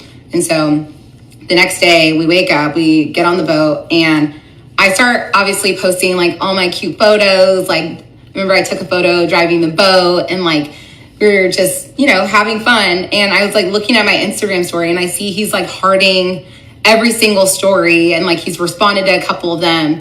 I am not the type of person that reads very much into activity on social media like that, but it was something that I noticed. And so, you know, we continued on with that for like a day and a half. And then he reaches out to me and he says, hey, like, what are you guys doing? And at this time, it is our last night in Havar. And he said, what are you guys doing tonight? And I said, we don't really have plans because we didn't. And he said, well, do you guys want to come to dinner with us? And me and my friend were like, absolutely, sure. And she wasn't really down to go. I kind of forced her because I was like, this guy's hot. And it's Wait, you forced her to go where? Hold on, sorry, I wasn't paying attention. night in Havar. And we are so tired. We have a full boat excursion tomorrow. I don't think we're going to stay out much later. And he was like, that's totally fine. And so the next day we wake up, we get on the boat and I start obviously posting like all my cute photos. Like, remember I took a photo driving the boat and like, we were just, you know, having fun. And I was like looking at my Instagram story and I see he's like hearting every single story and like he's responded to a couple of them. I am not the type of person that reads very much into activity on social media like that. You shouldn't. But it was something that I noticed. And so, you know, we continued on with that for like a day and a half. And then he reaches out to me and he says, hey, like, what are you guys doing? And at this time, it is our last night in Havar. And he said, what are you guys doing tonight? And I said, we don't really have plans because we didn't. And he said, well, do you guys want to come to dinner with us? And me and my friend were like, absolutely, sure. And she wasn't really down to go. I kind of forced her because I was like, this guy's hot and it's a free dinner. Like, let's just go. It'll be fun. And so she's a good friend. So she came with me and we get to the restaurant and him and his friend are sitting across from each other. So obviously I took the seat next to him. I was sitting across from my friend and we're sitting there, we're having a wonderful dinner and drinking tons of wine. And I come up with this idea to play this game where I'm asking his best friend to describe what my ex's type was. And because we were obviously like vibing with each other and I was just curious.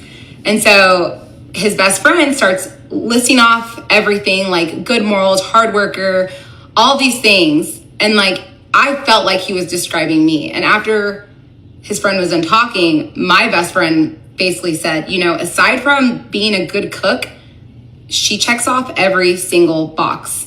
And I remember I looked at him, my ex, and I said, but I will become a great cook for a good man. Red flag. So hold up. So basically you did everything except he's the one who invited you to dinner and then you were the one who showed more interest. That's what it is.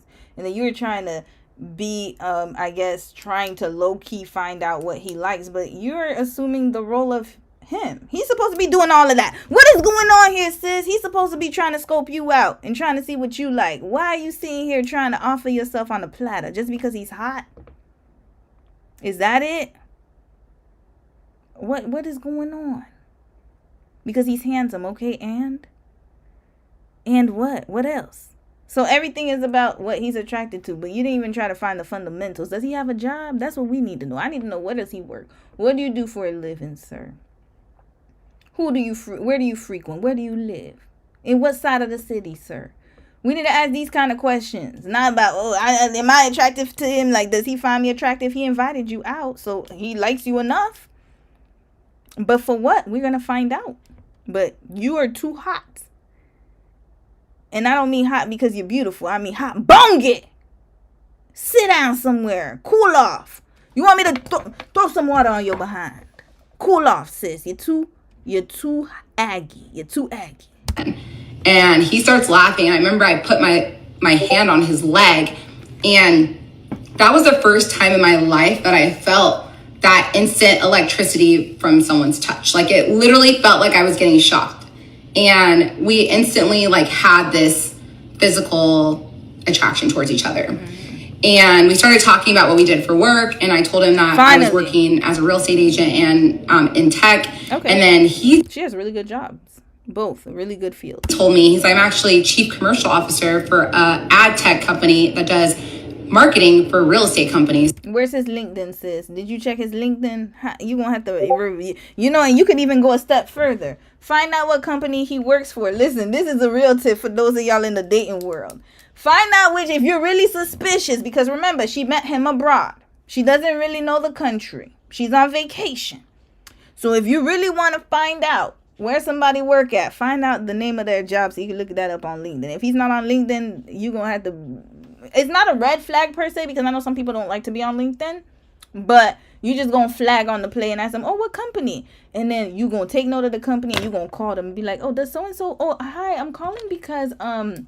You could just call for something. Hey, I have a special delivery, or I have something for this person. Do you mind just sending or giving me their extension number? And then you get the extension number. And then you call him directly. Hey, and then as soon as if he picks up, you're going to hang up. That's it. You don't know his voice. You don't make sure he works there. Okay, that's a tip. That's how you're going to find out. So I was working in real estate and tech, and he was working in real estate and tech. And make sure you get the name of the company on the internet. Real numbers, not no fake ass numbers. You're going to get the real company name on a legit website portal. Make sure. And everything just like felt like it was aligning. But again, I'm like, this guy lives in Copenhagen. There's nothing that's going to come from this. So somebody said they're not on LinkedIn. There's no point. No, it's no shade to people who are not on LinkedIn. I'm just saying that would raise a flag in the sense of like, okay, like he's not on LinkedIn.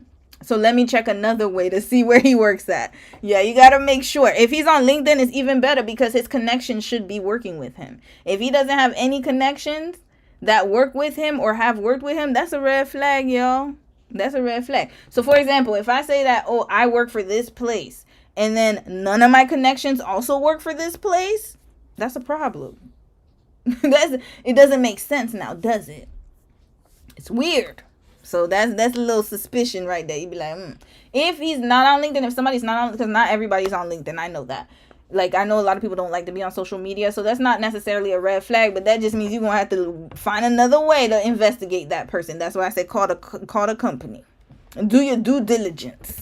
After dinner, we go and grab some drinks at a bar nearby, and we grabbed one drink, and they're definitely gearing up to go back out, and it was our last night, and my friend really did not want to go out, and I am not the type of a girl to ever leave my friend for a man, never in a million years.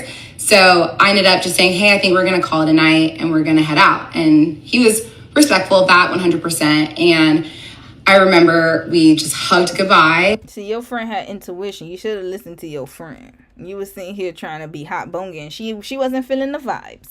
And we left, and that was it. And so we're going back to our Airbnb. We're walking home, and I get a DM from him. And he said, it was so nice meeting you. I hope it's not the last time. Also, South Africa is happening. I can see it. And the reason why he said that was because I was telling him that I had wanted to go to South Africa for that following Christmas. And because my family was going to be traveling. And he said, I've always dreamt of going to South Africa. And I jokingly was like, well, you're invited if you want to come. And again, I have not heard of him making any effort. All he did was take her out to dinner. That's it. All he said was, hey, come roll up. And it wasn't even just with her. Well, obviously it wouldn't be with her. To be honest with you, I don't think that's a bad thing because it's a foreign country. So actually, I'm glad she brought her friend. But all I heard him put effort in is calling her to say, hey, show up at this spot. Who paid for the dinner? I hope it was him. I don't know. But it sounds like she's the one making the effort. And then he brought up South Africa. Why? Because she brought it up first. She brought it up. And then she's like, well, maybe you can come with me. There you go. She invited him. Here we go. And so whenever he made that comment to me in the DM, I was like, okay, sure.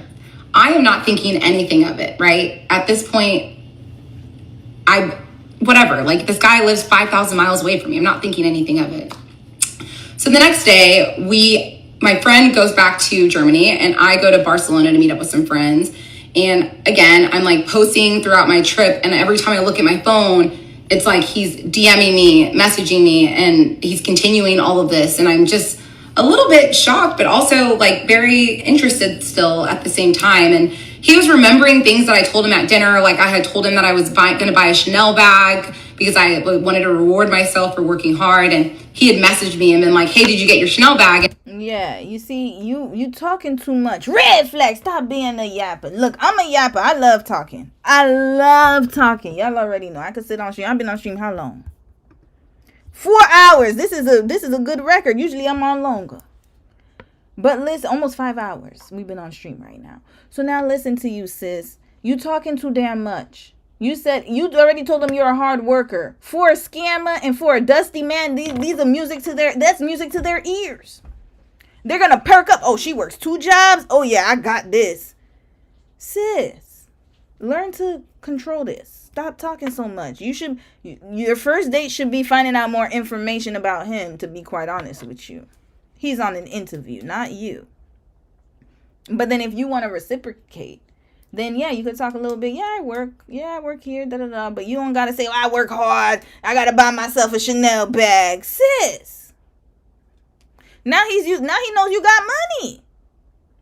He knows you got money. He knows you work hard, and he knows your family likes to travel. So in his mind, he's thinking, oh, damn, that's a good lick. You're a great lick for him. And you're desperate.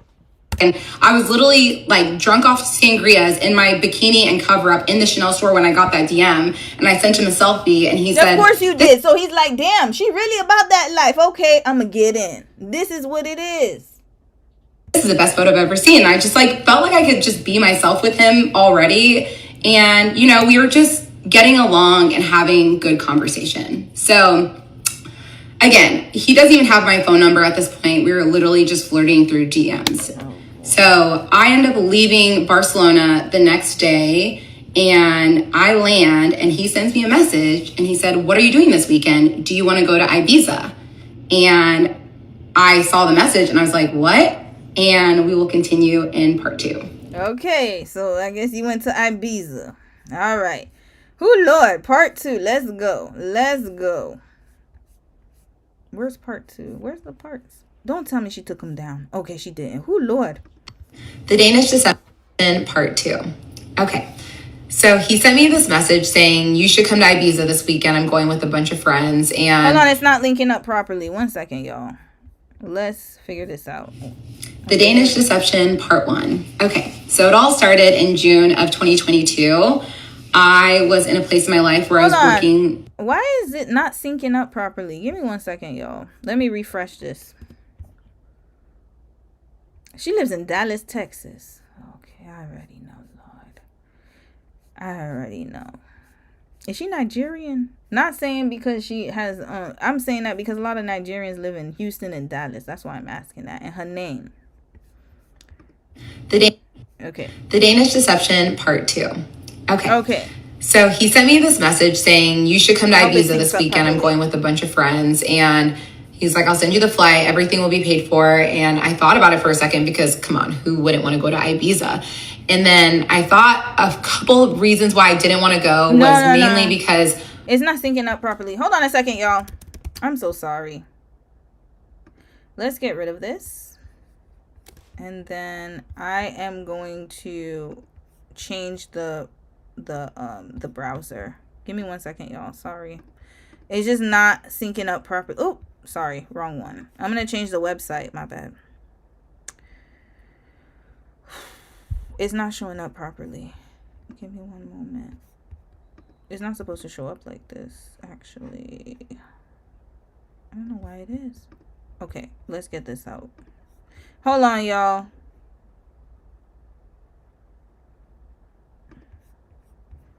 Here, let's Windows capture again. And then I'm gonna Windows capture. Oh, let's do this one. Google here. It's me. I don't want this window though. I'm gonna make a new window. Just give me one moment, y'all. It wasn't syncing up properly, and that bugs me when it does that. So I think sometimes when you're on stream too long, it'll start acting weird. Okay, let's do it again. I want it to look proper, to be proper.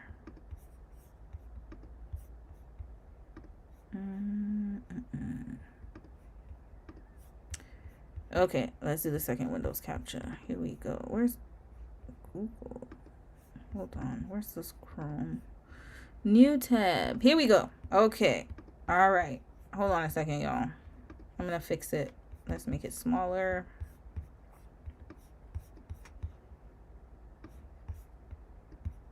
Where my face at? Okay.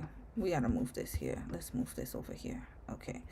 Here we go. All right. We got a new screen. Let's see if it'll be better. Let's make this a little wider. All right. Let's put this here. The Danish Deception Part 2. Much better. So he sent me this message saying, you should come to Ibiza this weekend. I'm going with a bunch of friends. And he's like, I'll send you the flight. Everything will be paid for. And I thought about it for a second because, come on, who wouldn't want to go to Ibiza? And then I thought a couple of reasons why I didn't want to go was mainly because I just bought a Chanel bag. So I was like, I want to work and make more money. And also I felt like this is the type of guy that things come easy for him. And this is not something that's going to be easy for you to obtain. And I didn't want our first weekend to be like just partying together with all of his friends. Like that's not what I wanted. So I ended up telling him no, but I just ended up saying that I needed to work. And I thought he was never going to talk to me again. But somehow this like lit a fire under him and he became even more persistent and he started pursuing me even more. And he was sending me messages like, when are you going to come visit me in Copenhagen? Or I would love to come to Dallas to come see you. And I was just like, who is this man and what's happening? Still not really taking him serious. And then maybe like a couple weeks later, he sends me another message. And at this point, we're still talking pretty consistently on Instagram. We still do not have each other's numbers. And he sends me a message. He says, hey, I have a work conference coming up in Monaco and I would love for you to come. And I read that message and I was like near the south of France. Monaco is very expensive, just like, you know. France, like that Monaco. And he was like, yeah, like I can get you your flight and everything will be taken care of. And I was like, okay, well, give me some time to think about it because I didn't want to say yes on the spot, but I was like, okay, this is something I definitely want to consider. So I thought about it for a while. I talked to my friends about it. I talked to my sisters about it. At first I was like, I don't think I'm going to do it. Like, this is crazy. And then over time I started like talking myself into it. And then one morning I woke up and I was like, you know what? Screw it. I'm going to go to Monaco. So I sent him a message and I said, hey, I've decided I'm going to come to Monaco. And he sends me a message. He said, this is the best day ever. I'm so happy. Send me your passport and everything. I'll book the flight. So I sent him a picture of my passport. Red flag.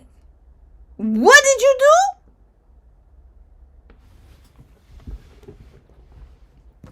Wrap this up. Sis, what do you mean you sent him a picture of your passport? You just met him. Why does he have your passport number? What is going on in America? What is happening here? Did my ears deceive me? Did she say she gave him a... Why would you do that? Why would you do that? I asked my sisters about it. At first I was like, I don't think I'm going to do it. Like, this is crazy. And then over time I started like talking myself into it. And then one morning I woke up and I was like, you know what? Screw it. I'm going to go to Monaco. Impulsive. She didn't think about it. Let's continue. So I sent him a message and I said, hey, I've decided I'm going to come to Monaco. Okay. And he sends me a message. He said, this is the best day ever. I'm so happy. Send me your passport. And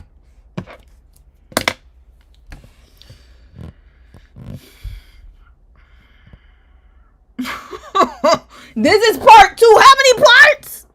This is worse than Risa Tisa. This is worse.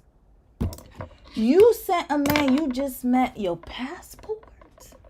Listen, for those of you like this young woman, if it's okay if you don't know, I'm not going to call you anything. I'm going to say, okay, maybe you didn't know, maybe you don't understand. That's your identity, okay? Do not give anyone your social and do not give anyone your passport, okay? Except for federal agents who have that information. Anyone else, no.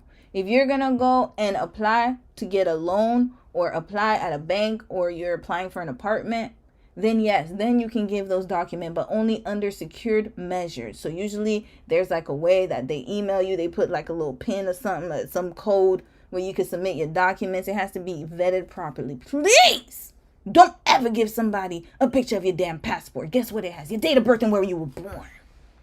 That's all they need to be a scammer, okay? Don't do that. And now they got your passport number. And also, in the U.S., you guys have public records. Very easy to con somebody and to scam. Please do not do that. Everything, I'll book the flight. So I sent him a picture of my passport. And I also was like, oh, and by the way, here's my phone number. He was like, I've been waiting for you to get. So you gave him your phone number and a picture of your passport. Lord Jesus, help these children. Is she in the No Child Left Behind cohort? I think she is. She looks mighty young. No Child Left Behind. When was this? When was this? This was when I was in high school. 2002. Yes, she definitely was part of that cohort. My goodness. Oh my goodness. This to me for now like weeks. And I said, okay, here you go. Thank you for like inviting me on this trip. So I give him my phone number and he sends me a message and he said, it took you long enough. And I said, oh yeah, well, sorry. I'm just a little bit more reserved when it comes to like dating and men. Like I just like to make sure like I'm a very intentional person. And he was just. She's 30? 30 years old. When was she born? 1995. Oh yeah, she's Gen Z through and through. Zillennial. And she was in 2002. How old was she? I know, I'm using a calculator. She was 7 years old. No Child Left Behind. She was right in the thick of it. So this is the difference. I was already in high school when he did that dumbass law. So I had already gotten a lot of education. It was the people that came up after me. That's who we need to worry about. The people post me, behind me. She was 7. I was already in high school. I was in 10th grade. I already had the foundational knowledge. I only had 2 years left and then I was out. This is why. This sounds very, very, something's wrong here. She was all in the No Child Left Behind. It happened when she was in elementary school. That's the foundational moment.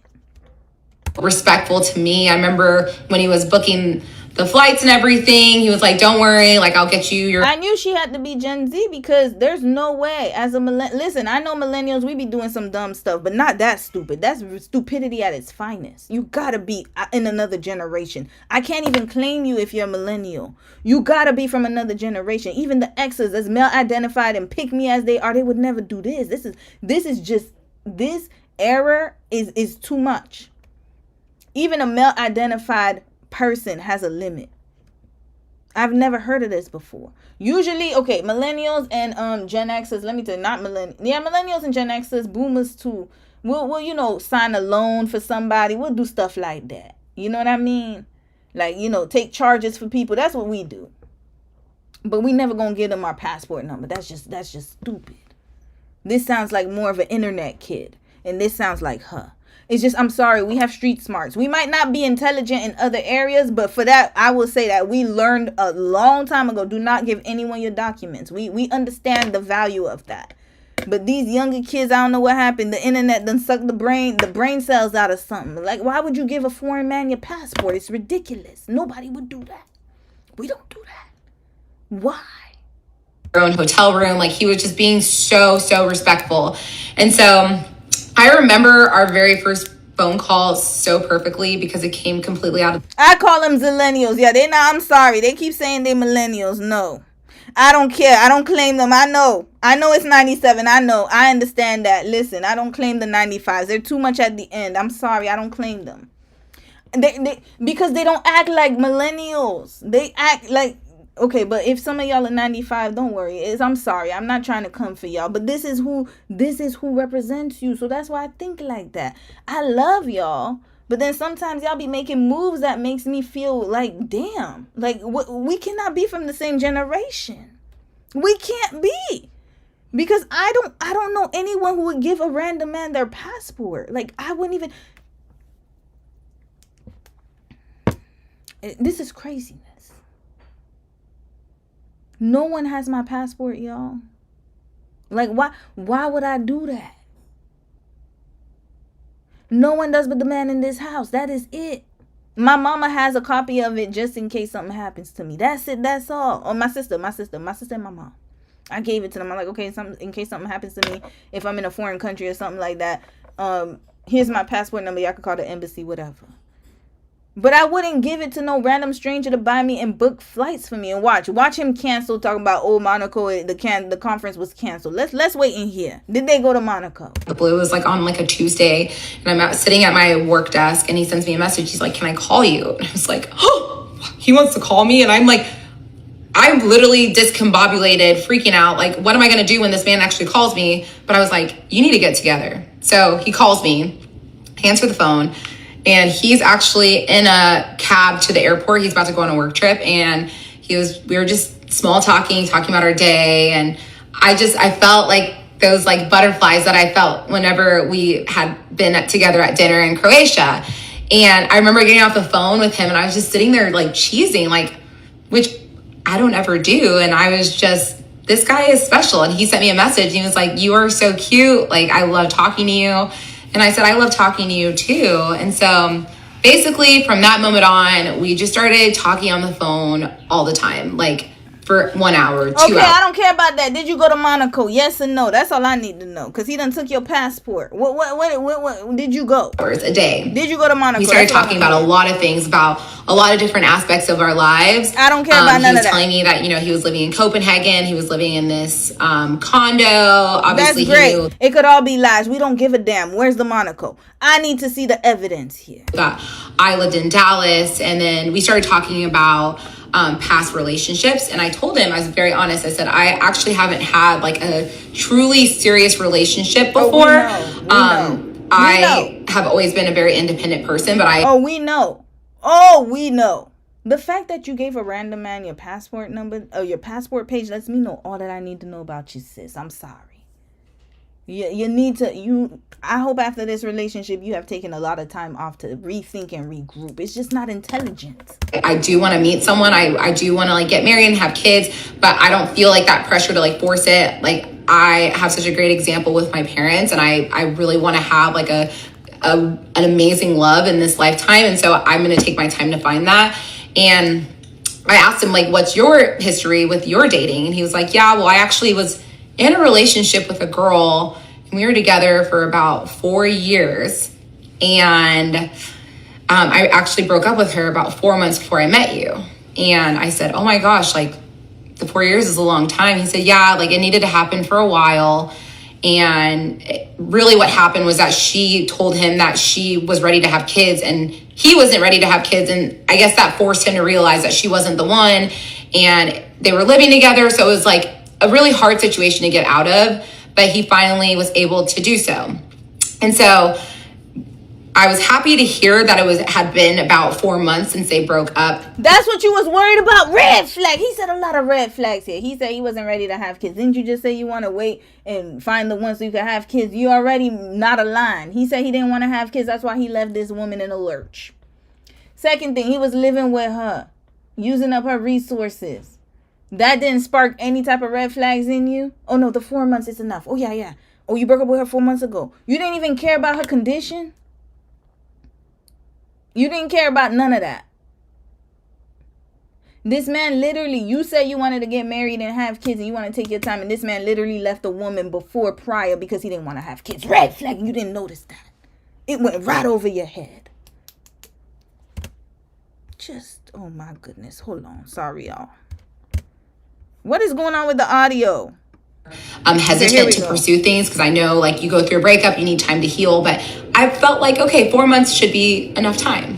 And then we started talking about like our families a little bit too. I told him I'm super close with my family. He said I'm really close with my mom and my little sister. I do have an older sister that I don't talk to. Where his daddy at?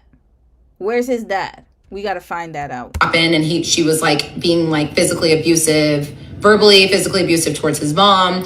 And he decided to cut her out of his life because she's crazy. And I said, listen, I get that. That makes sense. Like you should not have her in your life. Yeah. And but I think just like, where's his daddy at? You should have asked that question. Where's your daddy at? Was he raised with his father? You see, this is the thing you need to know. Fell in love. Hold up a second. Hold on. Oh Lord, let's go back a little. Breakup, you need time to heal. But I felt like, okay, 4 months should be enough time. And then we started talking about like our families a little bit too. I told him I'm super close with my family. He said I'm really close with my mom and my little sister. I do have an older sister that I don't talk to. Right? She wanted 4 months to be long enough. You know what? You brought up a good point at Miss T, sis. And oh, hey sis, at Jacqueline Johnson 7605. I didn't see you were in the chat. In case I missed anybody, hey all of y'all. Sometimes I don't have time. I can't see everyone's username. But hello to everyone who just joined or joined while we were on the stream, while we were midstream. So let me get this straight. You brought up a good point, sis. So I'm gonna expand on that. 4 months out of a 4-year relationship is not enough time. Not enough time. Compare the 4 years to the 4 months, but she's making it enough time. Why? Because she's hot bunging. She's too hot. Too hot. That's the problem. And basically something happened and she was like being like physically abusive, verbally, physically abusive towards his mom. And he decided to cut her out of his life because she's crazy. And I said, listen, I get that. That makes sense. Like you should not have her. Find out. Okay, let me tell you, for the rest of y'all, if you guys are dating a man and you're trying to get to know him, please find out about his parents, not just who he lives with or who he's close with. If a parent is missing, so he said he's raised like he just is close to he's really close to his mom and his sisters, except the one sister who's abusive. Okay, whatever. But the next follow-up question would be, where's your father? Do you have a father? What happened to your dad? You don't have to ask too many questions, but you're gonna little by little you're gonna get the clues. How's your relationship with your dad? If it's not great, you need to put that as a red flag. It's a big red flag, y'all. Why? Because it's going to change this.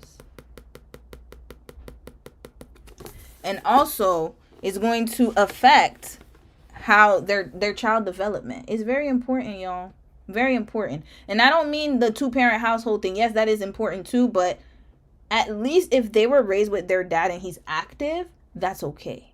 But if he doesn't have an active father, or like even if it's a widow situation, you got to be careful with that, because the only person who raised him is his mama. And usually mamas enable boys. I'm just being honest. They do.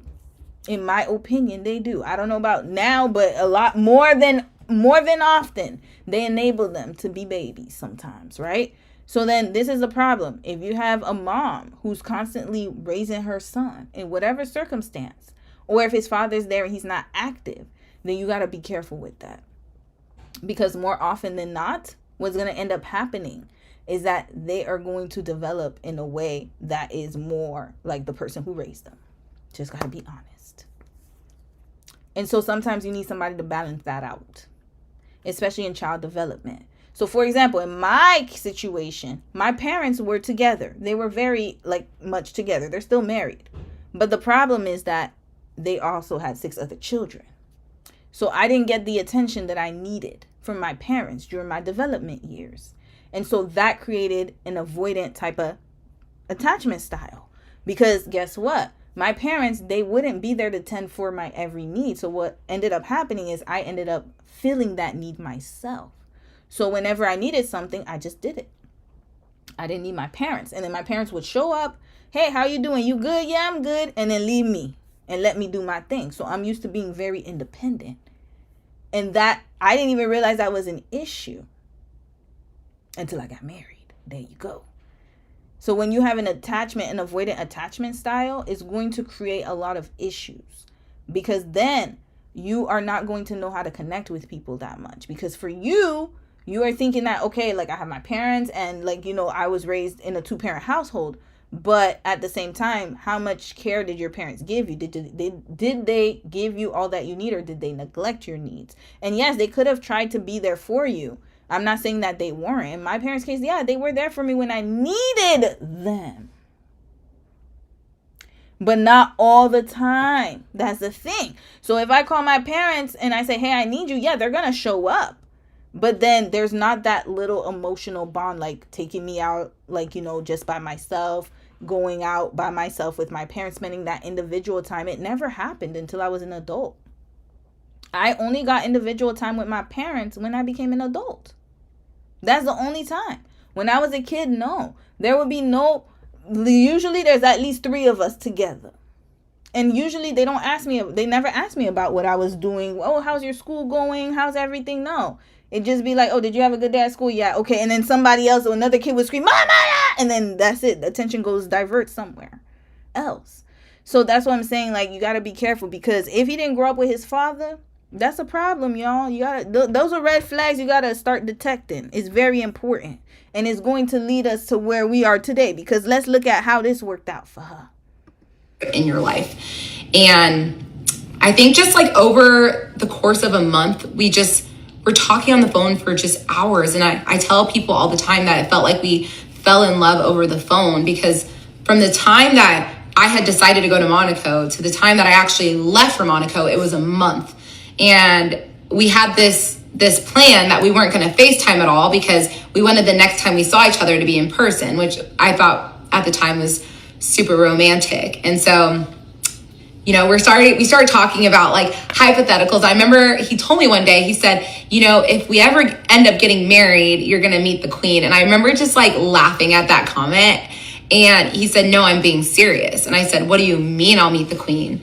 And he said, well, you know, my family has a royal title. And I was like, wait, what? And he sent me this link to this site. It's called the Order of the Elephants. And he said, you can do some research and then we can talk about it. And I said, okay. So I start going through the page that he sent me, and I see someone that had the same last name as him, like some old guy from like the 1700s. And I remember taking a screenshot and I said, is this your great great grandpa? And he goes, now you're getting on track. See, there we go. So another thing I forgot to add is, when you grow up without a parent, or when you grow up in certain situations where it's really traumatic for you as a child. So for example, I remember I brought up J.D. Vance's childhood, extremely traumatic. What ends up happening is that you end up making these fantasies in your mind, and you start to live out a life that's not the life that you live. That's just natural, y'all. And this is why I said it's very important to get to know how they were raised, because it can change and affect how they interact with people and what type of life they lead. So usually when you see somebody come up with lies already from the top, that lets me know that you have a pathological,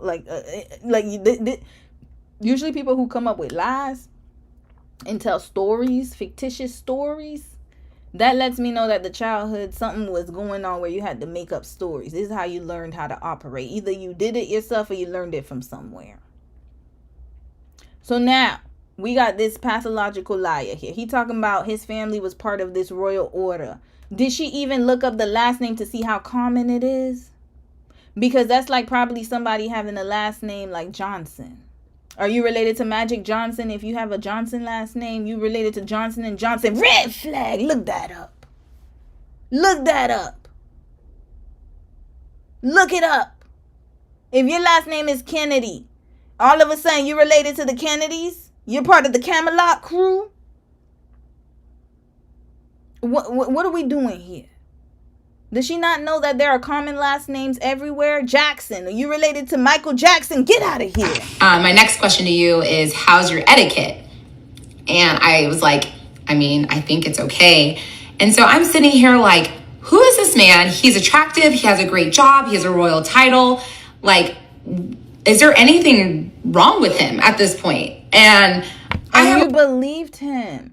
You believed he had a royal title and he's talking to you. Listen, I don't want to be mean. I'm sorry to be mean. But I have to be honest, because some of y'all got something in your head. The delusion. If he was royalty, why wouldn't he be with somebody who's on his caliber? You're a realtor from America. He wouldn't be with you, sis. He would be with somebody who looks like him. I gotta be honest. And if he was with somebody who looks like you, look at what happened to Meghan Markle. Look at what happened to Meghan Markle. It's not that easy to get into it. Now, I'm not saying he couldn't be attracted to you, because I remember there was some Prince of Monaco who was with a black woman. He had a little side baby with a black lady. I remember that. But at the same time, he wasn't married to her. He married a white woman. She was his side chick. That's what it was. Harry was the only one who went out and literally, didn't he get, what is it called? Abdicate or something like that? And she was biracial she was a biracial actress. She was actually known on social media. William married Kate. He met her in college. The reason why Kate didn't get a lot of backlash is because she looks like him. That's it. Her parents were regular people. They were new money, not old money. But she got away with it because she's white. That's why. But look at Meghan. Meghan has her father was a director. Ooh, Lord, her father's a hot mess. I might need to do a Meghan and Harry case study. I might need to. We might need to, because he's been with a lot of women. But my point is that, sis, I'm sorry to say this, but why would he be with you?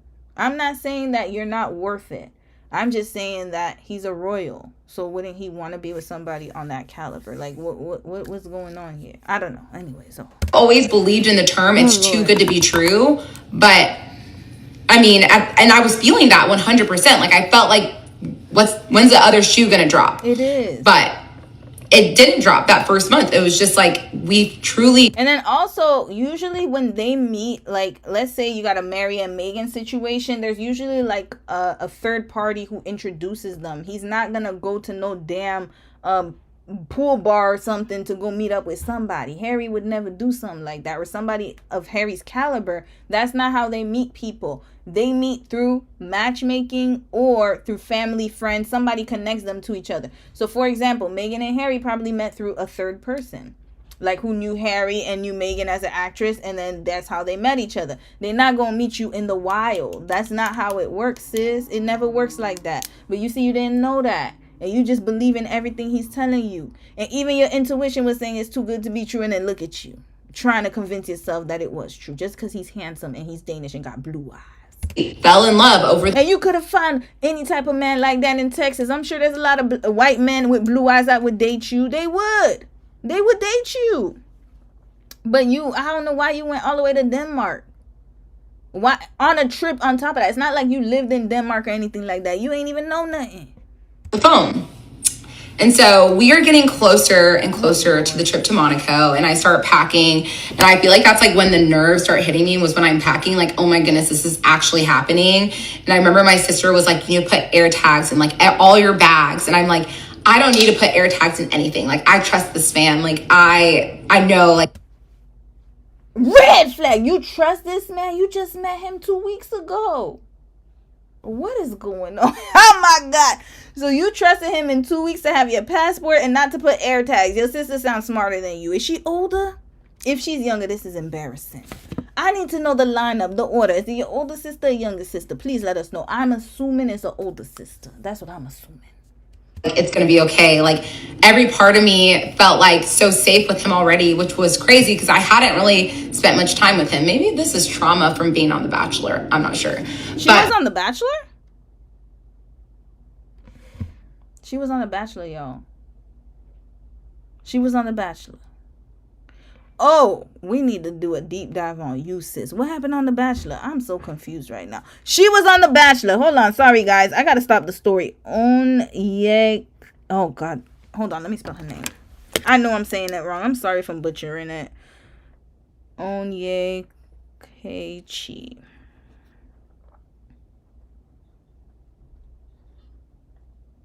Kehi. Okay, we gonna find out who you are, sis. She was on The Bachelor. I had no idea. Did she get picked?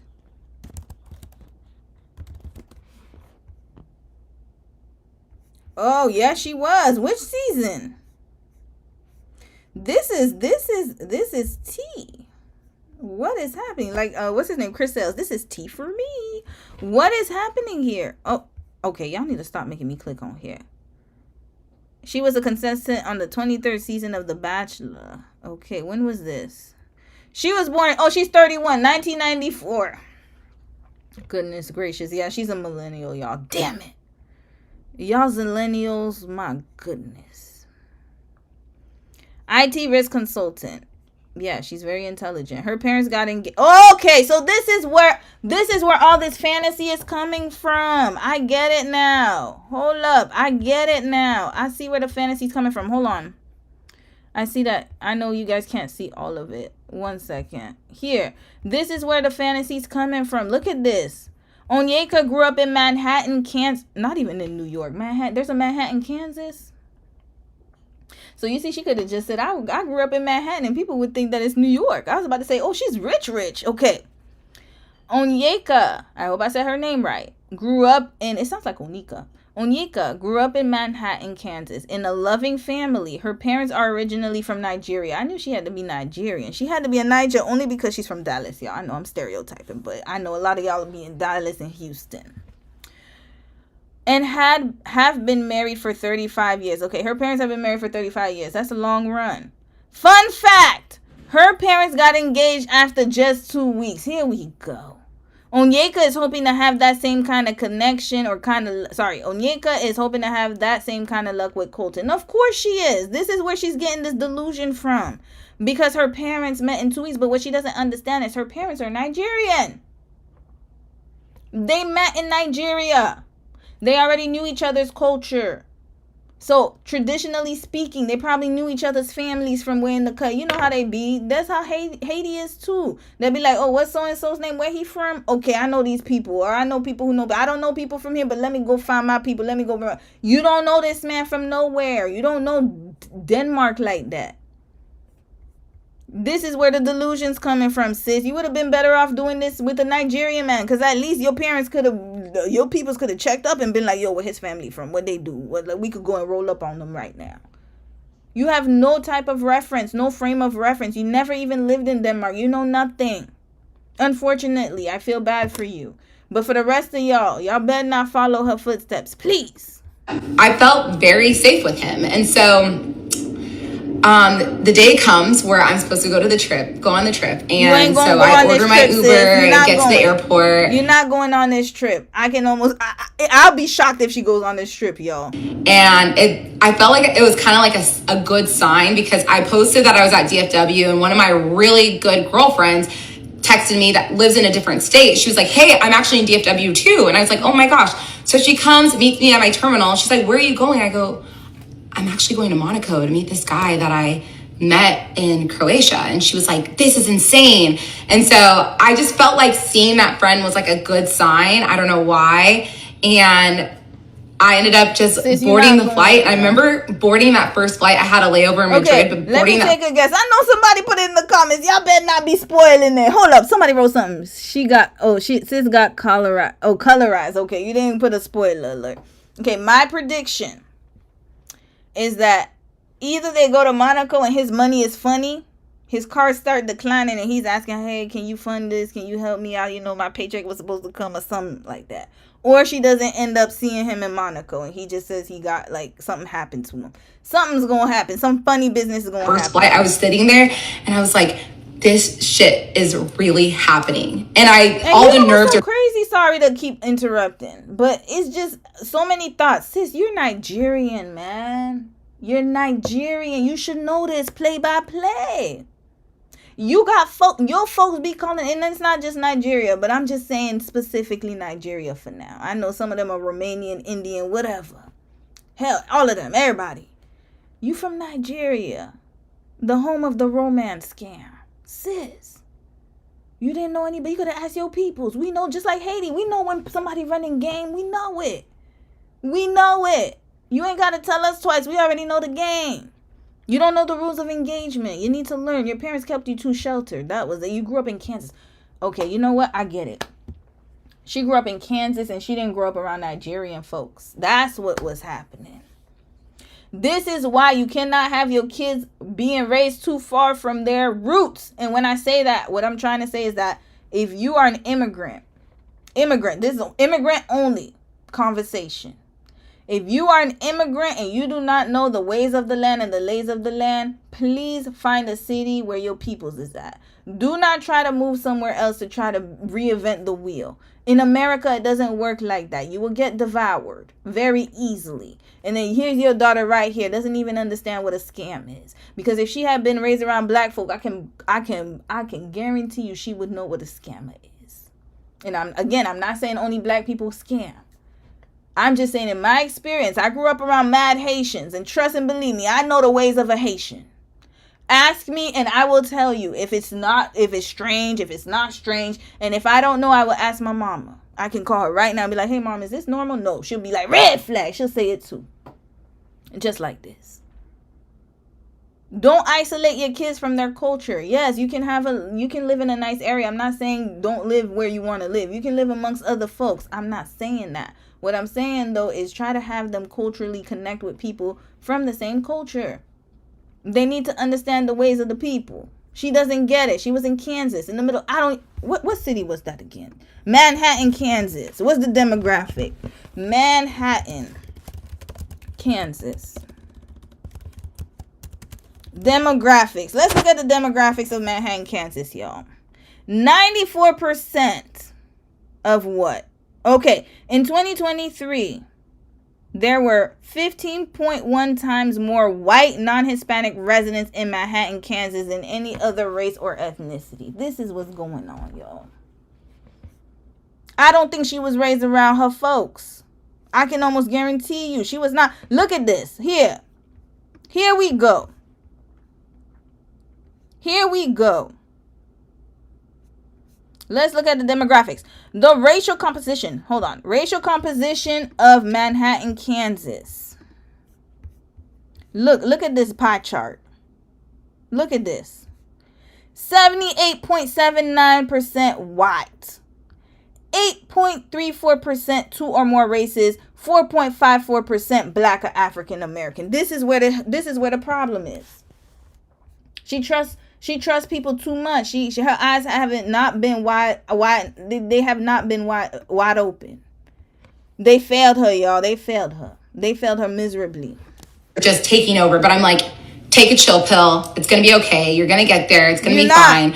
And at that point, I was like, okay, the worst thing that happens is like he's a crazy person, and I have enough money where I can like just book my own hotel and I'll just have a good time by myself. Like it'll be fine. So I like had that backup plan. But yeah, I had my layover in Madrid, and then my next flight was to Nice. And so I boarded my flight to Nice. It was like a really quick flight. And I get to Nice, I land, I get my bags and baggage claim. I sent him a text. I said, I'm here. And I'm rolling both of my bags, about to walk out, freaking out. And let's continue on in part 3. Let's continue on, sis. Let's get it. Hold on. Maybe there's a way I could skip the parts. Give me 1 second. Part 3. Okay, let me check something. The Danish Deception, part 2. I'm so dumb. I could go up like this. The Danish Deception, part 3. Okay, so I'm walking out of baggage claim. I have my bags.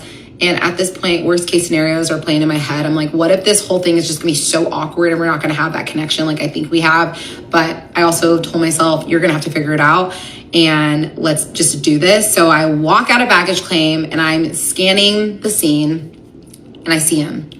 And everything in me feels peace and joy. And I just make a beeline to him. Like, it's one of those, like, I'm walking, but, like, low-key I'm running. And I finally get to him, and he hugs me, but, like, he picks me off the ground, and he's hugging me, and I'm hugging him back. And then he puts me down, and he looks at me, he goes, hi, Bambi. And that was a nickname he used to call me. And I was like, hi. And we just proceed to make out in the Nice airport. Okay, so they're in France, y'all. Making out. So, again, like, this is why I said cultural competence is very essential, because she grew up in Kansas thinking that everybody's going to be like people in Kansas. And so this is why I'm saying what I'm saying. It's good to have different reference and frame of references, because they're going to tell you, hey, no, this is a scam. No, you need to learn. Just because they are white does not mean that they are different from scamming. Hell, didn't they scam? Matter of fact, y'all got Thanksgiving coming up this week in America. Happy Thanksgiving. I'm sorry. I shouldn't say happy. Happy Turkey Day, because we're not going to call it Thanksgiving. But remember, they scammed their way into America. That, like, think about it. They came here acting like they was here on some let's collaborate and live together in peace, and then scam the whole indigenous population. They're still scamming us in 2025. Look at who's the president. And then you want to sit here and believe and trust a man because he's from He's from Denmark and he has blue eyes. You want to trust him with your whole life? This is why we need to have cultural competency, because somebody would have knocked some sense into your head. But then again, she grew up in that small town, so she's thinking everybody's like the people in Kansas. This is a problem, y'all. This is a problem. For 2 straight minutes. And I am not the type of person to ever do that, but I just felt so much attraction towards him, and I just did not care. And I remember that we were in the taxi going to the hotel, and we had to put ourselves at like an arm's length because we were just like going at it, like kissing. And I was like, this taxi driver is going to start feeling super uncomfortable. So we're like, we need to stop. And so we get to the hotel, we check in, we get to the hotel room, and let's just say we had a wonderful time, multiple times. So there we go. So she literally slept with him and she just got off the flight. Now, again, what you do in your personal life is your business, but I would expect you to be a little bit more safer. You don't know this man's history. You don't know nothing about him. You know nothing about him, nothing at all. And you're already sitting here getting it in. So now she's far gone. She was already gone before, but look at her. She gone. Stars are in her eyes. Now, every red flag that comes after this, she's going to completely miss it. Because she like, look, this was what it was about the whole time. Now, let's get into more. Mom and Dad, I am so sorry for that part. We ended up going to dinner afterwards, and I just remember sitting here and I was like, I feel like this is my dream come true being here with you. And he said, I feel like this is my dream come true. Like, I'm so grateful to be here. Like, you're like my dream girl, and you were even better than I remembered if that was even possible. And it just felt like everything was aligning perfectly. And so the next day we had a car rental. So we went to Monaco, and that's where his work event was. And I remember he told me, he's like, I don't know if I'm going to be able to bring you to all of the events. And I told him, you know what? I'm going to be in Monaco. So if you can't take me to things, that's fine. I'll just go explore the city. And I remember we get there and he had like a kickoff event, like first things first when we arrived. And so I wasn't invited. I also didn't really want to go. So he went to that, and I was just like exploring Monaco. And he sends me a message. He said, hey, you're going to be able to come to the event tonight. Do you have something to wear? And I remember being like, I didn't bring anything like for like a professional cocktail party. And he was like, oh, well, we're in Monaco, so you wear whatever. And I said, okay. So I remember I put on this green romper and we went to this hotel, and I remember being super nervous because I'm used to like networking, but not with like Norwegians and like a bunch of people that aren't like fluent in English, which actually people in Norway, they all are fluent in English. I was very impressed. You didn't know that? Norway? You didn't know that? English is a second language for many countries. Sis, something's wrong here. I don't know what's going on. You didn't know many people could be fluent in English outside of the United States of America, where English is a second language, the most spoken second language for a lot of people around the world. Okay. Oh, Lord, the brain cells. Just start talking to different agents, because these were all real estate agents, and I'm a realtor, so I felt like I could connect with them so well. And I remember I was talking to this man. Me and my ex were talking to this man, and he was like so interested by me, and he said, "Are you coming to the boat party tomorrow?" And I knew there was a boat party coming up the next day, but I also just like assumed I wouldn't be able to go. And I said, "Well," I looked at my ex. I go, "I don't know. Like, am I?" And my ex looks at me, he goes, "Well, you're talking to the CEO, so I think that's fine." I said, "Oh." The CEO was like, "Yeah, I'd love for you to come." And he was just so nice. And I met... Wait, hold on. So she met people. Are they part of an MLM scam? Like, I'm trying to... So many great people, and also just watching him in his element working, and he's just so charming and charismatic, and everyone, when people talk to him, they're just so fascinated by him, like I was. And so... we had a great night, and then the next day was a boat party, and I remember I was just hanging out on the boat, again, just watching him go talk to all these big customers and I didn't understand a word he was saying, but I just felt like he just looked like he was super smart. And later on that night, I remember they had another event, and I wasn't invited to that event, which is fine, but I came and met up with him afterwards, and we got drinks. And the next day, we decided to head to Saint-Tropez. And I remember we get to the hotel in Saint-Tropez. This hotel is so nice. I've stayed in 5-star hotels before, but like I've never stayed in like 5-star hotels that are like a full suite with like private pool. And I like looked up the room, and it was like 1,500 to like 2,000 euros a night. And I'm like absolutely not used to this. And I remember telling him that, because I'm not the type of person to like walk into something like this and be like, oh yeah, like I'm used to this stuff.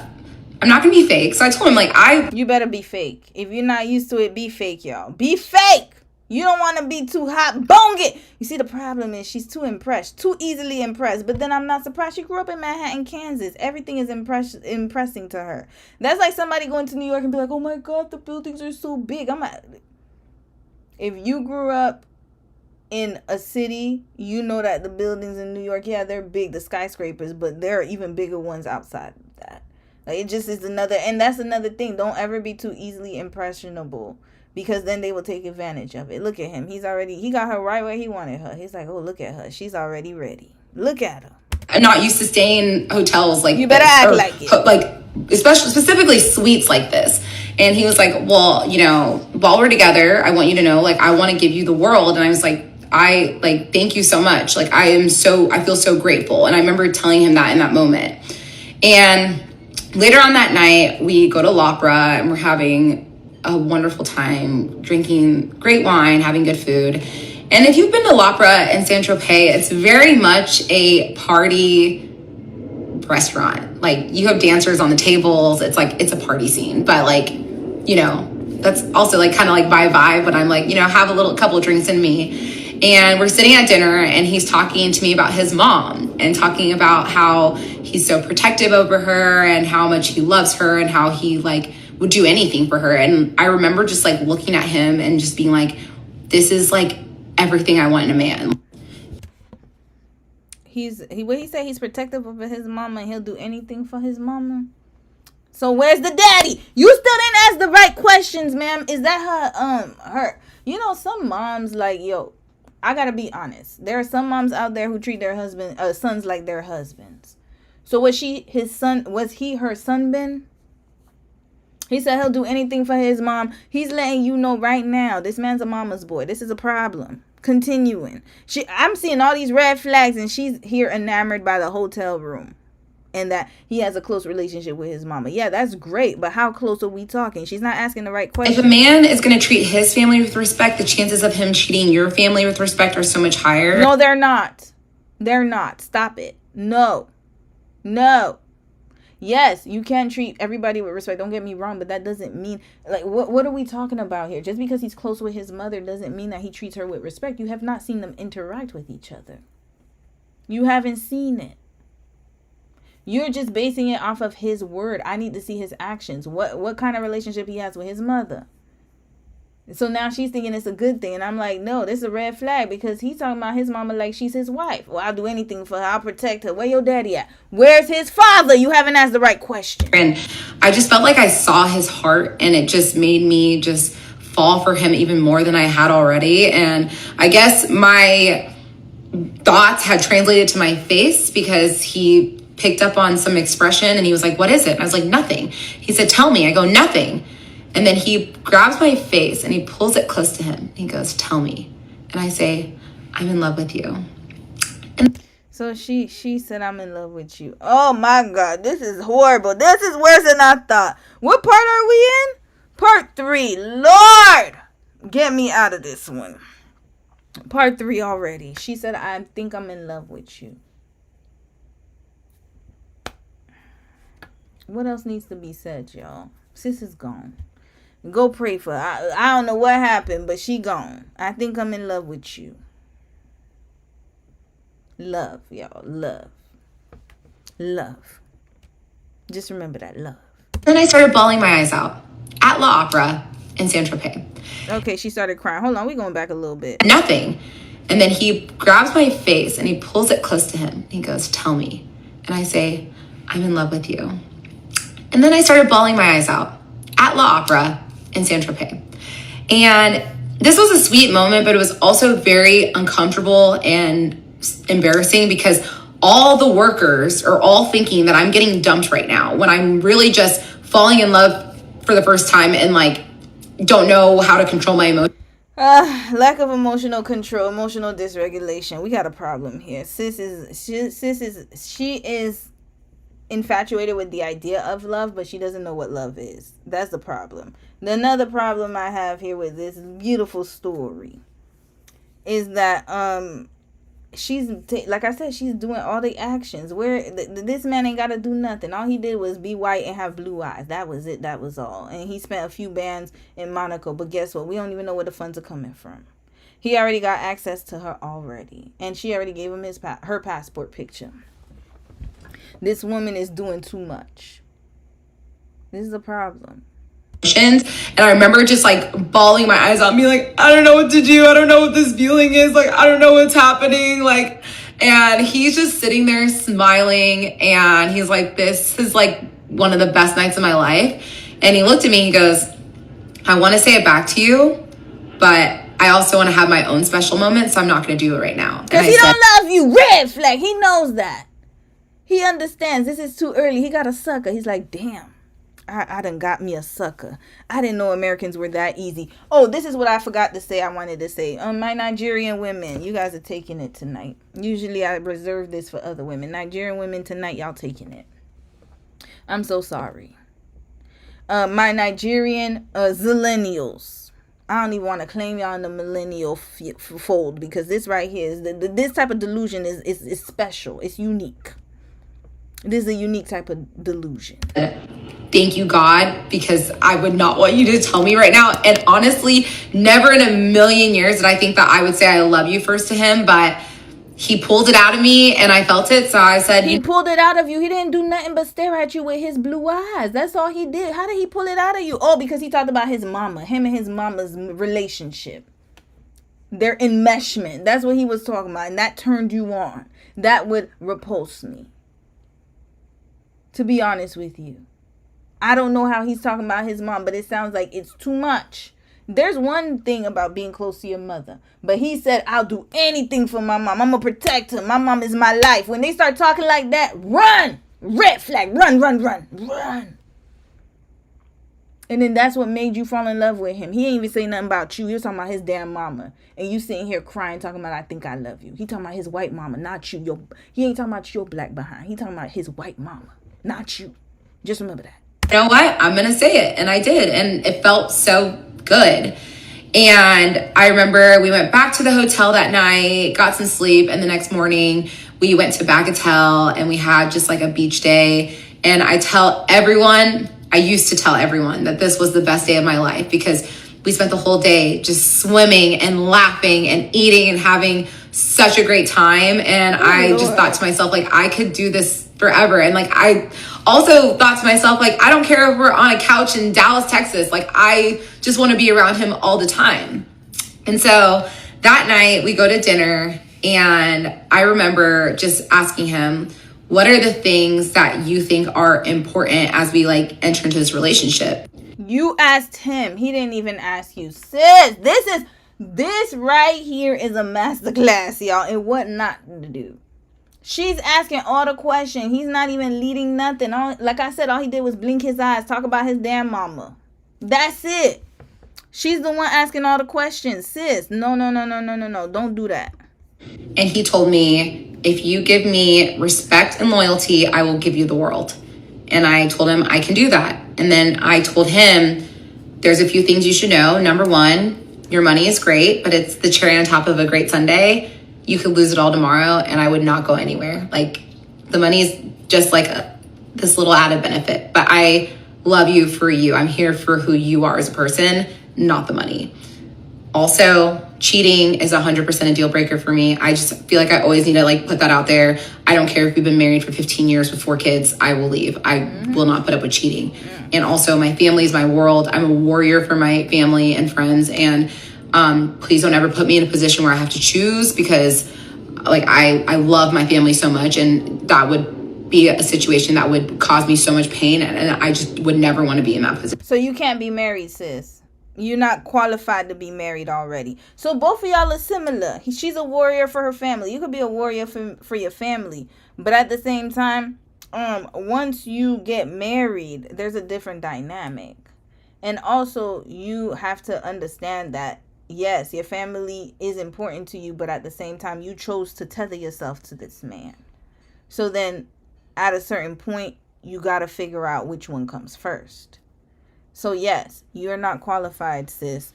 Unfortunately, you can't have that kind of mindset. And a lot of us weren't taught like that. I'm being honest. We weren't taught that because we're so enmeshed with our families. But there has to be a limit, right?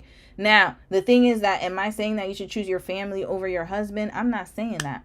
I'm just saying that you got to be real. You got to think about what type of family you have. If your family doesn't understand boundaries and they don't respect your space, that's a problem. That's a problem. She's saying, oh, don't put me in a situation where I have to choose. You're going to have to choose. What if your parents want to come over one random Saturday and your husband doesn't want them to come over? That's choosing. What if one day, and I'm talking like hypothetically speaking, because obviously she didn't marry this man, but that mindset, you got to change that. What if one day your family decides that they want you to contribute to a house in Nigeria? And your husband's like, no, we got our own thing going on. What you gonna do? You're gonna have to pick somebody. You're gonna have to make decisions every day where you're choosing somebody. Every day. So you can't say, don't ever put me in a position where I have to choose my family. If you're with a man, you're gonna choose. If you're with a wife, a woman, you're gonna choose. Sometimes you have to make those tough decisions. So no, don't think about, I think what she's thinking about is just like, oh, if you don't hang out with your family or you're going to lose me. No, sometimes it could be as small as making a small decision. Hey, I need to borrow $300. Your dad needs to borrow money, or you know, our mortgage is up. Can you lend us $2,000? That's a decision. What if your man says no? What you going to do? Again, you got to decide. He said, I understand completely, and I love that about you. So we set those ground rules, and the next day we go to Cannes. And I remember that first day in Cannes, we're having a great time. We went to the beach for a little bit, and then we decided we're gonna go shopping. And he tells me, you can pick out whatever you want to buy, you can get it. So we're going to like Cartier, we're going to Chanel, we go to Dior. I see this yellow bag I fall in love with, but I felt so uncomfortable because I don't want this man to think that I'm with him for his money. Buy the bag, girl. You gave him your coochie. You gave him your coochie already. I'm sorry. I gotta talk like this for real. Why are you uncomfortable having him pay for you when you gave him one of the most valuable things you could give him? But he better rack it up. Get the bag. Don't feel uncomfortable. Take advantage. You gave him your coochie, but you think it's not worth $15,000? It's not worth the $10,000 bag? Or would you rather give it to him for free? Especially when you first started dating? There's a price. Get used to taking it. Get used to it. And I didn't want him to feel like I was using him. So I remember just being like, oh, it's okay. Use him up. He's using you too. You done gave him free sex. On the platter. Take your damn bag. And again, I'm not saying, listen, I gotta be clear. I'm not saying that you should, have exchange for exchange like that, but I'm just saying, he offered, take it. It's not like you said, well, if you give me a Chanel bag and I'll give you my coochie. No, you gave it to him for free. The least he could do is thank you by giving you a damn bag. I love this purse, but I was like, it's just okay. And we end up going to Dolce & Gabbana, and I pick out this nice pair of $200 sunglasses. And he looks at me, $200, that's it? Rack it up. He said you could get anything you want. Rack that junk up. Take all them damn bags. Make them pay for it. Stop trying to value yourself. Don't. You're worth more than that. Don't devalue yourself, especially if he's offering. Take it. Take it. Matter of fact, it's not even an equal exchange, but at least you get something for it worth all your troubles. Take your bags. Get your stuff. Dang, you're cheap. And I said, I just, I'm a simple girl. Even though I wanted the Dior bag. Yeah, be simple. Don't be simple, y'all. Trust and believe me. Trust and believe me. If he's offering, take it. Take as much as you can because you're giving him a lot. But I wanted him to know that I was there for the right reasons. Oh my gosh, bachelor trauma is still kicking in. And so later that night, we decided to go to dinner, and we're eating dinner, and I go to the bathroom, and I have myself a fall going to the bathroom, going up the stairs, and everything went black. Oh my God. And I will continue on the series in part 4. Damn, you fell? What happened? The Danish... Wait, you fell? Did he slip something in your drink? What happened? The Danish Deception part 4. Okay, just to recap, we went to Monaco, then we went to Saint-Tropez, and we ended the trip in Cannes. Oh, by the way, y'all, we're going to finish in 30 minutes. So whatever part we finish at today, we're going to regroup tomorrow. What time is it? 8, 9, 10, 11. Yeah, it's almost 11 EST, Eastern Standard Time. So we're going to stay at 8 o'clock-ish, around 8 o'clock-ish. And then we wrapping this up till tomorrow, y'all. And the very last night we had together, we were at dinner, and I'm walking to go to the bathroom, and I fall, and everything goes black. Wow. And let me tell you, I am a clumsy person. I know I'm a clumsy person. I'm always tripping over myself. And that day specifically, I had been tripping over my dress pretty frequently throughout the day. But I've never had like a serious accident before like this. And it was completely out of the blue. That was God trying to warn you. He was like, look, we gotta interrupt here, interfere. Because, you know, there's only so much you could take as I mean, I know God must get frustrated every day dealing with us. He must get frustrated. He's looking at you, giving him your passport picture. He's like, okay, I'm going to let her do what she's doing. He's looking at you, flying all the way to France, to Nice first, then Monaco. He's watching you make out with this man and then give him your coochie. He's watching all of this. And then he's like, damn, she only wanted $200 sunglasses. We gotta wrap this up. We gotta wrap this up. This is too much. It's too much for me. Let's cause something to disturb this whole situation. But let's see what happens. She fell. That's a bad omen, y'all. She tripped over herself. Seriously. I was walking up the stairs, and I remember walking up the stairs, and the stairs in France are extremely narrow. If you've been, then you definitely would probably agree with me. And so I basically came to after falling, hitting my head, and I see these 3 men above me, and they're wearing like these bright turquoise polos. And I remember that they were the waiters. That was what they were wearing. And I remember just like coming awake and being like, what the fuck is happening? But no one was speaking any English. They're all like screaming in French, freaking out. And so I pass out again, then I come to again. And finally I'm able to say, someone go get my boyfriend. And then I pass out again. Then I come to again. And then my ex is sitting next to me. And I see him and I'm like, what is going on? He's like, I don't know what happened. I think you fell.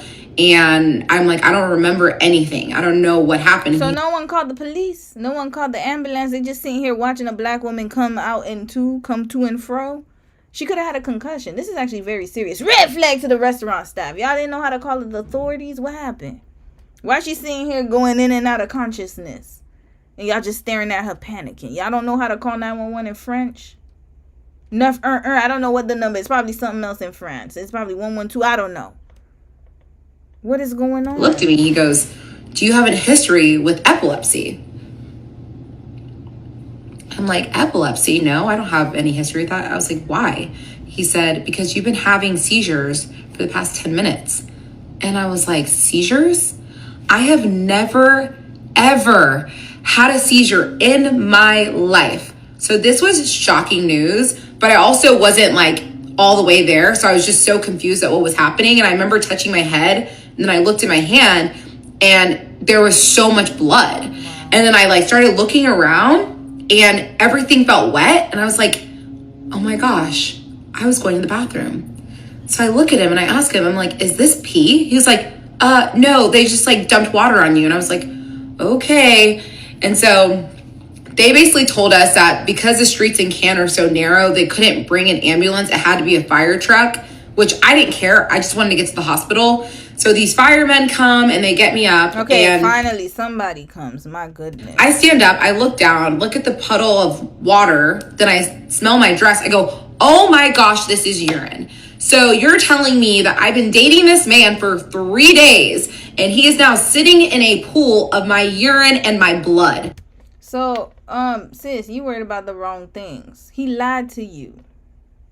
That's what you should be more concerned about. You see, he lies very easily. She asked him, what is that? He said they dumped water on you. He smelled the urine. He knew it was urine. Red flag. He lies for anything. He's a liar. Pathological one at that. I'm telling y'all, it could be traced to childhood. Every single issue that you think you have, or every issue, if you're in a relationship, trace it to the childhood. It's in development, y'all. That's where they learn all of these behaviors. He's a liar. He couldn't even tell her the truth. Like, yeah, you peed on yourself, but that's okay, babe. It's okay. I'm just happy you're safe. He lying about the simplest thing. He just lies about anything, y'all. Just straight up lying. And he smelled her, y'all. Y'all want to know what? Okay, let me tell y'all. If you're from New York, the star that fell. I know you from NYC and anybody else who's from a city. You know when you walk down the sidewalk, you can smell the urine from a mile away. I hate walking down the damn street downtown because I know dang on well it's going to smell like piss in some areas. Like, it's just a whiff. The piss is just there on the sidewalk. Like, they didn't even pee. They probably peed last night while they were doing their zombie activities at night. You know, we got an epidemic around here, y'all. We got an epidemic. But yeah, it's overnight. It's stench. The stench is so smelly. Like, you can smell it down the street and they not even there no more. It's been there since the night before. So you telling me fresh urine doesn't smell? Come on now. Y'all know when somebody pees on themselves. If you have children and pets, you know it smells right away. And then he lying to her. They just dumped water on you. Watching me have seizures. I was just I couldn't believe that this was the reality of what was happening. I get into the truck and they take us to the hospital, and I'm still freaking out at this point because I literally don't know if I have like a severe brain bleed or what's going on. And they take us into the waiting room and they're about to take us back. And I remember the nurse said that my ex couldn't go back with me because they still had super strict restrictions from COVID. Oh, yeah, so he had to wait in the waiting room. And I remember just freaking out because no one is speaking English at this point. And you should have thought of that before you went to France. But you see, you wouldn't think about that. You was too hot bonging. You didn't even think about that. You didn't even try to get a translator, nothing. You ain't think about none of that. Yeah, please, when you travel somewhere else, you got to think about these things. That's why people get travel insurance. And then also you have to think about, okay, if something happens to me, I need to know how to speak the language. If I ever go to an emergency room, but you just thinking about getting dick. This is what you got. You wanted dick and attention? Oh, you got that. You got more than that. You got more than what you bargained for. I don't know what to do. I'm so terrified. I feel so alone. And I remember just looking at him and he could just see the fear in my eyes. And I'm like, I don't know what to do. He's like, just stay calm. I was like, okay. And he ends up leaning into me before they tell him that it's time to go. And he tells me, before you go, I just wanted to tell you that I love you. And I just remember being like, really? While she's in trauma, y'all, in the middle of an episode. You can't make this up. You know what, sis? Okay, now she's feeling in love. Urine-soaked dress, concussion. This was the right time for him to say, I love you. Instead of him trying to figure out, okay, how can I make her more comfortable? Let me go and find somebody who could translate to English. He's thinking about that. He thinking about that. Yes, red flag. Not even red flag. It's a red flag. She's in the middle of being in distress, y'all, and that's when he feels love for her. So I noticed two things. They both said I love you at the weirdest times, and it wasn't related to them. She said I love you when he's talking about his damn mama. And then he said I love you when she's literally soaked in urine, having a concussion and coming in and out of consciousness. This in the hospital, in the middle of a hospital room where she doesn't understand anything going on around her. This is when he thinks is the perfect opportunity to say I love you. Both of them. Here, of all places? He was like, yeah, I wanted to tell you. And I said, I was so grateful to hear it from him, but also I was like, are you only telling me this because you think I'm about to die? And so a lot of things were going through my head, and I ended up going back, getting a CT scan. They ended up saying, hey, everything's good. You just have a severe concussion, hence why I had seizures. And they're like, you're going to have to get 4 stitches in your eyebrow. You guys can kind of see the scar. I'm wearing makeup, so you can't really tell. So after I get my stitches, I go back out to the waiting room and I see my ex, and I automatically just feel this sense of protection and safety because he made me feel so calm, and I was just so grateful to him. And if you watched the Who the Fuck Did I Marry series, I truly believe that this whole experience was the equivalent to Risa Tisa's tire blowout before she met her ex-husband. And God was telling me to run far away from this man. My bad on misinterpreting this message. Yeah, you see? So she is Christian. I had a feeling, because, Nigerians be heavy in the word. Listen, ma'am, I knew it. That was God being like, sis, get out of here. He tried his hardest to get you up out of this situation, and then here you go. He tried, y'all. He tried. He really and tried. I just thought that this was God's way of telling me that this man's going to keep me safe. And clearly, that wasn't the case. But we leave the hospital, and we go back to the hotel. And obviously I couldn't sleep because I had a severe concussion. So we just stayed up talking all night. And the next day I went to go get all my prescriptions. And then we went to the airport. And it was a really, really tough goodbye because I was just so sad to say goodbye to him. And he had already booked a flight to come visit me in Dallas in 10 days. He booked it before I even went to Monaco, because he told me he was so sure of me and of us. Yeah, because you were so desperate. He knew that he knew he got one. He knew it. He knows a good lick. They know a lick, sis. He knew he got a good lick. He's like, ain't no way she leaving. Look at her. And so I knew I was going to see him in a little bit over a week, but it just wasn't enough. And I just wanted to be with him 24/7. But I said my goodbyes to him, and I was like, you know what? It's going to be okay. I'm going to see him soon. Hopped on the plane and went back to Dallas. And it was really difficult to come home for multiple reasons. The biggest reason was that I had to tell my parents that not only did I have this crazy accident, but I also am in love with this man that lives in Denmark. And that's just not a easy conversation to have with a Nigerian parent. Oh, I know them. I know your parents went through it with you. Oh my God, I know it.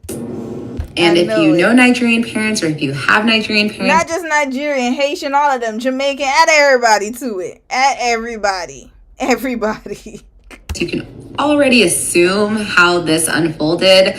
Obviously, they support me and they love me and they're one. With my parents, it was different because I had already lived in Korea, so they trusted my judgment. But sis, you just met this man on a trip. That was the problem. You didn't know him that well. Wonderful parents, but they were also scared and like, what are you telling me right now? But I dropped the ball, and over time, like, they were so supportive of me and my decisions. I will say the bigger challenge was healing from the head injury, because I was just doing crazy ass shit. Like, I remember I got into the shower with my socks on, and then I ran out the door with my bonnet on, chasing Smokey through the streets because I thought he ran away, even though he was inside the house. And to this day, I still think I have lingering effects because I'll add all these filler words, and like what I want to say in my head, I think it, but I can't figure out the words sometimes. And it's very frustrating at times, and you will notice it throughout the series. And it's not something I used to do, but overall, I'm fine. My brain's fine. So obviously we're talking on the phone every single day because, you know, we're in a relationship, and he calls me and he says, hey, I'm considering offering on this apartment complex in Copenhagen. And we had talked about his real estate investments back in the south of France. He had told me that he owned 3 apartments in Copenhagen, 2 of which were rented out, one of which he was occupying as his personal residence. And this apartment complex he was interested in had 34 units. And then there was a top floor that was unfinished, and it could be converted to 10 penthouses. And he said, it's fully rented out. It would be such a great investment. The cash flow is great. The only thing is that it's going to take up a lot of my cash liquidity, and also like stocks and crypto and everything. And obviously I'm going to be traveling to the States, and I want to be mindful of like finances. That's why I like want to bring it up to you. So what do you think? And I said, well, at this point, we had been dating for like a couple weeks, so I didn't feel like I was in a place where I could insert my opinion. So I told him, like, whatever you think, I'll support you. And I also didn't know jack shit about real estate investments in Copenhagen. And also, I had just gone to the south of France with him. That whole entire trip, I had spent 15 euros the entire trip. Hold up. I thought you said you was a realtor. You don't know how to get connections to real estate in Copenhagen? I'm trying to figure that out. You see, this is another problem I have with these millennials. Love y'all dearly, but this is another problem I have with y'all. You know, two things can be true at once. I love y'all, but at the same time, I got issues with y'all. Bone to pick. Y'all don't never investigate nothing. You always just okay. What is going on here? Sis, you're a realtor. You can literally go and call people. You can get connections. Be like, yo, have you ever heard of Copenhagen real estate? You're in the industry. What the hell you talking about? Red flag. You don't go deep enough. You're not suspicious enough. You're not curious enough. That's a problem. But then again, you know, I know you grew up in a small town. And I'm not saying all small town folks are people like that. But hell, trust and believe me. One thing I will say about it is that you got to be careful with people's words, especially if they're from another country. Make sure you do your due diligence. I tried to pay for stuff. He would not take a dime from me. As he shouldn't. You gave him your coochie. At this point, I almost am searching for a way to prove to him that I'm not with him for his money. So I told him, I go, if I need to, take on some more of the financial responsibilities in this relationship, I'm more than happy to do so, because this is a partnership and you're there for me when I need you, and I'm going to be there for you when you need me. And he said, I appreciate you saying that, but I don't think it's going to come to that, but thank you for saying that. I said, of course. So he offers on it, and his offer wins apparently by 1,000 euros. And he decides he's going to move forward with this property maybe a couple days before he came to visit me in Dallas. And I was fully supportive of him buying this property, 100%, because he's a successful businessman, and if he thinks this is a smart move. How do you know? Did you check his bank account? Did you check his income? How do you know he's successful? You just know he's a business owner. Please stop adding adjectives. Just say, I just believed. Or just say, I know he told me he's a business owner. Don't say, I know he's a successful. Stop adding these extra adjectives. You don't know. Then I trust him. And also, the money was a whole separate other thing. I didn't care. And also, be wary of a man who brings up finances and you just met him. That's a big red flag. Just letting you know. We're talking about closing on a house and all that stuff. That would ping red flags all over for me. That's none of my damn business. I just met you. But I guess he's telling her because he's in a relationship. But it's weird. What's going on here? And everything sounds very almost excessive to me. But then again, he's painting himself as a rich man. I don't know. About was being with him. So he's coming to Dallas, and I'm getting excited, not just because he's coming to see me, but this is a trip where he's going to start to meet my people, and it's getting real. And so I remember he was flying into Dallas. It's the middle of September. And I made this sign. It said, "Welcome to Dallas, my Danish man." And I'm waiting outside baggage claim. Is he is he going to be what's his name? Legion. For him to get through customs. And I'm holding the sign super high, waiting for him to come through. And I will continue the rest in part 5. And y'all want to know why it was easy for him to go to Monaco? Because he lives in Europe. It's not that difficult to catch a flight to Monaco. That's what she's not understanding. But it's way more difficult for him to fly to America. Now, this is where the real test of money is going to come from. Let's read part 5. Danish Deception, part 5. Let's listen to part 5. My bad. I like her outfit, though. Her little workout outfit. Okay, so I need to lose my belly so I can wear outfits like that. Let me do that. I know some people don't care, but hell, I do. That's a cute little outfit. Where you got your outfit, sis? Okay, let's continue. Comes out of the baggage claim past customs, and I see him, and he showed up. Okay. He is beating all of my suspicions so far. I thought he wasn't gonna show up. Immediately, I'm hit with a realization that I've got it so bad. And if you've never been in love before, falling in love for the first time is like getting swallowed by a current. No, it's not. You don't even know it's there, and you're good one moment, and then before you realize it, you're in deep, and there's nothing you can do to control it, and that's how I felt. No, but she's right, though. Yeah, it does feel like that. I'm just playing. And I knew this man has the power to destroy me, and that was exhilarating, but also terrifying at the same time. And I was just really excited to integrate him with my people, and most importantly, I was excited for him to meet Smokey, who is just my world. And watching the way he was with Smokey, they instantly became best friends, and Smokey grew really attached to him. And I mean, I knew I had fallen in love with him, but I realized I hadn't even scratched the surface when I saw him with Smokey. And so we did a lot of things that trip. So we went to a Cowboys game. We went to a retirement party for a partner at my accounting firm. We went to a couple dinners. And then we also just stayed at home. I cooked a lot. I remember I made him red stew and rice, which is my favorite Nigerian food. It's a staple. And I put a lot of habanero peppers. And I remember being nervous, like, can he handle spice? And he ate it and he loved it. And I was like, oh my gosh, this white boy loves spice. This is perfect. And everything just felt like, again, it felt like everything was aligning. And so I wanted to plan something special for him to meet all of my close friends and family. And so I was like, oh, well, maybe we can go meet for a drink. And he said, you know, like, we can go out to eat. I'll pay for everything. I was like, are you sure? He said, absolutely. So I planned a brunch, and we went to brunch here in Dallas. And it was a handful of my really close friends, and my 2 sisters were there, and my cousin and his now wife was there too.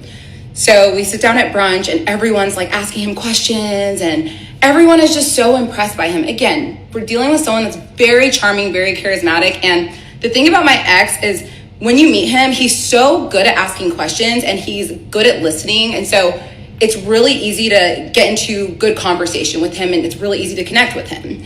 And so we had a great brunch. I remember I was like in the bathroom and my friends followed me and they're like, oh my gosh, he's amazing. Like, we're so happy for you. And I just, I was so grateful to call him mine. And so after brunch, we go grab a drink at a place nearby the restaurant. And at that point, we're all just kind of like chit-chatting, and my cousin and my ex are having a conversation. And this cousin is like a second brother to me. We're very, very close. And I desperately wanted to get the stamp of approval from him. And so obviously they're shooting their shit, and I'm eavesdropping on the conversation 100%. And because I can. And I'm like overhearing them just like, talking about random stuff. And then I hear my cousin ask him, you just have the build of an athlete. Did you play sports? And my ex goes, yeah, I actually played handball. And my cousin goes, isn't that an Olympic sport? And my ex goes, yeah, I actually went to the Olympics twice. And I immediately inserted myself into the conversation. I go, you went to the Olympics? What? And he goes, you know what? So, you see, this is what happens when people be lying too much. Like, let me tell y'all about pathological liars. Again, the lies are just too far-fetched. 1, he comes from a royal family. 2, he's buying these $1 million properties. 3, he was in the Olympics. It's like, all of these things do not add up. Even Prince Harry was never in the Olympics as an athlete. Red flag. You can't be doing all of this. It's impossible. It's too good to be true.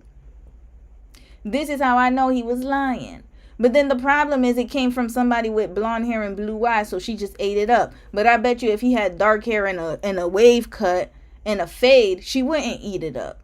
All he did was he dressed the part. That's it. I know men right now. We could go right now to prison down the street. Actually, matter of fact, we don't even gotta go to prison. We don't gotta do it that far. Let me go down the street to where these people congregate, folks who are addicted to substances, right? I can guarantee you some of them will probably tell me their whole life story and say, oh, I used to live here, I used to be rich, I used to do that.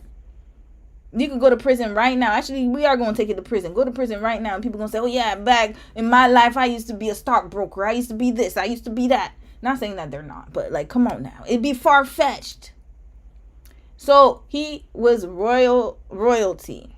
And then not only that, but he also was an Olympian. And he's dating yo ass.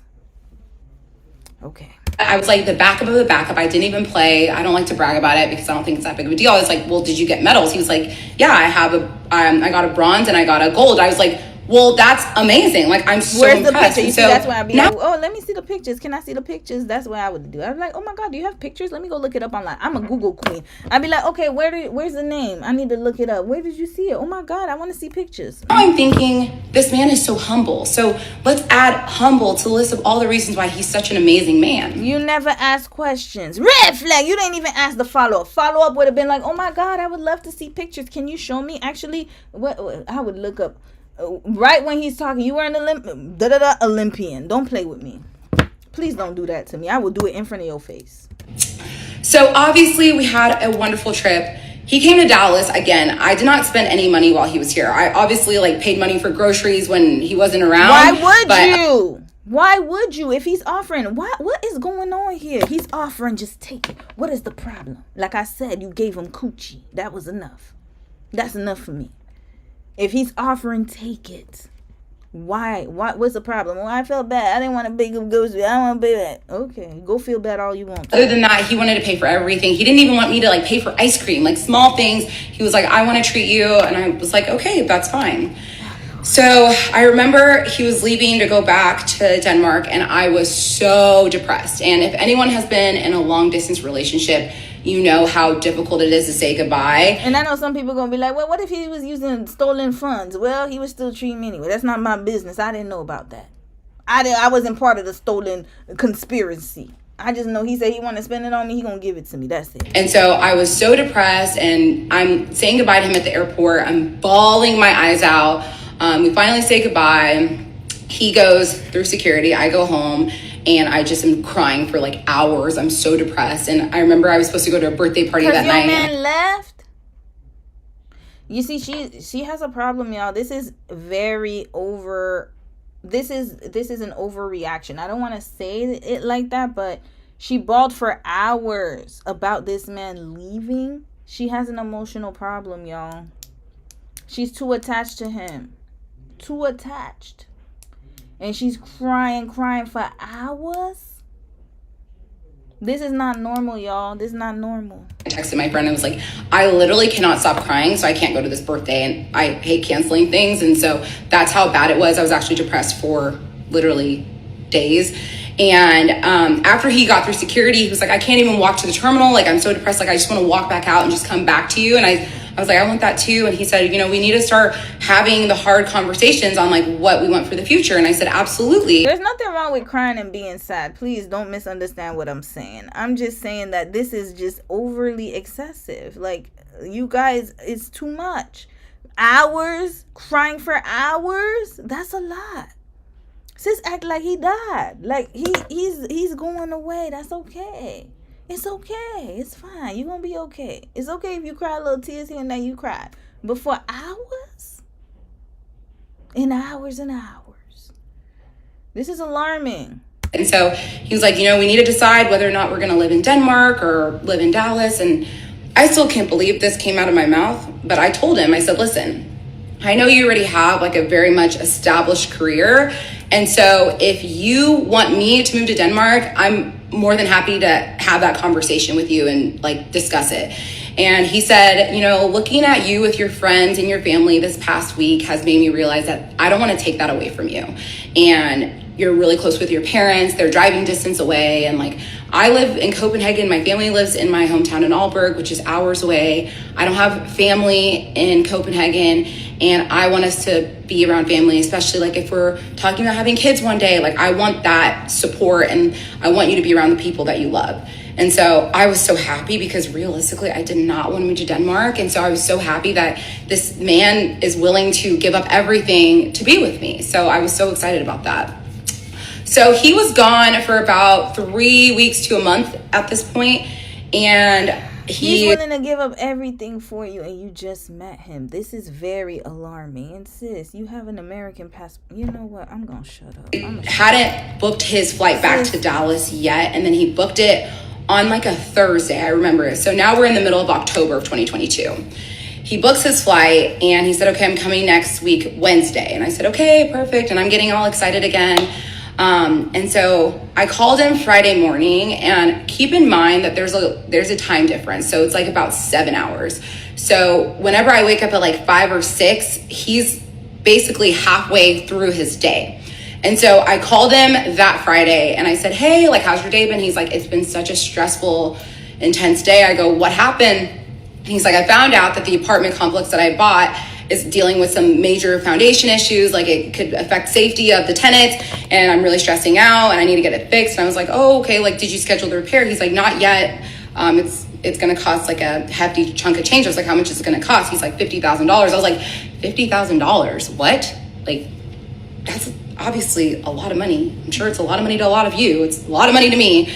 And so I was like, okay, like, what's the plan? He's like, I mean, I have a good portion of it, so I just need to ask my dad for a little bit of a loan. And so I remember being like, I could never in a million years ask my dad for a loan of $50,000. So at this point, I was aware of the fact that like they had this royal title, they had this family trust that like, and like the family had money. I didn't really know like how much or the details behind it. But he told me he was going to call his dad and ask him for a loan. So a couple hours go by, he calls me and he's... So his dad is alive all of a sudden? Red flag! What was his dad this whole time? He was talking about his damn mama the whole time. Now, sis, you was about to ask your Nigerian daddy to take a loan out to help this man out who you just met? You're not even married, dude. Even as a married person, I would never call my daddy to get a loan. First of all, my daddy, y'all already know. If you're in the membership, you already know about my daddy. But I would never call my daddy to get a loan. Ever. This is embarrassing. He's supposed to be providing for you. What happened to them Chanel bags in the whatever, Dolce & Gabbana? I don't remember what bags he was talking about. What happened to them bags? Sis, this is a bad idea. If he's struggling, just say, I'll pray for you. I pray you find the funds you need. Why do you need to offer your money? Oh my goodness. Really upset. He's like, I talked to my dad on the phone. He will not loan me the money. He says I've been acting super irresponsible, traveling, doing all these things, and so he just doesn't want to. He thinks I need to like learn from God. Please tell me her daddy said no. Oh God, please tell me your daddy had some damn sense to say no, or is he just like you? If he's like you, then I know where you got it from. My actions, and if I'm not prepared for something like this, then there's nothing he can do to help me. And so I felt really bad for him because he essentially felt like his dad was abandoning him, and I felt really bad for him. And so I said, what's the plan? He's like, I'll figure it out. Like, I have a feeling his dad did abandon him, but not in this moment. I think he didn't grow up with his father. And all of a sudden, his father came up with this whole story. I don't think he grew up with a daddy. I think he's telling her the truth in the fact that his dad abandoned him and doesn't want to be around him. But remember, this man's a liar. Even if I have to like sell some things, like I'll figure it out. And I was like, okay, well, keep me updated, like whatever you need. And so couple days go by and he's communicating that he's still stressed out about coming up with this money. And so I said, that's not what? Okay, I'm gonna pray for you. Ain't you Christian? You're Christian, sis. You could have just said, you know what, I got a good verse for you. Psalms 23. And then I would look up actually Bible verses to help somebody in some financial trouble. Just say, Proverbs. I could have my pastor pray for you to have some money come up. We gonna manifest it for you in the name of Jesus. That's what we gonna do. We gonna manifest you to get the money. God will lead you in the direction of where you need to go get the well. Go get the money well. But it's not here in this household, unfortunately. But yeah, I will give you some proverbs that you could pray over. And I'll pray for it as a supporting girlfriend. But yeah, we not doing none of that. I would have played, I'm telling you, I would play so stupid. Like I would, people not gonna come up and ask you for the money straight up. They gonna make, but my situation's hard, and I'd be like, it's okay. It's okay. I got a verse for you. Don't worry. I got a verse for you. I can loan you the money. And so at this point, I had paid off my student loans, paid off my car, bought a house. Like had a decent savings. I was in a really, really good financial position. And this is when a demon's gonna come in your life, y'all, when everything's going real good. You gotta start paying attention to the signs. She done did all of that, and she was willing to put all of that at risk for this man that she just met in a few weeks. Red flag! Wake up, sis! Wake up! Why you gonna do this and put yourself back into debt for this man? He's not even your husband, and even then, don't do it. Get yourself together and get him. I'm telling you, he got a phone too. Send him the Bible verses and quotes. God is with you, supporting you. Like you gonna find the money somewhere, not from you. Hold on tight to your pockets. Just like the sis last week, the one who was taking care of her disabled man, and we found out that she had kids with him and he was her fiance. Take him to the nursing home. I'm sorry, peace be with you, but I'm keeping my house. You're gonna have to go to the nursing home and figure it out with your family. And so and by the way, where's his mama, his wonderful mama that he was protecting so much, that had you teary-eyed and saying I love you at the table? Go tell him to go call his damn mama. Call your mama. Go call her. You ain't got nobody. You got peoples over there. Go call them. I wanted to help him, especially because this man has treated me so well and done so much for me. And I truly felt like we were in a partnership, especially when you're talking about the future with someone. And so I told him, let me loan it to you. He goes, I would never in a million years borrow money for you. And I was like, it's okay. I don't mind helping. He's like, that's not even a discussion I want to have. And I said, okay, that's fine. So a couple of days go by and he's still stressing out about. Yeah, he gonna be like, you remember that money? You still got that money you was telling me you was gonna give me? be like, you call her. Yeah, remember that money? What language? Oh, they speaking English to each other. Yeah. Remember that money you was saying you was gonna get me? Yeah, you still got it. You still got it. Coming up with this money, I asked him, like, how much do you need? He's like, it's 10,000 I need. And I was like, again, like, let me loan it to you. He said, no, I'm not taking money from you. Sis, give me 10. Give me the 10 stacks. Give it right here. Send it over here. You see me? I'm not going to be embarrassed. Send me the 10 stacks. Since you want to waste it on this man, at least you would be investing in me. Please give me the 10 stacks. I could do some good things with it. I might even flip it and give you some of it. Trust me, I would have done way better with that than him. A couple days go by and he says, okay, like, now I need 6K. And I was like, okay. Yeah, of course. Again, let me give it to you. He's like, no, I still don't want to take money from you. That's how they start. And then basically, like, 2 days before he's supposed to come to Dallas, he tells me, he says, just letting you know, I'm not going to be able to come to Dallas because I need to figure out this issue. And I'm, at this point, I start freaking out because I'm like, no, like, I 100% like want you to come still. Just let me loan you the money so that you'll be fine and we can. Where do they find these women? Oh my God, why can't I hit a lick like this? This is craziness. I need to find licks. I need to find a lick, y'all. This is craziness. This is craziness. So where do they find these women? I think I need to be a scammer. Like, something is wrong here. I'm in the wrong line of work. She's willing to give away free money, y'all. She's willing to do it. Hell, I get free money here, but I need to get free money elsewhere. You know, the more the merrier. You willing to give it, I need to take it. I'm in the wrong business. You know, be happy and be together. And so after some thinking, he was like, okay, fine, I will borrow the money from you, but you have to promise me that this will be the only time and that you're 100% comfortable with giving me this money. And I said, absolutely, I'm 100% comfortable. And we will continue on in part 6. This is enough for me, y'all. Okay, part 6 is our last part, y'all. And then tomorrow, we wrapping it up and we're going to continue tomorrow. We're going to continue tomorrow. This man... And this is the craziest thing. This is why I said... Like I said, it's only because he's blonde and has blue eyes.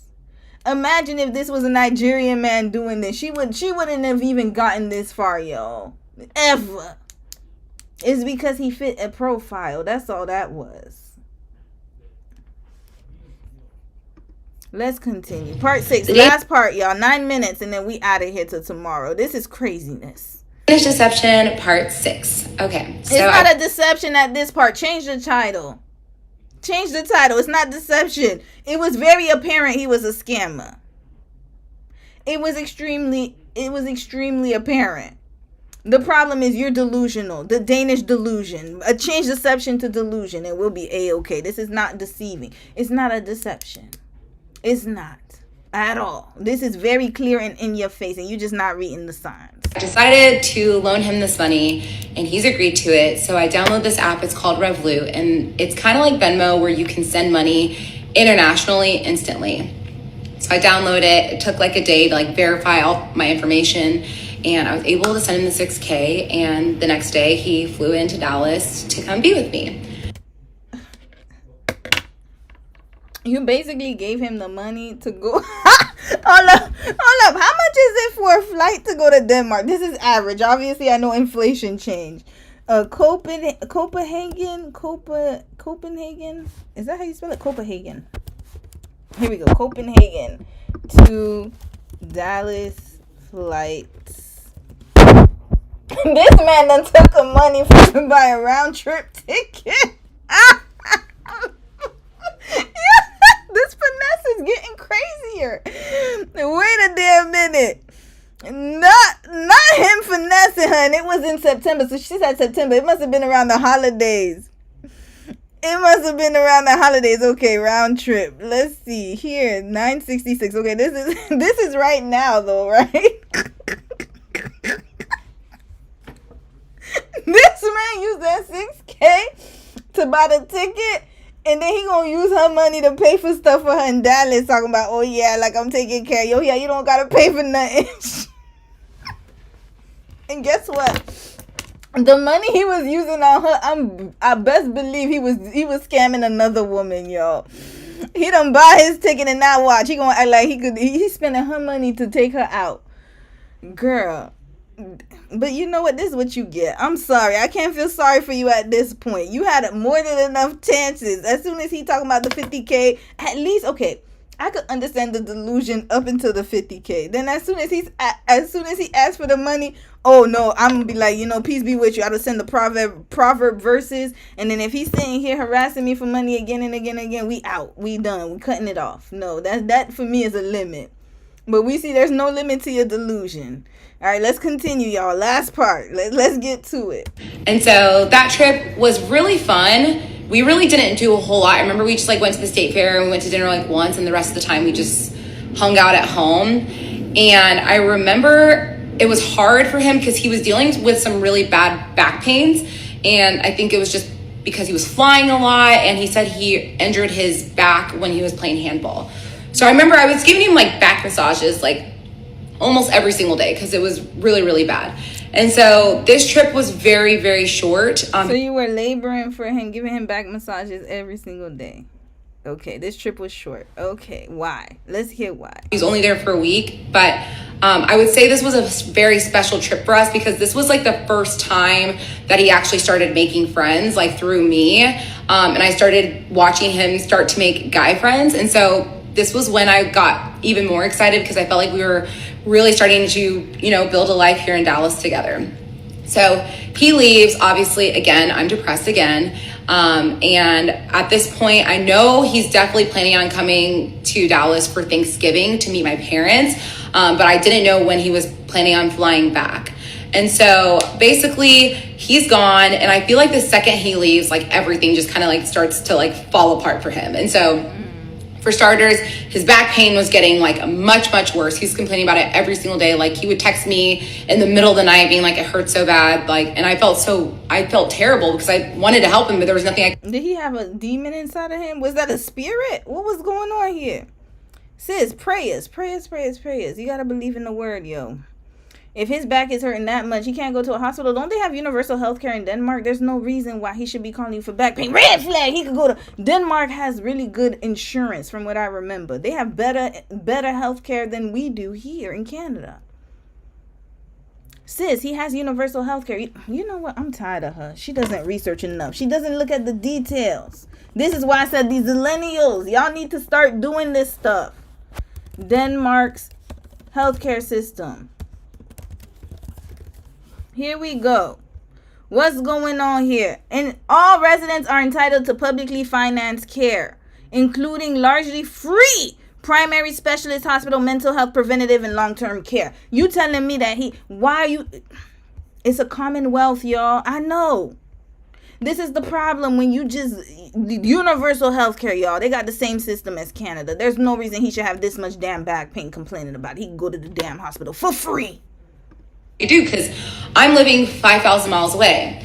On top of that, his uncle, who was really sick with cancer, had passed away, and he told me the funeral was going to be the next week. And I remember telling him, I will fly to Denmark if I need to, if you want me to be there for you. And he's like, no, it's fine. I can handle it. It's okay. And so basically that happened. And then I remember I went to Charlotte to go visit one of my girlfriends who had just had a baby. One of my girlfriends that I've been friends with for years and years since college. And so I'm in Charlotte with my friend, and I get a text from him. He's saying, hey, my dad's in the hospital. And I was like, oh my gosh. So your uncle died. Your back pain is ramping up, and then your dad's in the hospital.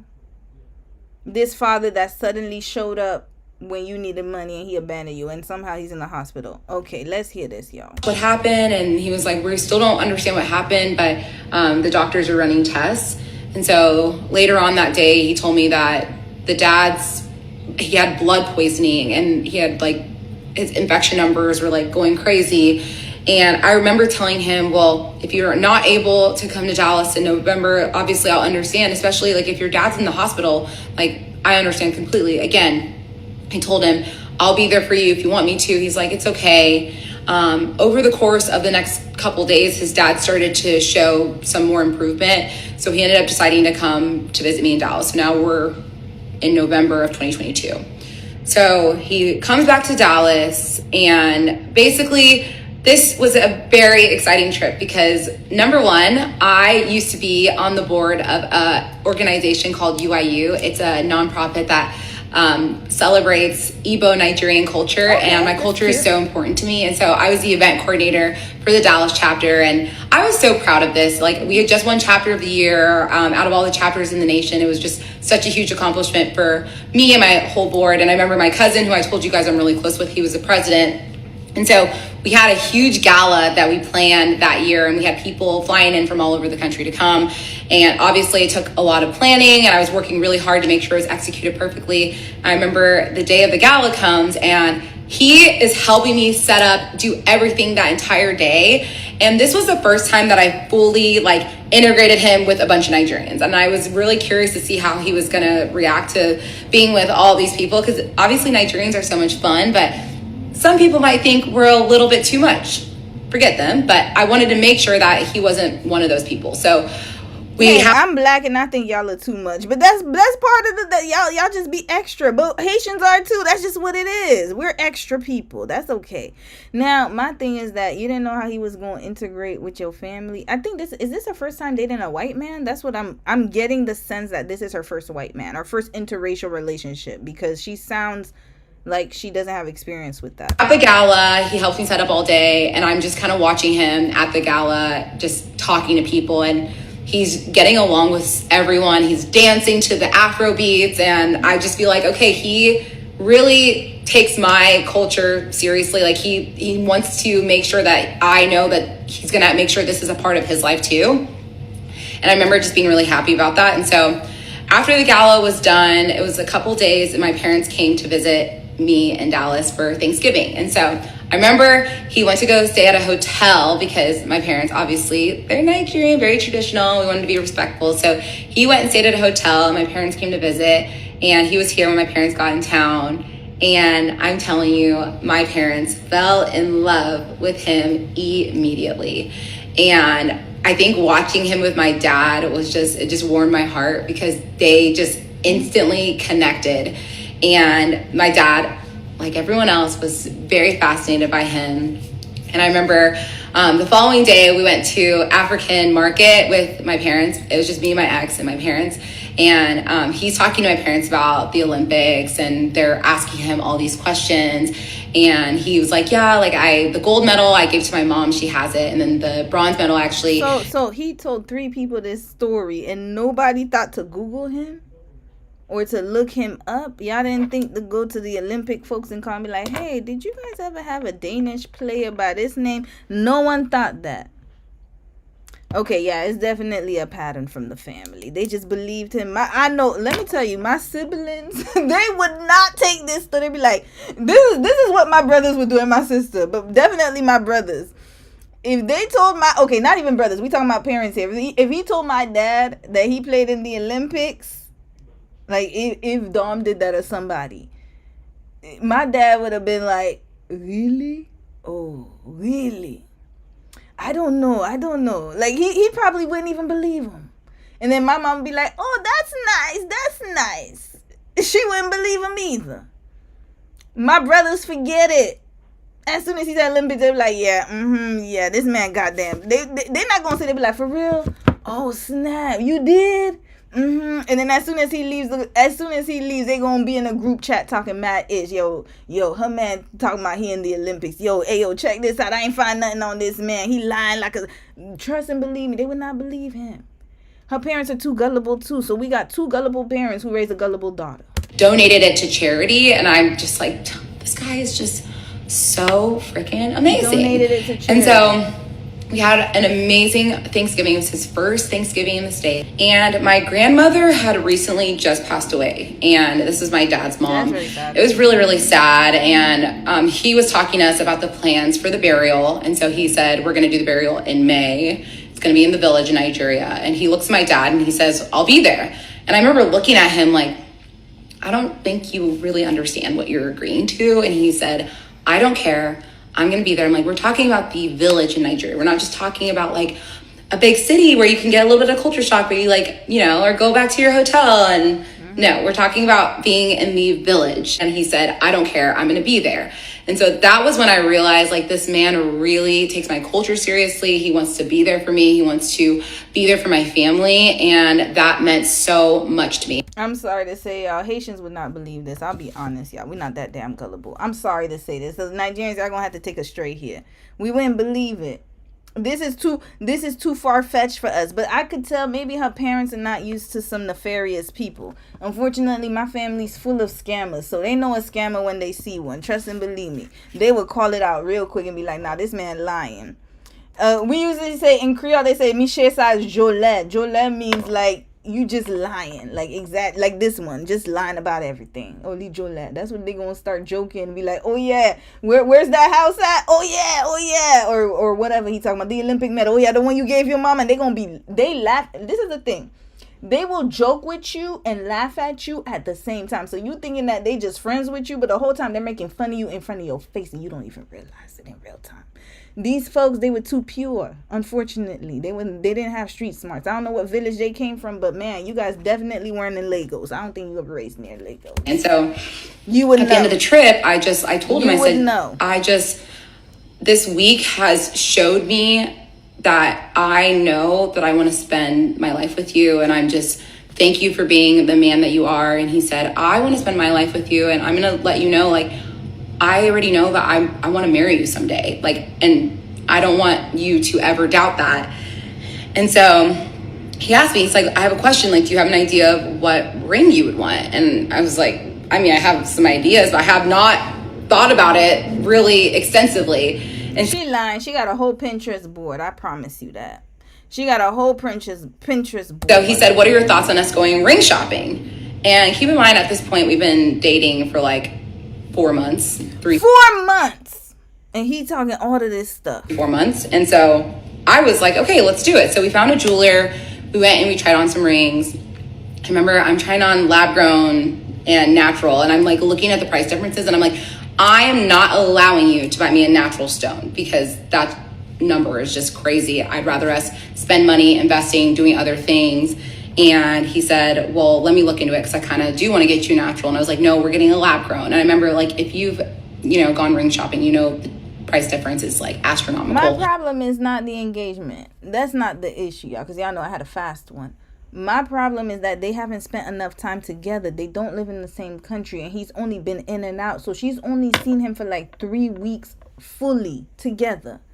Rest of the time, they are long distance. This is not sustainable. And so I remember I picked out a ring that I really liked, and then we left, and that was basically the end of like the rings for that moment. And so he goes back to Denmark, and the plan was for me to go on a trip with him for Christmas. As I mentioned previously, my parents were traveling for Christmas, and him and his older sister do not have a relationship. Like, they can't be in intimate settings together, so they alternate Christmases. Like, he had last Christmas, so this Christmas was her Christmas. So we already had planned to spend Christmas together. And so originally we were talking about going to South Africa, like I mentioned before, and then we started looking at flights, and he was like, it's a long trip, I only want to fly business, and they were like $12,000 round trip. And he's like, well, maybe we can make it work. I was like, we are not spending that much on flights to South Africa. That's not happening. And so I started looking at other flights, and then we talked about maybe going to Brazil.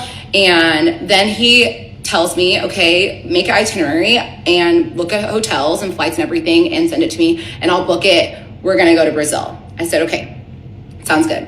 So I wake up one day, I said, hey, did you book the travel? And he was like, no, I haven't, but there's something I need to talk to you about. I go, what's up? He goes, so I talked to a doctor because my back has gotten really, really bad, and it turns out I have 2 herniated discs, and I'm gonna need to get surgery. And I said, okay, like, that's fine. And he said, I'm gonna have to get surgery December 21st. And I said, oh wow, okay, well, that's fine. We don't need to go on a trip. I'll just come to Denmark and I'll help you recover and everything.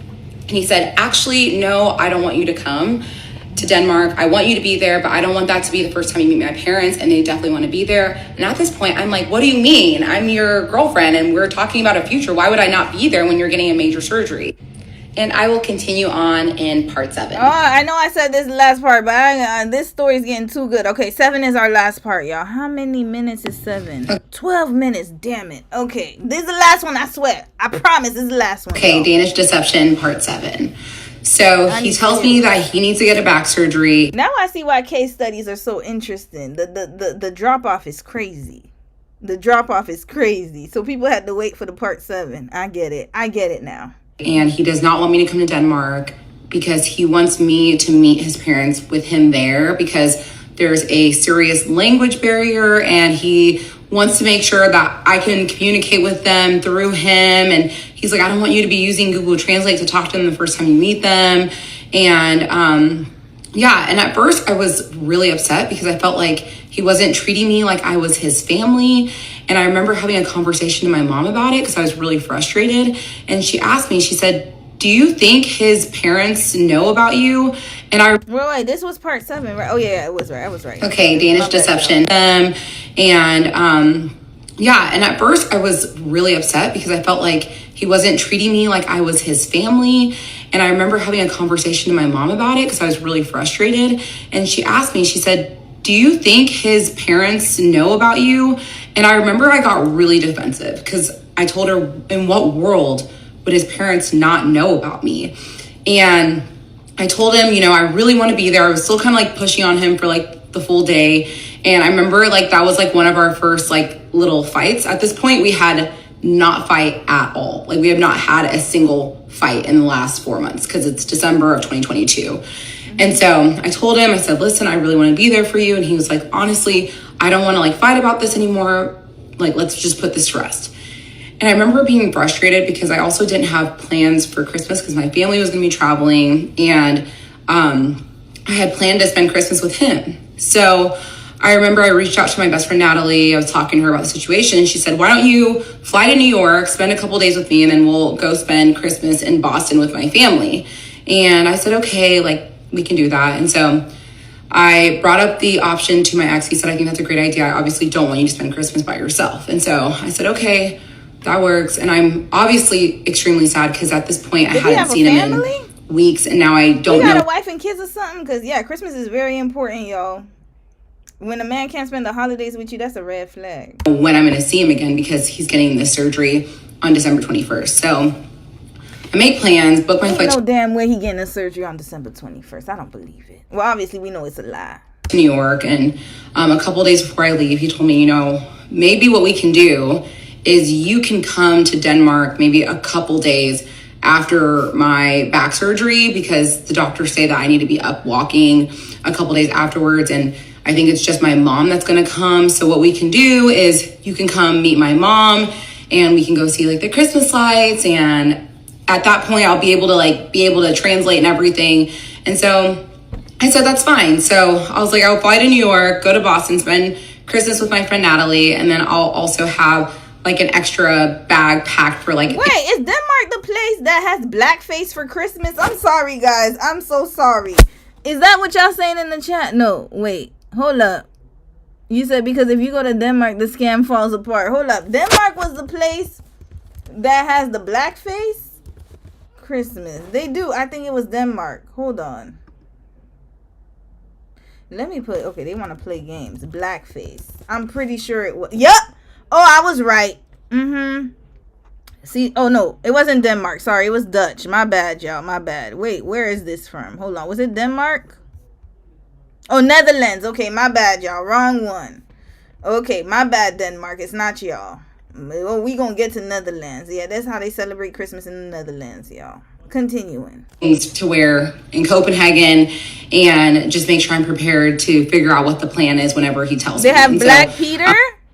Sis, you said Black Peter. Okay, ooh. Hold on, wrong thing. Black Peter.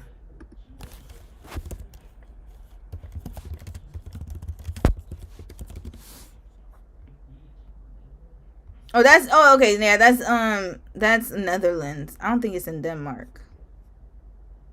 Okay. Yeah. I think we had decided that it was December like 26th or 27th that I was going to go to Copenhagen and then spend like a week there. So I couldn't Well, even at the start of that face, you said literally just look that up, LMAO. Yo, we be on it. We be on work, it. have a great couple days with my friend Natalie. And then on like the second day I'm in New York, I get a message from him. And he said, oh my goodness, my dad's back in the hospital.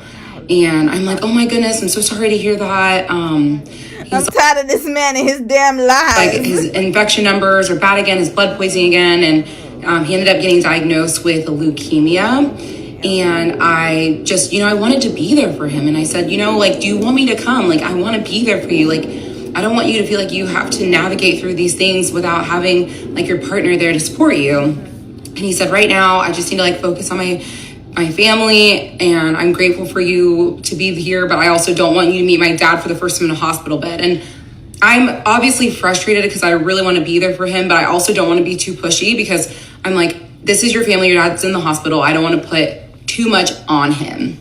And so we made the decision that I was just going to be kind of like on standby, which was fine because I was with my best friend Natalie, and I love her so much. And so I was having honestly a wonderful time with her and her family. And so we had left New York, went to Boston. Obviously, I'm still in constant communication with him, trying to figure out what's happening.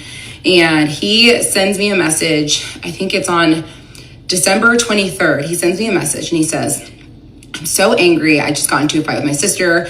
And maybe like 5 minutes later, he gives me a call and I'm like, what happened? He said, we're sitting in the hospital room and my dad is obviously laying in the bed, and my older sister looks to me and says, so where are you spending Christmas? And I said, not with you, bitch. And so remember, she said he's respectful, and this is how he talks to his older sister. Red flag. This man is a liar. He came up with this whole story, y'all. This again, pathological lying is part of a mental illness, y'all. It's a mental illness. These people don't realize they're doing it, y'all. That's just how they are naturally. That's how they operate like this. He called his sister the B word, and you just sat there and was like, oh my God. It turned into a huge fight. They start screaming at each other in the hospital. He storms out. He feels so disrespected. His mom's upset. His little sister's upset. How does he storm out when I thought he was getting back surgery? Hold up. When was this? This was after. Wait, I need to rewind just a little bit, y'all. And so we had left New York, went to Boston. Obviously, I'm still in constant. This was around Christmas, right? Okay. Communication with him, trying to figure out what's happening. And he sends me a message. I think it's on December 23rd. I thought his surgery was on the 21st. Hold up. Am I not understanding this story? Didn't he say his surgery was on the 21st? Back surgery, y'all. Back surgery. If you've ever had back surgery, you know that it does not take 2 days for you to get up and walk. This is not like when Jesus healed the crippled man and he said, get up and walk. This is not it. This is not it. So now let me get this straight. This man has had surgery on the 21st. That's what I remember. And now on the 23rd, he's in the hospital room and he's able to get up and storm out. And sis did not correlate this 2 days later. Sends me a message and he says, I'm so angry. I just got into a fight with my sister. And maybe like 5 minutes later, he gives me a call and I'm like, what happened? He said, we're sitting in the hospital room and my dad is obviously laying in the bed. And my older sister looks to me and says, so where are you spending Christmas? And I said, not with you, bitch. And it turned into a huge fight. They start screaming at each other in the hospital. He storms out. He feels so disrespected. His mom's upset. His little sister's upset because they're already spending some of their holidays in the hospital. And now they have all this tension in the family. And so I remember just being so confused as to why his sister is this awful person. You asking the wrong questions. Why is he able to get up and walk 2 days after surgery? Red flag. You're not paying attention, sis. You too high level. Listen, whenever people say, oh, I'm going to explain it to you high level. No, I need the details. Give me the details. Give me that damn paper. I need the details. Don't give me stuff high level. I don't give a damn about no damn high level. You don't like to look for details, sis. The first thing I would have thought was, ain't you just tell me you had surgery? How you able to get up and walk? I'm too direct, y'all. He would have been upset. How dare you question me? I'm be like, how did you get up and walk? Please, I want to know this. Did the nurse help you walk out? Treating you like this, especially at a time when your dad is not doing okay.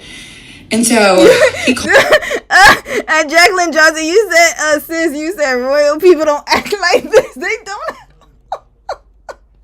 You ain't lying. calls me. He's like, I'm just so upset. Like, I want to get away. And I said, well, let me know what you need from me. Like, I'm literally a plane right away. And he said, well, I obviously, like, now that I'm like don't want to be around my family, I would love to see you.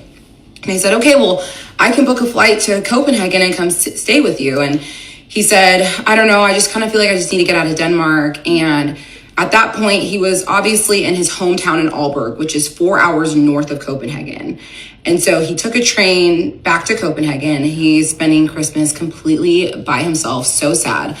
And we're still trying to iron out what the plans are. And also, he had back surgery. How can he get... You see, this is how I know this is a lie. Y'all, my brother had back surgery. I'm sorry, I don't want to put all his business out there. But hell, he's a comedian. He always talks about his stuff. Now, he had back surgery. This man was shuffling like an old man for like a few weeks. Like, it's not easy, y'all. So now this man wants to sit on a flight for hours after back surgery. It's not going to happen. That's how I know it's a lie. And sisters just believe in him. Oh, he's going to be alone for Christmas. You're not even looking at the lie. How are you going to sit on the flight, dear? You just had back surgery. He, again, tells me I want to leave Denmark. And I was like, are you sure? Because at this point, like, I knew that I wouldn't say we were having like financial issues, but I knew like obviously there was like a little bit of tension with like all of his expenses that were adding up. And so I was like, it might be easier for me to just fly there and I can just stay with you. And he's like, I just really want to get away. And I said, okay, where do you want to go? He said, have you been to Paris before? And I said, no, I actually have not been to Paris. And he's like, well, let's do Paris. And I said, okay, I'm absolutely down to do Paris.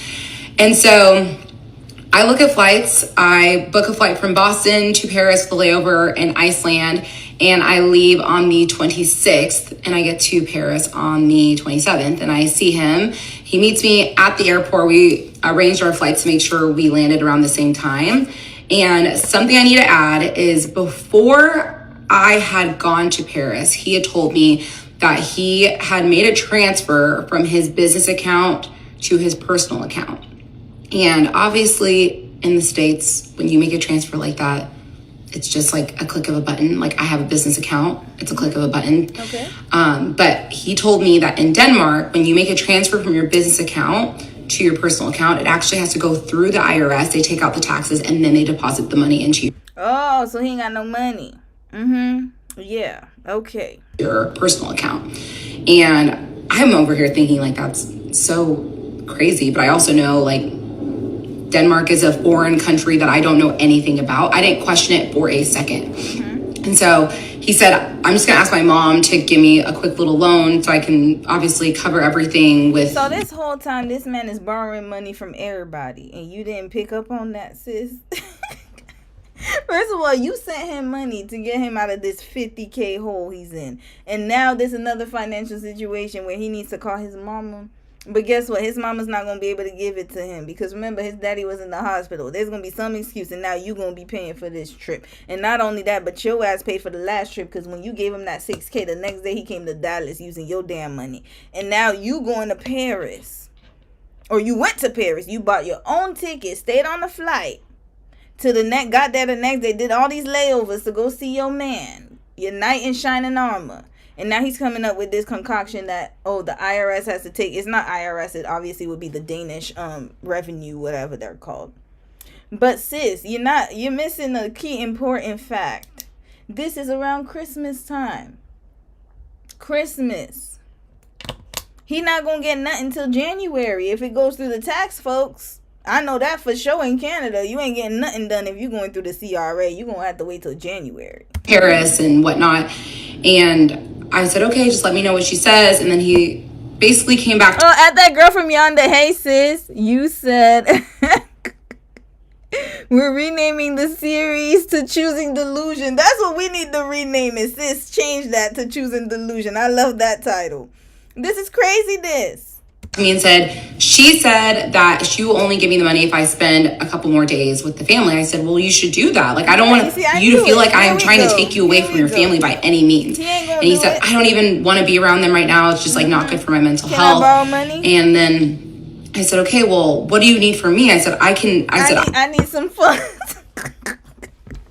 Yo, being a man is too easy in this world, y'all.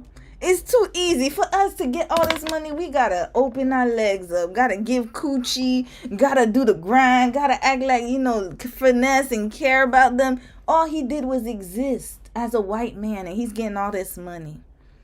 This is craziness. He didn't have to do much. She's giving him back rubs. He didn't do anything. All he did was exist as a white man. He dicked her down a few times, and now she's giving him money. We try too hard, y'all. People getting peed on, shitted on, all that stuff just to get 10 bands. He ain't had to do all that. Red flag. We doing too much. I can cover like the flights and the hotels. It's not that big of a deal. And at that point, we had been on 2 trips together, or no, we'd only been on 1 trip together to the south of France. And then Paris was going to be our second trip. The rest of the times, he had now visited me in Dallas 3 times. And so I told him, I said, I can pay for the flights and the hotels. It's not that big of a deal. He said, are you sure? I said, yeah, of course. He's like, I just don't know what I would do without you. Like, I just feel like I keep hitting these roadblocks, and you are there to pick up the pieces every single time. And I'm so grateful for that. And I said, I'll always be there to support you. So now we can go back to landing in Paris. We meet at the airport, and he told me, he's like, letting you know I'm not in the best mood. I've been just like really upset. And I said, I am here to make you happy. So we land in Paris, we see each other, we're so happy, and we had the most spectacular trip in Paris. Like, we were just exploring. It was my first time there. And it was, obviously, I paid for a lot of that trip, and he paid for a little bit of the trip too, so we both kind of paid. And no, we didn't both kind of pay. He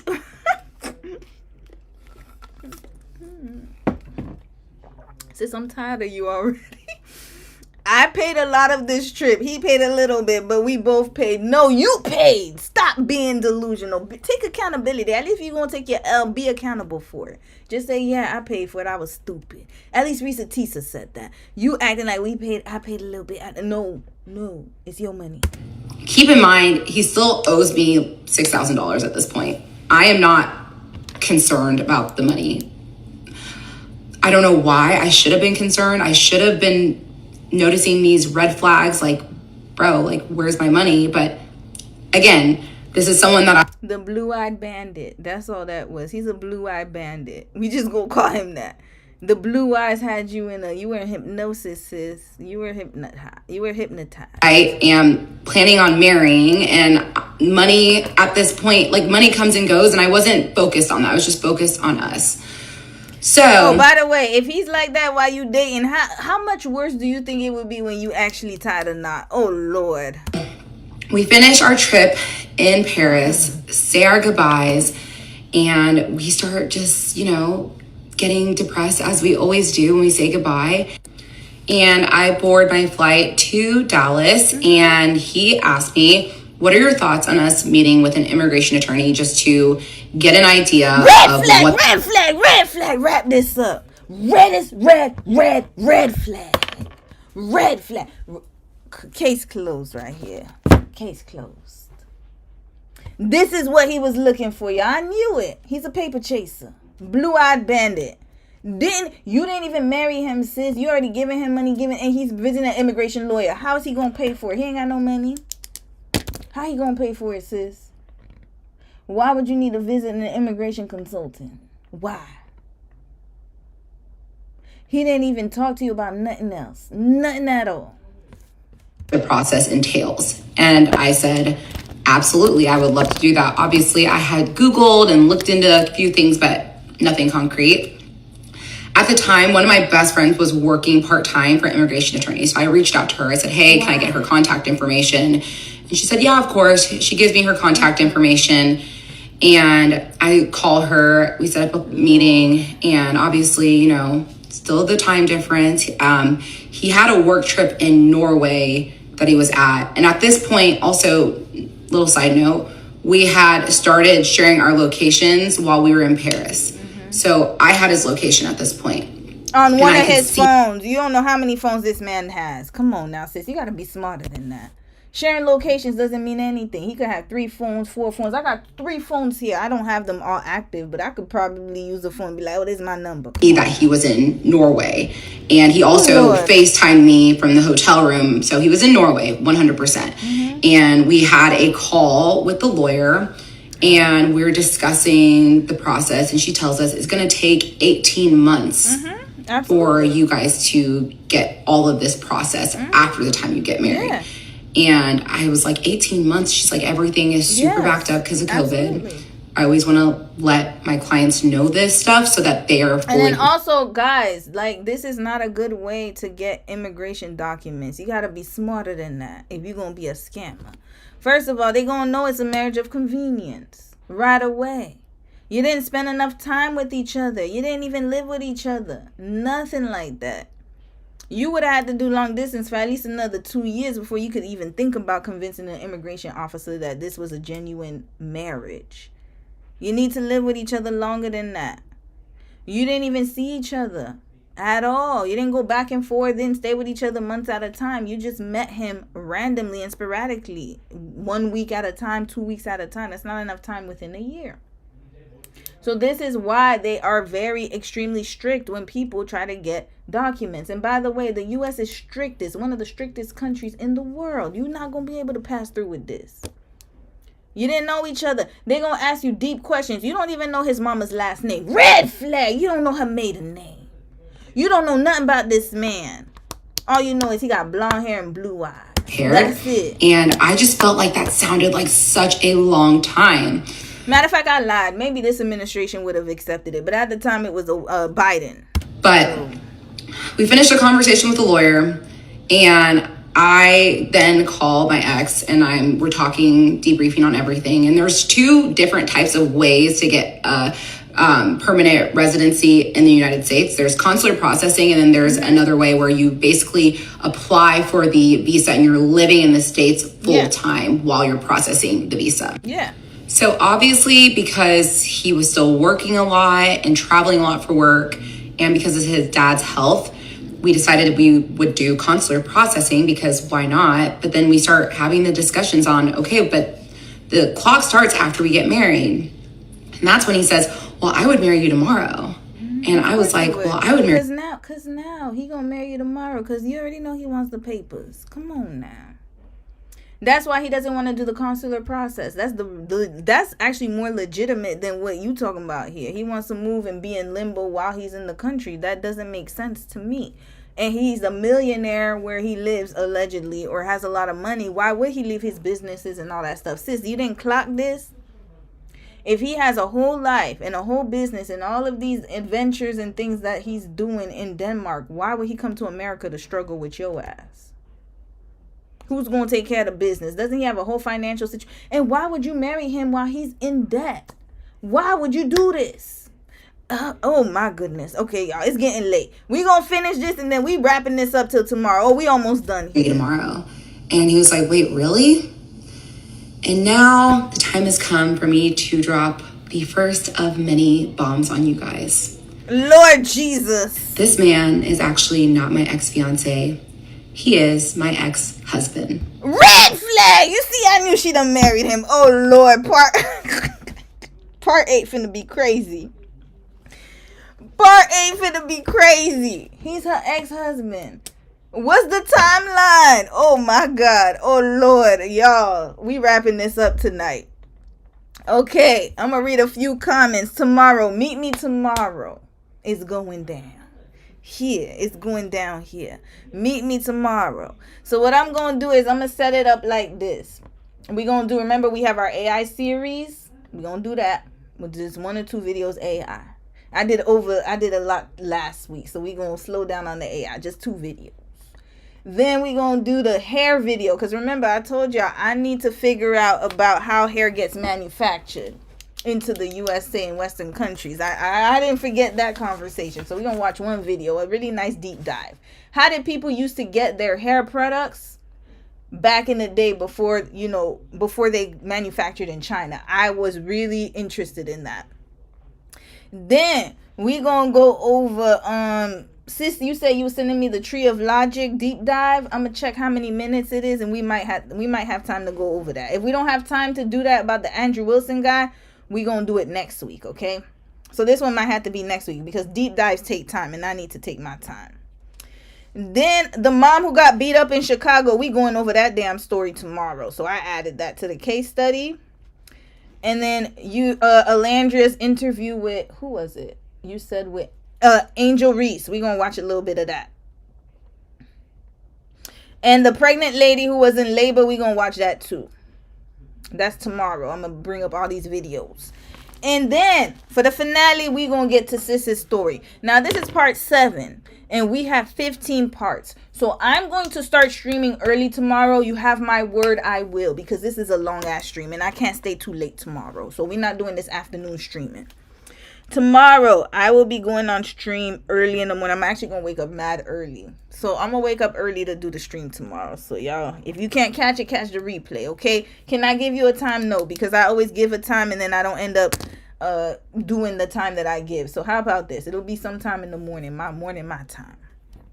All right. So I'm going to read a few comments, y'all. We got a lot to cover, y'all. Too much to cover. It's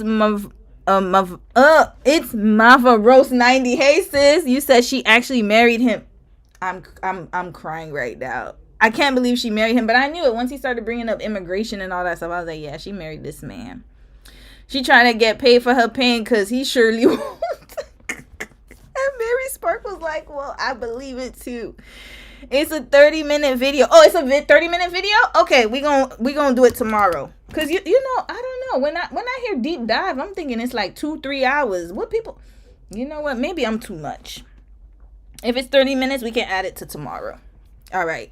We'll add it to tomorrow. At that girl from yonder, you said, are you going to cover the 2 white guys from Texas who were trying to run to Haiti? Yes, I covered it. It's at the beginning of the stream, sis. You got to watch the replay. Watch the replay. I covered them. I started this stream. I covered them like the first. Were they the first story? I think they were the first story I did. You're going to have to check. Catch the replay. I talked about them. Auntie, you started posting things on Patreon. No, I can't now. I have to wait. So I mentioned this at the beginning of the stream too, is that we have to wait for I have to wait for Patreon because they won't let me post because I think they ticked off like that I have a 18. So how it works on Patreon is that I don't know what happened, but they put my content as over 18, so adult content like OnlyFans, and it's not OnlyFans. I don't know how that happened. It was like something that was just on my account and I have to get it off, but unfortunately I had to email Patreon to get them to do it. And I'm still waiting for them to get back to me. So until they get back to me, unfortunately, I will not have the Patreon up. But I will have it once I have it up and running. Because the thing is, I have the videos. I just can't upload them on Patreon. It won't let me. So I have to wait till they disable it. All right, a few more comments. I guess she got that lab-grown ring. Grace, hold on. At Grace Fu 1YC, I guess she got the lab-grown ring. I think so. Lab-grown? No, I don't even think she got that, y'all. I think she got the flea market ring or something. This man is broke as hell. That woman gave me a headache. Me too, at some girl 6075. I love your username, by the way. Yeah, last 2 comments. I think it's DD. Oh, sorry, Dilly Ellie. Apparently, it's a new thing to do a story time like Risa Tisa to kick off a social media career. Hell, she got a good story to tell. I'll give her that. Risa Tisa gave us the tea was it 2 years ago? Damn, Risa Tisa was a minute ago. It was like 2 years ago. We needed a new one. This one was very interesting. No problem. She talked about a guy named Barbecue too. Yeah, I did. Barbecue, the Haitian guy. Romy, playback speed to 1.5 tomorrow. The video will go by faster. I know that CFT, but I like to hear all the details. But maybe 1.5, maybe 1.1. But y'all know me. I don't speed nothing up. I gotta hear everything. Every last thing. All right. So I'm too late. It's okay. Are you dropping another episode of Maisley? Yes. Sorry if you missed the live stream. I apologize for that. I was really behind this week. Work was kicking my butt. I ain't gonna lie to y'all. It was very exhausting week because the holidays are coming up and it's just, and we were on strike, so I had to catch up with so many things. But this week is finally the week where I'm finally back to normal, like my normal routine. So I will be filming the Maze Lee case study, and I will upload it this week. And I'm going to give y'all 2 parts this week because I feel bad. Because I left y'all in the lurch last week. So I owe you guys 2 episodes this week. All right, y'all. I saw your Taylor Swift case study. It was good. Thank you, sis. I got part 2 coming up. I just got to edit it. All right, y'all. Have a good night. I am out of here. Please take care of yourselves, and I will be back tomorrow morning. So stay tuned for that. All right. Love y'all. Good night.